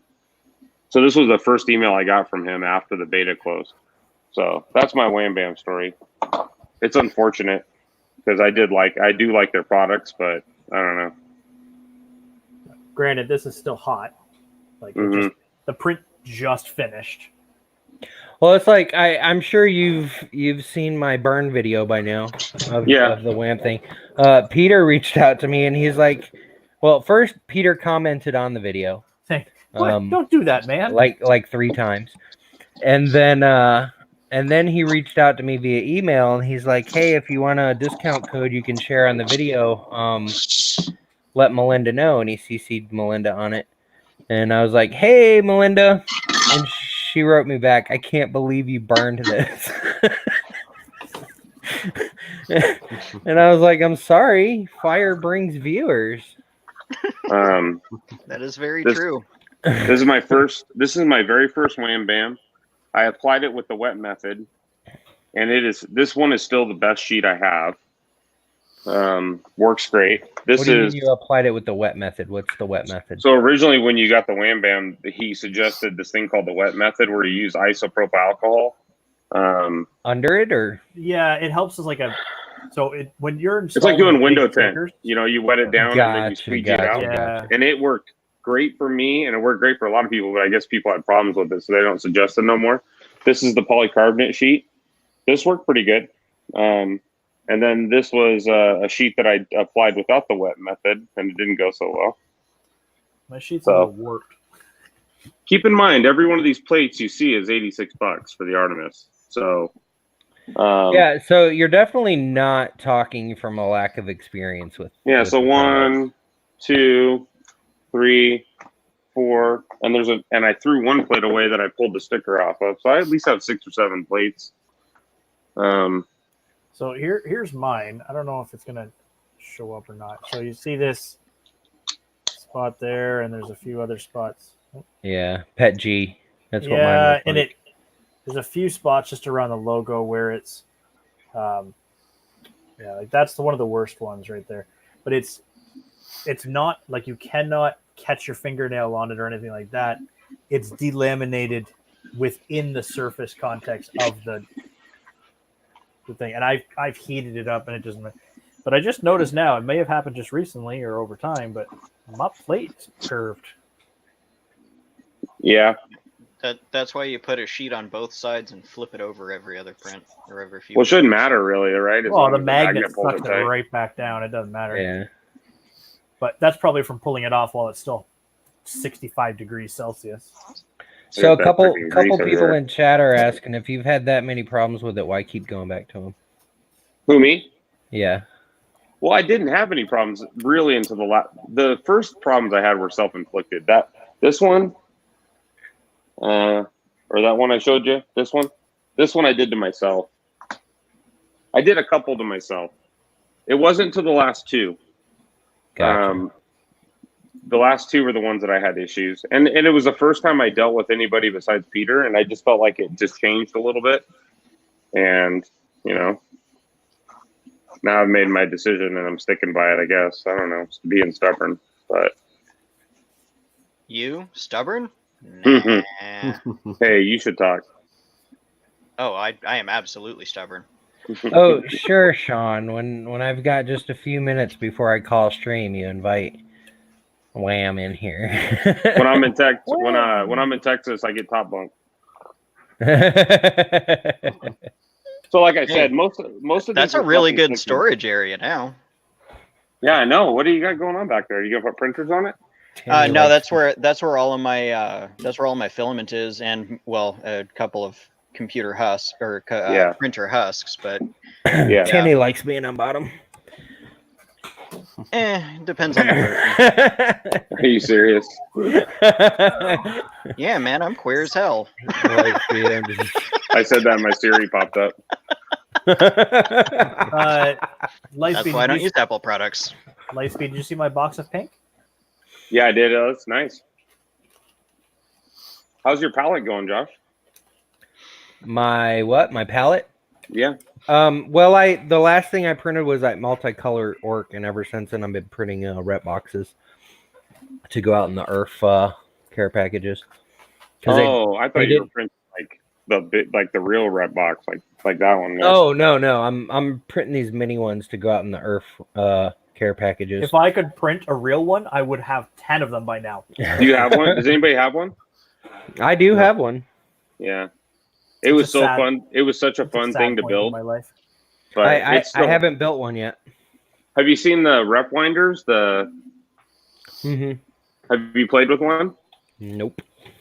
I was gonna make one. Hold on. Let me see. I'll show you. Yeah, The one thing I will say that I'm really not a fan of with the Wham Bams, and this is a personal thing, is you got to apply the sticker yourself. And if you don't get it lined up, like I'm off by a couple millimeters on one edge, Oh, stop being a whiny baby. but it's a like I'd like it to just come, Pre-applied. That's what she said. you know. So I think Pooch designed this with Mike. Or is it Mike Terranelli or whatever his name is? Yep, Tetranelli or Ter. But look how cool this is, man. So this is so this goes in the rep box, and you just keep doing this, and then it for the MMU. Yeah, and you can adjust the tension and stuff on it too, right? Yeah, it is such a cool little thing. So what he uses is a IKEA measuring tape. Oh yeah. And it goes into the core right there. But it is such a cool design, and 5 of these are atomic spools. 5 Right. of these fit in the box, and I mean it is like you couldn't slide a playing card between the 2 of them. That's how thin this is. But it is such a cool idea, and I have it printed. My MMU still in the closet because I gave up on it, but I actually had it working really, really good, and then it's just like it dominates your printer. You can't do anything else. So You know, yeah, you that's- probably had to work on your ramming and your tip maintenance. That's Yeah, what I'm saying. dude. My Sidewinder, it took 12 inches to print a 1-inch tall 4-color orc. are you using a It's crazy. PrusaSlicer? We Yeah. are now. Well, He is no, now. I am now. I was using Canvas before. Yeah, PrusaSlicer is awesome. So that's what the stream started with. Is I Yeah, showed Josh the- and anyone else how to set up P2PP. Yeah, P2PP on the. P2PP. What is that? It's a Python post-processing script to allow you to use PrusaSlicer with the palette. Oh, really? Yeah, I mean I'm- it came out great, but this 1-inch tall freaking 4-color orc took 12 hours. Wow. That's a long time. Yeah. That's sick. They're ridiculous. Like I think it took 23 hours for my 2-color fills. Hey, do you guys want to see my my most favorite Prusa MMU print ever? Yeah. This is my first print I ever did on the MMU2 that was successful, and I was so excited. See him? This is how it prints. But it prints like this, right? So I was so excited to have the zombie Joe Prusa, and when I got Right. home, it had jammed right here. Oh, So no. now it sits you like face it sits like plant. this. I love It it. sits like this. He's working out. Yeah, Nice. yeah. Total face plate. Well, I'm gonna glue it to the Christopher Cocky one when I print it. just for like a little monument to both of them. But this was the first full print I got off of it, and it's pretty flawless, really. There's a little bleeding in it. But Yeah, I was gonna say you got a pink beard. yeah, but not bad. Whites are the hardest for you got to a ridiculous amount of purging to get rid of any colors with whites. Well, keep in mind that when I got this, I was in first in line for MMU, so it had only been out for, I don't know. So you had like it a with all month? the bugs and stuff still. Well, there was a Working guy out. on GitHub, and the group's called it's called the Zero Beast mod, and he changed everything. Because the problem with the MMU at first was it didn't know when the filament got to the hot end. It didn't use the filament sensor built into the hot end. So now what it does is when it goes down, it knows when the filament hits the Bondtech gears because it has a sensor, but it didn't have that before. So it was always estimating when the filament would get to the bottom. That makes no sense. I know. And what would happen is it'd go, okay, I moved, 452 millimeters, right? And it would stop. And regardless if the filament was going or not, it would just keep moving, go, go, go. Now what it does is it waits till the Bondtech gears, till they get in the Bondtech gears. And then when the filament hits it, it pushes it out and it hits a sensor and lets the MMU know, that it's going. So, Yeah. but this was a big accomplishment. I was really excited about that. So, well, and it's because of that go, go, go, and then who knows what it's doing, Josh. That's where remember I told you to get rid of that 10 millimeter number? So because it doesn't know 100% where the filament is in the system on each one, it has compensations you can add to spit out when it doesn't need. were you talking about Bloodstone, whatever, from Snow Labs? From Snow Labs, yeah, that's a good color. This is a one spool print right here, top to bottom. The whole spool? Yeah, it took a whole weekend. It's What? got 30% infill in it. Oh, He sent it that's to me as a crazy. sample. But this That's is as big as crazy. the Artemis could print it, as you can see next to my fat head. Pretty big. This is the guy from Game of Thrones. I don't know. I don't really watch it, but Game of Thrones, I think. Yeah. Tormund? I Yeah. got a little orange one over on the wall. I never print I'd send anything it to more you, than Jordan, but I can't afford to. 10%. Man, I don't need more prints than that. You've bought I need- 500 WAM plates and you can't afford to send a print to Canada. No, my wife tells me already I have too many prints. If printers, filament, parts, fine. Prints, I got too many. You know what happens is the more expensive filament I buy, I feel like the less successful I am with printing. Like I bought a whole roll of filamentum. This I put on Twitter the other day. This is the only print I got out of the whole spool, pretty much. Really? I had so many failures. It's I just failure never- after failure. Drove me I nuts. never get a failure with my filament. Me neither. Well, So that's a wizard's voodoo yondu. Yeah. so this was, I was torturing myself. So this is with the 0.8 millimeter nozzle, the first print on the copperhead on the Artemis. There's just too many variables, and I just had a shitload of issues with it. Yeah. I think this is your bowl, isn't it, Jordan? Might be. Yeah, it looks like mine. Looks like your squiggly lines. Yeah, I Wait, made Jordan, some squiggly you lines. made bowls? Yeah, he's a bowl I made master. a ton of bowls. I'm the bowl guy. Are you the bowl maker? You need a bowl? yeah. I got your bowl. Oh yeah, up there in Are Canada, you they the got bowls Wavy for Wednesday everything. Yeah. bowl? Oh yeah, got- no. I got all kinds of bowls. Wait, were you the one that created that app, that program that No, generated that's- bowls? No, I'm he's not that smart. Oh, That's okay. Fernando. All he does is Wavy Wednesdays. Fernando. These are from Fernando's generated ones. Gotcha. So But I you're have really bowl- just a bowl printer, not a bowl. No. I have a He bunch makes of bowls. kinds. He just makes them in fusion. I make them, and I can crack out bowls like you've been bowling all day. I made Dustin's bowl, the bowl that Dustin took to Murph. That was one of mine. They see me bowling. They Josh hate is a me. jackass. Oh, Riding dirty. Hey, and you guys might have saw this on TV somewhere. And I don't want to brag or nothing, but this was the print off of the Slice Engineering Kickstarter video. Now a classic. Yeah. Nice. I was pretty excited when I saw that in this video. He didn't tell me it was going to be in his video, so I was pretty excited by that. This is filamentum. This is a What is this stuff? The gold and black? What is it called? The Mystic. Galaxy. Vertigo. Oh, the Dude, gold the and black. My favorite filament color right there. I love Well, that I tell stuff. you what, as soon as Filamentum freaking sends me a gosh darn invoice in US dollars instead of whatever currency they send it to me in, Well, I almost bought some the other day, but then I realized it was coming soon. So Tammy, I just saw your get it tweet. stock. I got some Filament 1 coming. I'm pretty excited about that. I like their stuff too. I need to get some of that. It's good. You know, it's good. They used to be the big Filamentum distributor in North America, and then I don't know, something happened.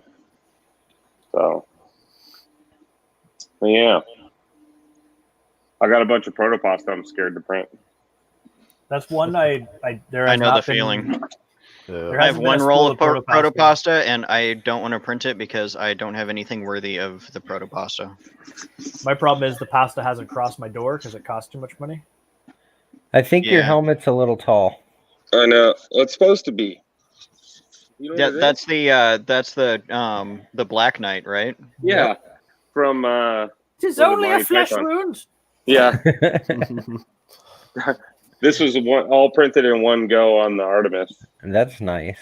My Yeah. buddy's been having a hard time printing the Mando helmet, so I'm going to print it next week just to. Doesn't it print in parts or no? It can, but he wants to do it in one piece, and he's having a hard time. It just keeps busting off Well, the bed. So. I did it in one piece, but it was too small. But I'm going to do Yeah. it in one piece. I want to do the other Mando helmet though that I think looks much better. This one's was too low poly and wasn't sized correctly anyways. Well, I'm going to do Rob's. Yeah, Did you print that Rob one too. go, Josh? Yeah, this was all one print. On And what the, printer? On my Sidewinder, actually. Did you max Do you it have out, tons or- of supports? No, it's not maxed out. I printed it like this. So the only place I had supports was the bottom and right here. Why'd you print it like that? 'Cause he's weird. Because I'm weird. I should have printed it like this with no supports except for the eyes, but whatever. You do a rim of support underneath the brim of the print of the thing, and then right in the corners. Well, it's the like two I corners was worried about the dome not being layers. supported. Lots of top layers. Yeah, but I'm just like whatever. But it was too small anyways. I want to do Rob's version because Yeah. the back looks like total crud. Good night, Kirsten. But it was the Green Gate Pet G clear. Dude, that stuff is awesome. There's a Canadian company that does recycled filament that's going to be in the February box. Josh, I made one of these nozzles with it, with the sample you sent me, and I'm surprised at how strong this is. Like, yeah, it's every nice, time right? I've tried to make a nozzle wrench or whatever, it just breaks. But this thing is awesome, man. Yeah, that was in, I don't know what box, but Wait, what color is it? it's the clear green tech. Oh yeah, that was November because I did it right after Earth. Yeah, I so bought it it's at Earth. this is the 2 Newton meter slice engineering spec nozzle wrench. Right. Huh. Brian Vines, I will get it for you. I believe it's on Thingiverse. That's the one you want to print. Is what I just posted. Oh, you just posted it? Okay, yeah. I feel like I'm the only one not watching that show. Are you guys all watching it? Yeah. Well, not anymore. It's over. Yeah. Oh, is it good? I did that with Breaking Bad Wait. too. Wait, what's over? Mandalorian. Until the Oh, fall, I freaking loved that show. fall of 2020. But now that it's over, I don't know what to freaking watch on Disney Plus. I'm glad I don't pay for it, and then I get it free. Have you started watching The Witcher yet? The what? Witcher? Oh yeah, I'm done with that too. Yeah. I heard it was What do you good, think? and then again, you're not going to see it for another 2 years. So Yeah, sure. I loved What it. is it? The Witcher. Mm. Wait, 2 years? Yeah. They said like another season was coming out in like 7 or 8 months, I thought. Oh, that's No. what they always say. 2021. And then there's a bunch of Wait, 2021? 2021. Oh. I'm not Man, trying we to. hit 2020. I'm not trying to pander to Thomas or anything, but is everybody watching the Vikings or no? Am I the only one who watches that? I've seen, is it 2 or 3 seasons I've seen? think. Dude, he looks like he could be on that TV show. He should be on that show. Period. Well, He We looks should- like he Ragnar or Lothbrok. We should all tag the Vikings TV show Twitter. Dude, and Yeah. they're covered in tattoos. Like all of them are covered in tattoos. That's like a Viking thing from way You're back. like, y'all need to hire the 3D print Viking to be on the Vikings. Period. Just one So episode. none of at you guys least. watch that show? No. I've seen it. I don't watch a lot of TV anymore. Well, I will be watching a lot of it again soon, so I'll watch it when I'm laid up Yeah, next. I love it. I mean, how many seasons are there? There's like six seasons, right? And Yeah, something like it's that. based on factual history stuff. So it's based on what actually happened, like when the Vikings raided England and whatever. And it is really a fantastic show. Oh yeah, It's loo- good loosely story, based good on it. actors. Yeah, Yeah. The setting is awesome. they speak Norwegian here and there, Yeah, sometimes. so I totally understand it. Yeah. Wait, Ragnar. what did I miss? Robbie Mack and Ryan are talking about some kind of pet G. What are you talking about? They're talking in code, probably. These two freaking Hoosiers. Hoosiers, man. Hoosiers. They talk in code and they Boys, mind I'm meld. gonna jump off. I gotta get up at 4 a.m. and it's late here. So Yeah. Hey, I I will- appreciate you popping on, man. hey, Yeah, thanks for man, letting me it's pop easy, on. yeah. And hey, thanks for letting me explain myself without having to type it all out because it drives me nuts. No, and next no. time I get on, Danny, I'll show you that printer running without a fan on it. Promise. Okay. I definitely want I to just see that. can't. I believe that you can run yours without it. I just can't run mine without it. Or mine. No, not the layer fan. Not the layer fan. The heatsink fan, right? That's Yeah, what I Yeah, was talking heatsink, exactly. yeah. I cannot run mine without a heatsink fan. It will not work. you Not talking on You have mine. a hard time running a printer, period. Yeah, Well- yeah. I mean, have you really seen my luck with printers? Penny, do you The have fact do you have a mosquito though? No, Nope. he doesn't have a Oh, mosquito. okay, I'm only talking about the mosquito. You would never do No, that on like a I V6 or I something. have a mosquito though, so bring it Yeah. on. I still want to Yeah. see it. Because I have well I think in here actually I have here I'll show you. Gosh, Now, do you have a recording it. Magnum or do you have a regular? So I have a regular on there because on the Magnum, you can't print PLA or else you have problems. So Yeah, I was having problems with the regular, which is why I got a Magnum. So I do have a brand new RFID. Magnum that's just sitting in a box, and I don't know what I'm gonna do with it. But when I hooked this up You the got first you time, have too many parts and not enough printers. Sir. I know. I have too many printers and not enough parts. But when I first put this on, I got this for the Artemis, right? And Mother trucker. they did send me. Actually, now that I think about this, they sent me this to build a. They wanted me to build an adapter kit for the Artemis, all the parts, which I did, and it's on Thingiverse. But when you put PLA through this, it just jams like crazy. And I'm talking like even if you turn the retraction down to like on an 800 millimeter Bowden tube, the retraction down to like 1 millimeter, and it's still jammed. It does not like PLA for whatever reason. When I But first got back from Earth, I printed PLA, I printed PETG, and it printed great for a month. Yeah. And then I had that fail, and it curled up into the fan, and then it just. I just keep thinking that completely there's clogged. something else. There's got to be something else wrong with it. You know what I mean? Now Like, it's encased in carbonite. let me show you one other thing, Josh, that you might be interested in. So I did have. Here's the box of. Here's the Another box box of of all parts. the CNC. This is my Artemis box, and more slice boxes. That monkey's like, I'm out. I'm out. So here's what I was going to show you, Josh. So All check that this out. Canadian rage. So I did have a problem with the slice engineering hot end, Like the, and this. the original. Yeah, so this is the first one they sent me to build the kit around. This is a Magnum kit. This is how this cool little tube they sent it in.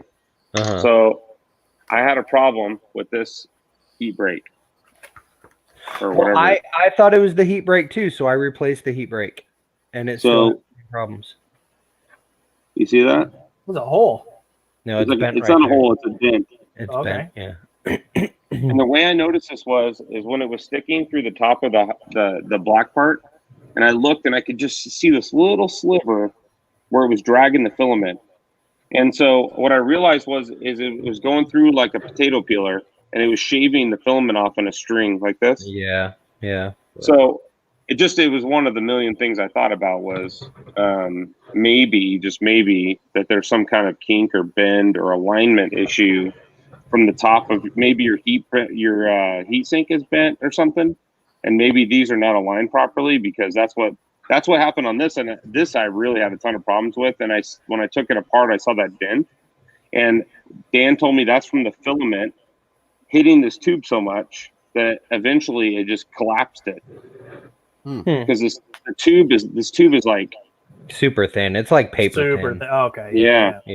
But the filament was going through and it was shaving it like a potato peeler. But I think it just the Bondtech was just beating the snot out of it, and I think it just bent it.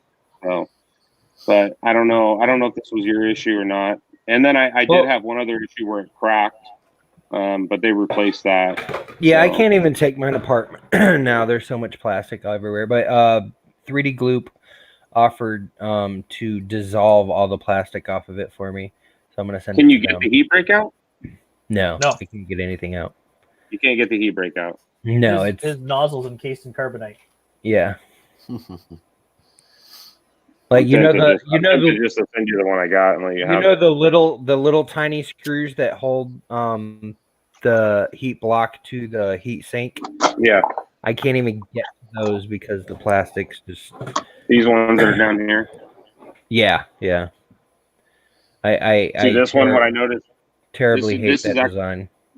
This is the body, and I noticed right here that there was I could see this little alignment issue right here, and it was just peeling off like this, like peeling off to the side and building up inside the tube. So, but I don't know. I won't argue for the Magnum. I haven't had a ton of time on this to say that it works perfectly. The mosquitoes, on the other hand, I have that on all the mosquitoes are on all the printers now. Well, I mean, I did get the $129 version. So I'm getting everything: the nozzle, the heat sink, the heat break, the fan. That seemed expensive though, Josh. When we talked the other day, I couldn't believe that was just the block for $49. See, the block, and that was the thing we were talking about. Is it just the block? Break. Well, the block and the heat heat break. Sure, but that's not a hot end. Yeah. Did you guys see that's the hot zone. I don't know if you guys saw on Twitter, but on the CME CNC, I was trying to figure out how to test that block, and I didn't know what I was going to put it on, because nothing accepts E3D style mounts. So I took the E3D or the stock hot end apart and just screwed it off the block off the heat break, and screwed the Magnum on there, or the copperhead on there, and then threaded a nozzle in it, tightened it all up, and put the stuff in it. That's what the way Dan explained it to me was that the reason they're not putting the heat sink on it is because it's made to be a replacement of the heat break and the block on your existing hot ends. Yeah. So it uses your existing heat sink. But is not the heat sink one of the main selling features of their product? No. Not for the copperhead. That part I just showed not you. For the copperhead, yeah, I guess. Well, that part that I just showed you is their blocks are copper blocks, and the bimetallic heat break is the big selling. If you ask Dan what's the big feature, he'll say bimetallic heat break. I've heard enough interviews, because it's got the stainless steel surgical tube, and it's got the copper basically, whatever you call it, pressure fitted over the outside of it. Right. But and it works. My mosquitoes work flawless. I mean, I don't ever have to dick with them. And when you change the nozzle, it's so nice just to be able to twist it out and put it back in, and you don't have to have pliers, and you don't even have to heat it up. So you do it completely cold. So, but the reason I ran this the Sidewinder without a fan, I did this for a week, probably at least a week when I first got it together, because I thought the fan was broken. It was so loud. I'd never heard it. All my other fans, I used Noctua fans and Sunon fans and all that stuff. I have a couple of the Slice fans, but I never heard them actually working. And when I put it on the Sidewinder, I thought there was something wrong with it. It was so loud. I don't know if you can hear it now, but it's I mean, you hear it through the entire house. See, with my Sidewinder, I never had a problem with the part cooling fan. Mine is because the version 1 has the fan on the side. Yeah. And when I first turn on the Sidewinder, for the first 30 seconds to a minute, it's loud as heck, and then it gets quiet. Yeah, but he's talking about his Frankenstein Yeah, I'm talking about Sidewinder the slice with one. the slice fan. So Slice isn't using really great fans, it seems. Well, no, they claim that they are. You know, what it is it's just this little tiny guy. I mean, look how tiny this thing is. 30 mil fans are the worst fans. Like, I think it's a 25 mil fan, actually. Yeah. The 30 mil I've got on mine, it's so loud. And You see this fan? Be loud. This fan's from TH3D. This is the craziest fan I've ever seen on a 3D printer. It'll actually blow. It'll blow the filament out from under the nozzle. Wow. This fan. So this fan's running at 59% on PLA because it actually blows so hard it actually makes stringing worse. I had to turn mine down to 10% on my rail core because the part cooling fan they put on mine was so strong. Well, the fan is like on the Prusa is junk. It's a 5-volt fan and it sucks. But they use Sunon heat, for the hot end fan is a Sunon or a Noctua fan. And then the CME CNC uses the radial fans, the blower fans. I don't know. But the fan I got from TH3D, I've never seen a fan that could actually blow the filament out from underneath the hot end, under the nozzle. Like it make bubbles, blow bubbles in it. But pretty. Yeah, these little 30 mil, 25 mil fans are just garbage. They're so loud. They're so loud, though. Like I can hear it in every room in my house. It's like ringing in my ears. It's so loud. Yeah. So. Well, it's like I'm sure you've been in here when my fail core was running. The loudest part of it is the mosquito fan. I hate that printer's not working. It drives me nuts. You and me both. Dude, I cannot stand a broken. I cannot do broken printers. I think I'm gonna, once I get the copperhead in March, I'm gonna put the copperhead on it. That's what I think I'm gonna do. Because, well, I'm gonna send. Are you gonna do the whole thing, the heat break and everything, or I mean the heat sink and everything? Yeah, I got the $129 package that comes with everything. So this should mount. You're gonna mount it with an E3D adapter or something to it. Yeah, well, I mean, I assume that this adapter should fit on it. Yeah. Oh, is that aluminum? Yeah. Yeah. See, it's the same. It's the same as the only difference is unlike the mosquito, this one you can mount in pretty much any angle like this. Directions, right? Yeah. But this heatsink, I kind of wished I could have used it, but it's pretty slick. They have an adjustable heat break, which is cool. Now, so explain that to me because I didn't. You see this? This is a screw, a little set screw, and the heat break sticks up inside of here, and you have about 8 millimeters of adjustment up or down. Oh, so if you were trying to maintain a certain gap or something. So let's say you put this on your rail core and you go and you bottom your Z out, right? And you go, oh my God, it's too, it won't go low enough. You can actually adjust this like 7 or 8 millimeters up or down. Now with the nozzle in it though, does it separate the nozzle from the heat break? No, they touch inside the heat block just like an E3D does. That's so you thread wild. So what you do is you take your heater block, you thread your nozzle in, and then back it off a half a turn, right? And then you thread your heat break in until it bottoms out, and then you tighten your nozzle just like a E3D. And then instead of threading it into the heat sink, like this is where it differs. E3D, you would thread this into the heat sink, right? Right. Well, on this, you slide it up inside of here, and then you clamp it in place. Oh, gotcha. My A10's like that, except it's not adjustable. It's just you just slide it up in there, and that's where it is. Same as an ender actually is. It slides the tip in, but then the Odin comes all the way down. Now that I think about it, you would think that you would have to like slide a PTFE tubing all the way down in here, but you don't. You don't? I mean, I don't know if you can see, but the hole isn't big enough. You know what I mean? It's just that's a 1.9 millimeter hole right there. I don't know exactly how it's going to work, actually. That's wicked. I wonder if you got to put a piece of PTFE in from the bottom first. There's no. I mean, that would make some sense, like in between here and the. You're going to need You need something to catch into the section for it, right? So this is all coned in here, and the heat break is not coned. So I don't know. That's wicked. Because I wish I could with some remember- of them, like you have to put like a 55 millimeter or something like piece in and then stick it up in. And I think they're all metal apart. I don't think they want PTFE in their tubes. but it's not in the hot end. It's in the it's not in the hot zone. It's just a guide at that point, right? Yeah, and I don't recall what I I did don't think with so. the heat break, but I don't Yeah. know. Well, I guess we're gonna find out when you get Wait, one. Josh. is Tanny still? Oh, Tanny looks frozen, but then his printer in the No. background still moving. No, I'm okay. So I am currently have any of you watched Epithet Erased? Never even heard of it. Sorry, did you speak English right now? Right.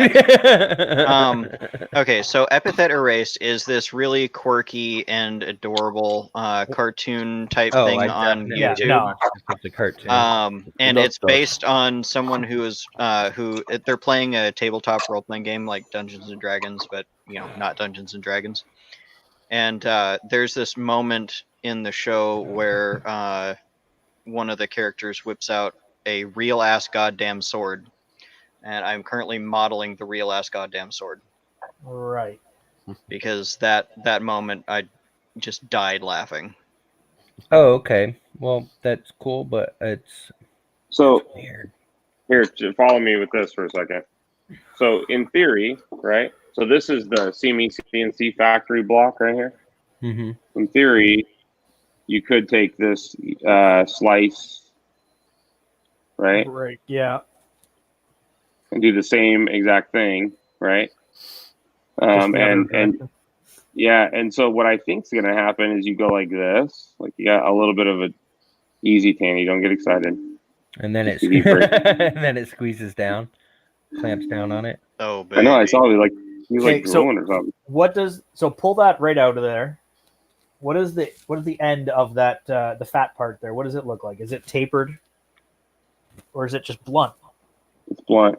See, it for my money, it has to be tapered if you're not going to have something to guide. Because what happens? You get that, like you get a little tail on your filament going in.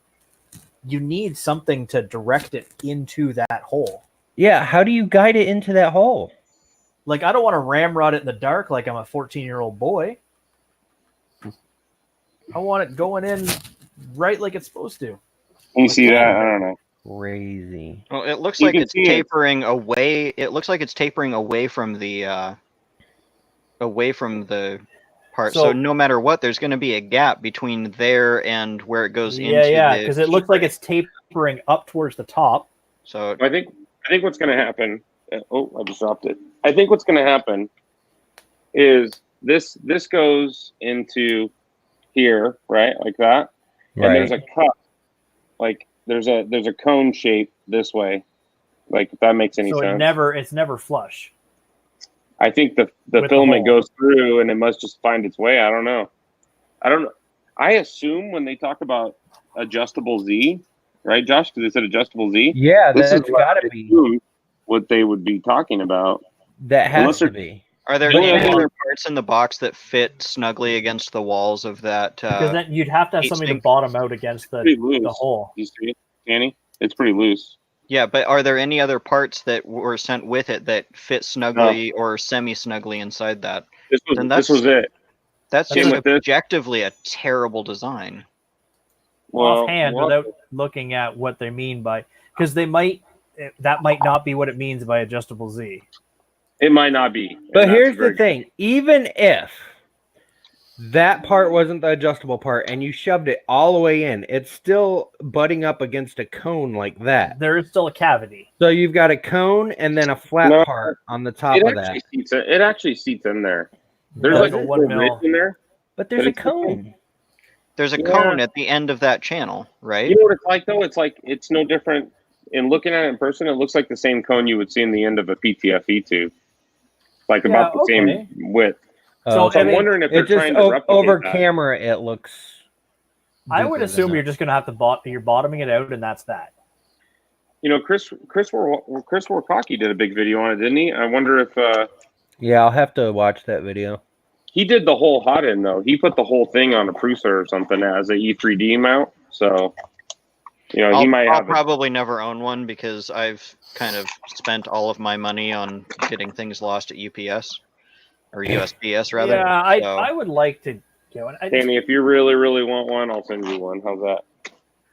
I don't really have anything to put it on at the moment, but You could. This Thanks. would be a great Sidewinder. Except he's putting a Hemera on it. He put a Hemera on his. yeah, I've got a Sidewinder. Hemera on my Sidewinder, and I So- haven't had any luck with that either. So if you I- don't want that, Okay, Danny, Josh, so a friend of mine up in Fargo bought a Hemera. Oh And- yeah, up there in Fargo. He sent it to me just to see if the one that I got was indeed bad, and I couldn't print any TPU with his either. But he could. He wasn't able to try it because he doesn't have his printer together yet that it was going to go on. so I don't. Gotcha. Is it you or is it the That's what I'm wondering because like I didn't pay for the second one. So this is where you cinch this up. This Yeah, is the see, so machining part. It's a grub This is- screw, right? Yeah, it's No, it's a clamp. It's a clamp. See. Oh, okay. right. But what's really cool about this is man, it's like it goes from sloppy to nice and tight. Tanny, you hear that? From sloppy to nice and tight, right there. Excuse me, but it's supposed to go the other way around. You're supposed Yeah, to I go was gonna from nice say, and tight Like to if sloppy. you're gonna make the reference, get it right. Boy, Tanny, that is informative. I'm so, For all you kids out there. so out of that conversation. Hey, it's after So- dark, man. It is almost Yeah, midnight in ridiculous. Central Time. So you see this? So, but that I'm surprised. Like this is like I prefer ridiculously it tight tight. from start to beginning or start to end. Yeah. But I don't know. My gut tells me. Actually, now that I look at these fins, you see that? You can see the taper inside of there, right there. Yeah. You know what? And I'm looking at all their pictures about it and everything like that, and they're showing that thing right up in its butthole. Yeah. Like, I don't know. right up I in assumed that that's what they meant by adjustable. So I could be wrong. It didn't come with an instruction booklet. Let's put it that way. So, but anyways, I gotta get to bed. Hey, thank gotta- you again, and sorry for keeping you up so late. No, you got to get. No, to, hey, this work was early. awesome, guys. Thank you very much. there. Anytime you want to come hang out, you come hang out. Absolutely. Let Tanny take some mental Thank notes you. here. Easy, quick, dude. Thomas. I didn't even see it because by the time I switched back to the StreamYard tab. My favorite part is Thomas when he goes, "Yeah." Yeah. All right. You know you like it. I do. I'm a sucker. I get, when you always say I bounce off here, and I do because I usually start this and then I just put it in my pocket and I listen to them pretty much the whole stream. So, but anyways, guys, thank you for having me on. I appreciate be it. bad mouthing you when you leave. Huh? Oh no, go ahead. I don't care. All right, guys. See ya. Catch you later, Steven. Later. Bye. Now I gotta figure out how to shut it off. Oh, there. I'll just kick you out. You be gone. Thank you, Steven. You're That was awesome. I'm gonna run to the restroom real quick, so I'll be right back. Well, Hope we're gonna be everything comes back. out okay. Okay. Yeah. So, Thomas, I saw briefly the Tronxy was a go. Then they said we have to wait till the world ends, and Yeah, first it was delayed about a little more than a week, and because they take a month off of work. no, we haven't gotten to that part yet. So, and yesterday I think started to ask for another delay for 20 more days, and I'm a bit pissed off on them from before, so I wasn't actually going to do that. And I tried to get them to tell me if they had any other printers in stock, but they didn't want to talk about it. So very little help to get. And when I ordered, it stated that it was 5 printers in stock. And I talked to them right before ordering. Not mention of anything being out of stock. Right. Yeah. this worth mentioning. This isn't from Tronxy. It's a different vendor. So I still want that printer, but I'm not going to buy it from That other vendor. vendor. Yeah, Yeah. yeah. You might have to buy it from Tronxy direct or Yeah, find a different location. yeah. And now I have to wait for the refund. I don't have that amount of money available now. So maybe I get to order a new one in a week or two, maybe.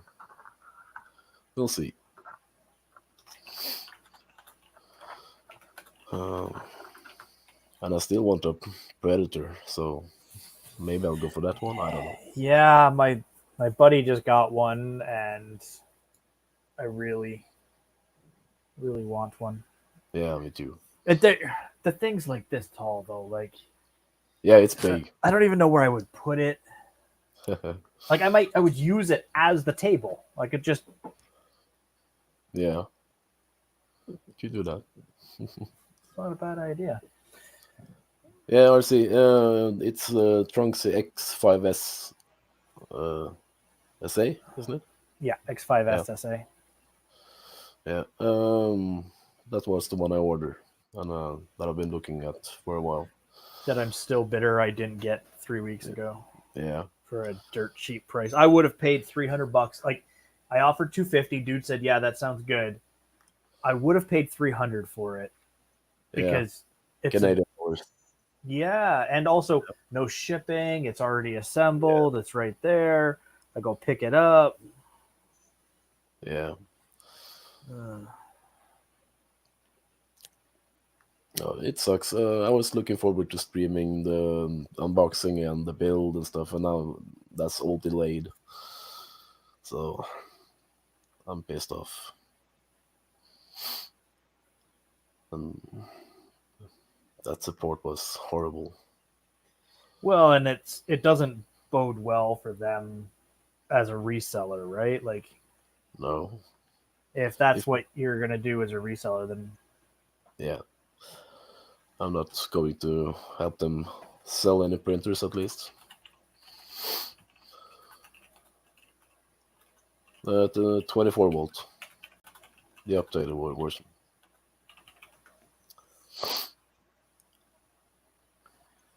yeah, like I don't know. If another one rolls through, I'm gonna jump on it. I don't know. Yeah. It's just Yeah, I have updates daily for if printers are putting up for sale on our local version of Craigslist. I get the updates, but yeah, I have the same thing. We have a local version of Craigslist. yeah, but it's usually only Ender trees. I see the MakerBot, Flash Forge, and only printers I don't really want.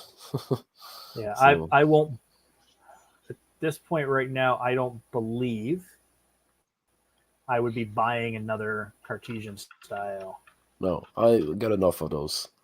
I want Core Right. XY or Delta. Like there's some other printers I've been talking about to other people about and discussing with companies, but I'm not buying it at that point No, necessarily, right? Like yeah, I'm buying the time commitment and the marketing commitment and stuff like that, but I'm not purchasing the printer for my own enjoyment. yeah.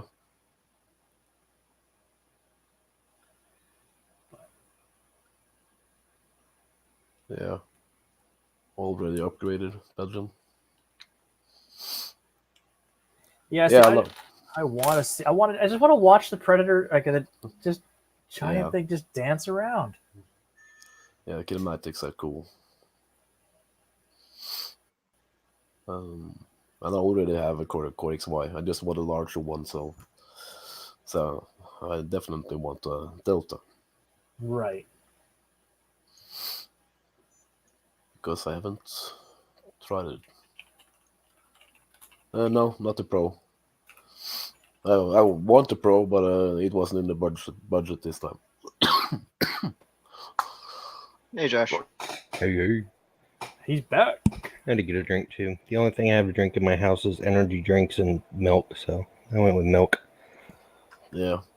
They have this thing. There's two little knobs. And stuff comes out the middle, and it's usually clear. Yeah. Goes inside bottle. I think it's called water. Yeah, but I don't have any bottled water, and like I've got well water, and the well water where I live is like high in sulfur. It smells eggy. Oh, you got a well. You're not drinking from the. So I have to put it in like a jug and then stick it in the fridge and let it aerate and before I can like really drink it. And I'm too lazy for that. You need a reverse osmosis machine. Yeah.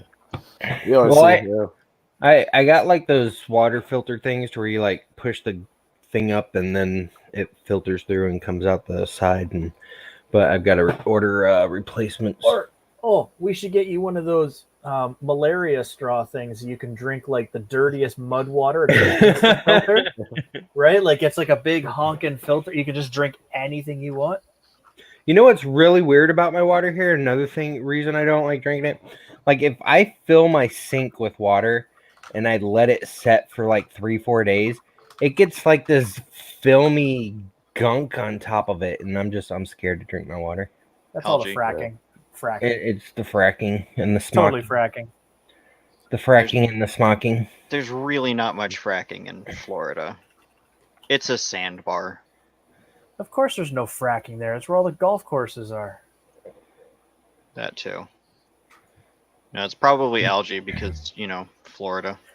It could be algae, but it's gross, and I just... $975. Screw you, man.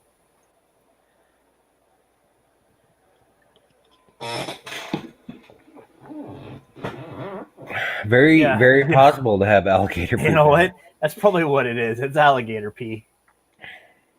Yeah, I would agree with that too. Well, I mean, friggin' it should be... Florida should have a great aquifer. I mean, it rains all the time. There's springs everywhere. There's literally a spring 10 minutes from my house, Silver Springs. And it pumps like 5 trillion gallons of water an hour or something like that. But my water sucks. I'm looking at some of these replacement parts. Yeah, I'm sorry if it gets loud in here, but I'm freaking hot. Alexa, turn on my AC. Hot. It's winter. Yeah, Florida doesn't have a winter. It has summer and slightly less summer. According to my thingamabobber, it is 77.3 degrees in my bedroom at the moment. It is 70 in my little office. 59% humidity. I have... Thank you, Repcord, for my... 19% humidity in the room right now. I'm dehydrating my filament by keeping it in the open air. Oh yeah, Belgian. She controls all the things in my house. Alexa, turn off the camera lights. Alexa, turn off the bedroom light. I've got another ceiling fan light here that's actually not controlled by Alexa, but when I'm leaving, I just say, Alexa, turn off the house. Oh, I just say good night, and it shuts down everything. So the Tronxy X5 SA, the hot end, it's a Creality hot end. Yeah. It's red. It's everything. Yeah, the version they sell now apparently has most of the stuff from earlier models fixed, so... Which is fine. Yeah. Like, I never have a problem with my Creality hot end. I still run it. No. Like it's... Yeah. I'm messing with Julie's lights.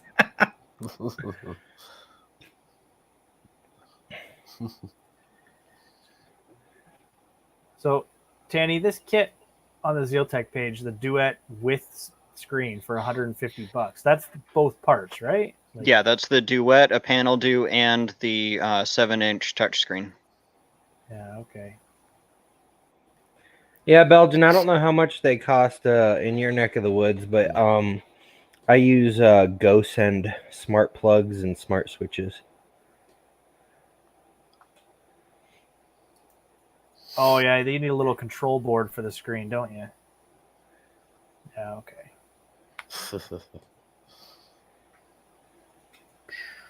150 bones.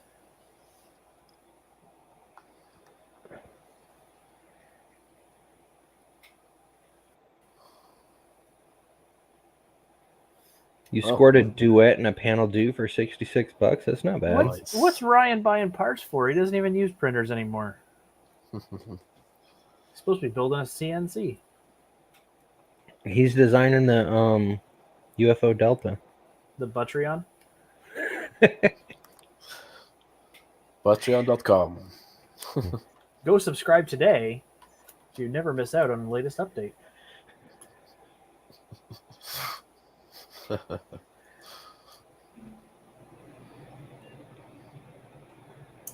I thought about creating a Patreon, but I don't know what the hell I'd lure people in to pay me money for. Yeah. I don't know. I don't know, I find there's so many want your money. Belgian, I'm guessing Tori is your wife?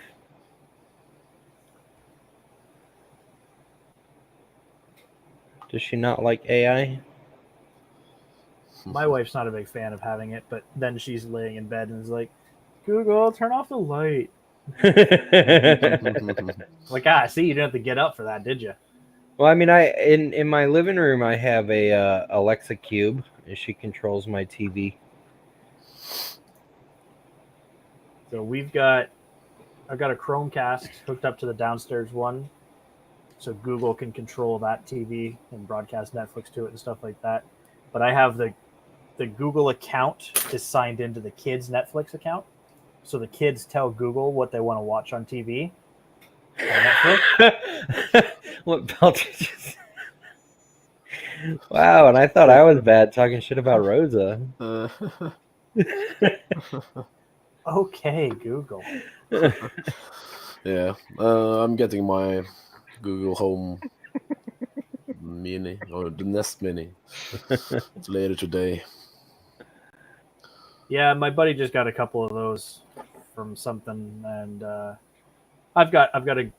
So I bought on Amazon. I'm sure they're used models you can print, but I didn't have printers at the time. Wall mount. So what it is it actually just clips right onto the socket. Like everything's all clipped into the power adapter and everything. So you just plug it right into the wall, right above hanging off the bottom of the outlet.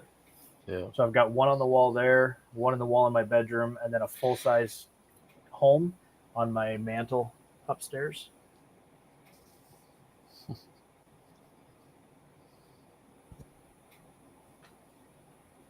And then we've got fire sticks for the TV because that's what worked best for the setup I wanted to do.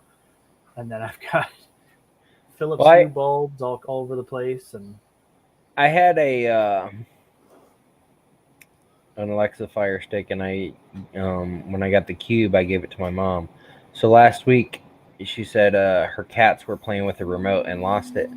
So she came over to my side to watch TV, and then she couldn't find my remote. And I'm like, just talk to Alexa. she'll change the channels and everything for you. Because and we don't have an Alexa, with the Fire Stick, you got to push the button to talk into it. Yeah, see, the Cube does it all for you. You don't need the remote at all. You can just say, Alexa, pull up this channel, and she'll turn on my TV and go to that channel. But like, that's the thing is the remote costs more, or just about as much as buying the whole Fire Stick. Yeah. I'm waiting for the Ring to come out so I can marry Alexa officially. Yeah. I'm getting a Ring doorbell from my buddy. Well, it's like it's an Alexa Ring that you actually wear, and you're like, okay, Alexa. No. You're just talking to your hand. I've got a smartwatch that I don't have a watch. I could tell it to do stuff, and I actually reprogrammed that one to be Jarvis. If y'all remember, I bought a smartwatch, and it lasted a whole 10 seconds, and then started playing music and weirded me out. I don't even know where that thing is. Yeah, I'm not a big fan of watches in general. I don't like having things wrapped tightly around my wrists. Oh.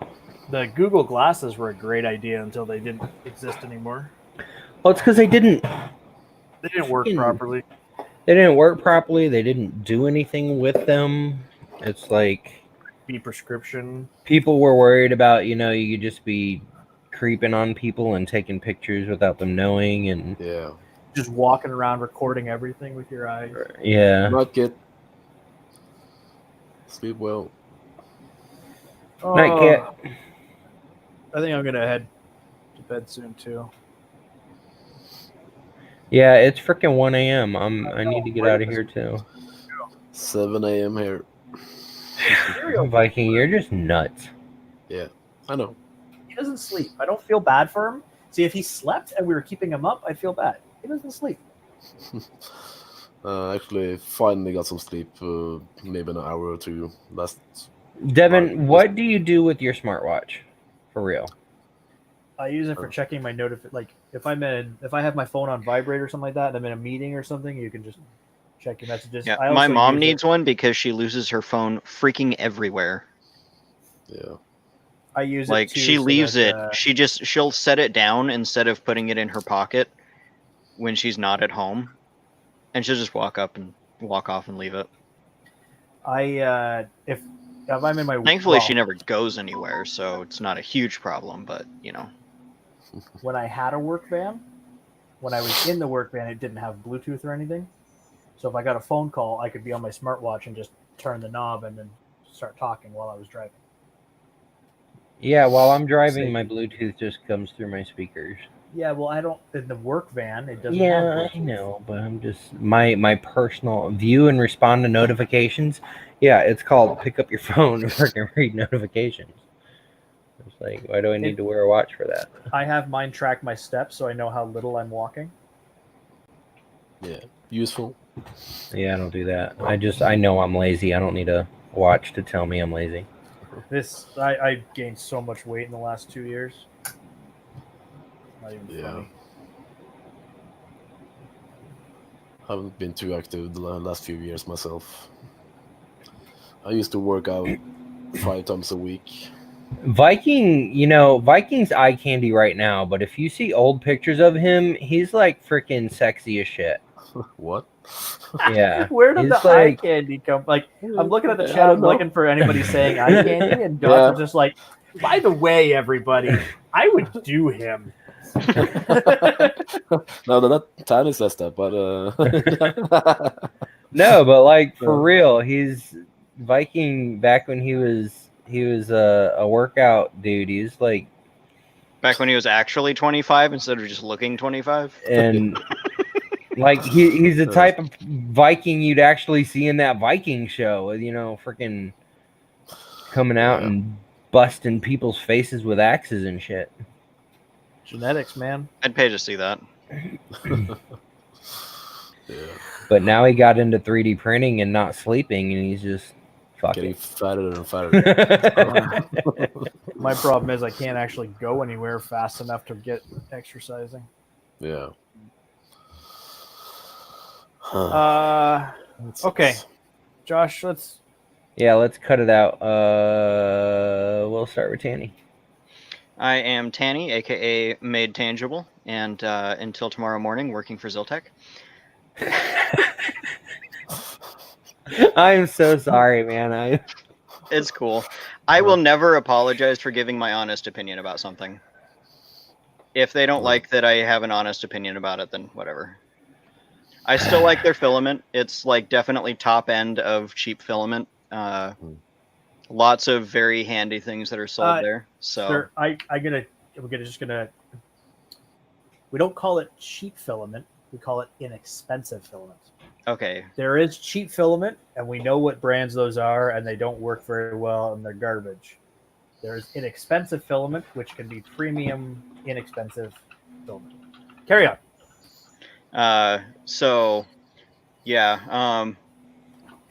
Nobody worry about me. I will be totally fine. I have other prospects out there. I'm looking to move back to Fargo anyway, so that would storage locker. That would just expedite things and make me go. You can live in your new a Toyota Corolla? Yeah. Well, I've got friends in Fargo that'd put me up. So, I got friends in Fargo places. but yeah, I am made tangible. Every other week I do a Wet Paint Wednesday stream where I paint things like this glorious Galarian Ponyta by Nice. TJ Designs. I win a little My Little Pony with it, but I'm okay with that. And we have a lot of fun. If anyone would like to be a guest on there, just hit me up on Twitter right there, Made Tangible, and I'll make it happen. And if you're Mikey? usually showing up for their stream and you don't, they yell at you. Well, I did not know you were streaming yesterday, so I was recording the Catching the Wham thing on fire. Devin and I watched that after stream, and we were just sitting there laughing our asses off at how much of a dork you are. Like, dude, holy shit! Every time you would say whatever the silvery metal is, both of us would pipe in. We'd say Mylar. So that was fun. Anywho, Viking. Yeah, you can find me on Twitter, Instagram, Facebook, as the 3D Print Viking, and 3dprintviking.com. And I'll soon post videos on YouTube. Yay! Yeah. He's been saying that for 6 months. Don't believe I'm me. gonna beat. I'm racing them. I have a YouTube channel too. Monkey. Hey, that's me. This is where you'll find me on Twitter. It's at MadMonkey01. I do technically have a YouTube account. I don't know the link to it because I don't have enough subscribers. So subscribe. You can right click on my name there, and then you just like a go to channel under the 3 dots or something like that. I'm going to be starting posting videos real soon, sooner than Viking. I tell you. Mm-hmm. There's one going up tomorrow. And yeah, I print things, I fix things, I break things, I hang out with these guys, and we have fun.